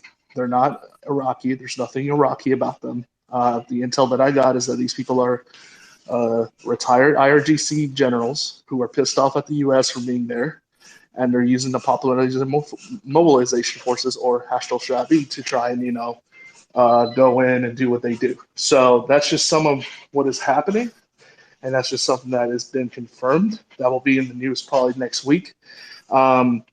Also, the war is about to get more interesting because the same proxy forces, the same people that are attacking our U.S. troops inside Iraq, are now moving into Syria, and now they're using Syria as a battering ram in the east to attack Israel. So that's something that maybe you guys haven't heard yet, but it's about to happen. But at the same time, while the regime is trying to play Groundhog Day with all these proxy forces, inside Iran, we're going to come out and swing in and light their asses on fire because they literally just killed a 16-year-old girl who happens to be from my city. And unfortunately, she's now the symbol of the revolution. And I say unfortunately because I hate to see an Iranian woman die. And only alone, this month alone, they have killed 880 kids inside my country. And that's something that hasn't been reported because we've been focused on, our issues here in domestic world, and also in the space of, the war in Israel. So we're united. Israelis know what's up. And I just wanted to give you guys a quick update what's about to happen. So if you start seeing news of protests in Iran and in the city where I'm from, just know that we love the U.S., we love Israel, and we love you guys a lot. And I also wanted to say I'm very proud of all you guys, especially you co-hosts. I love how you guys always give us the room.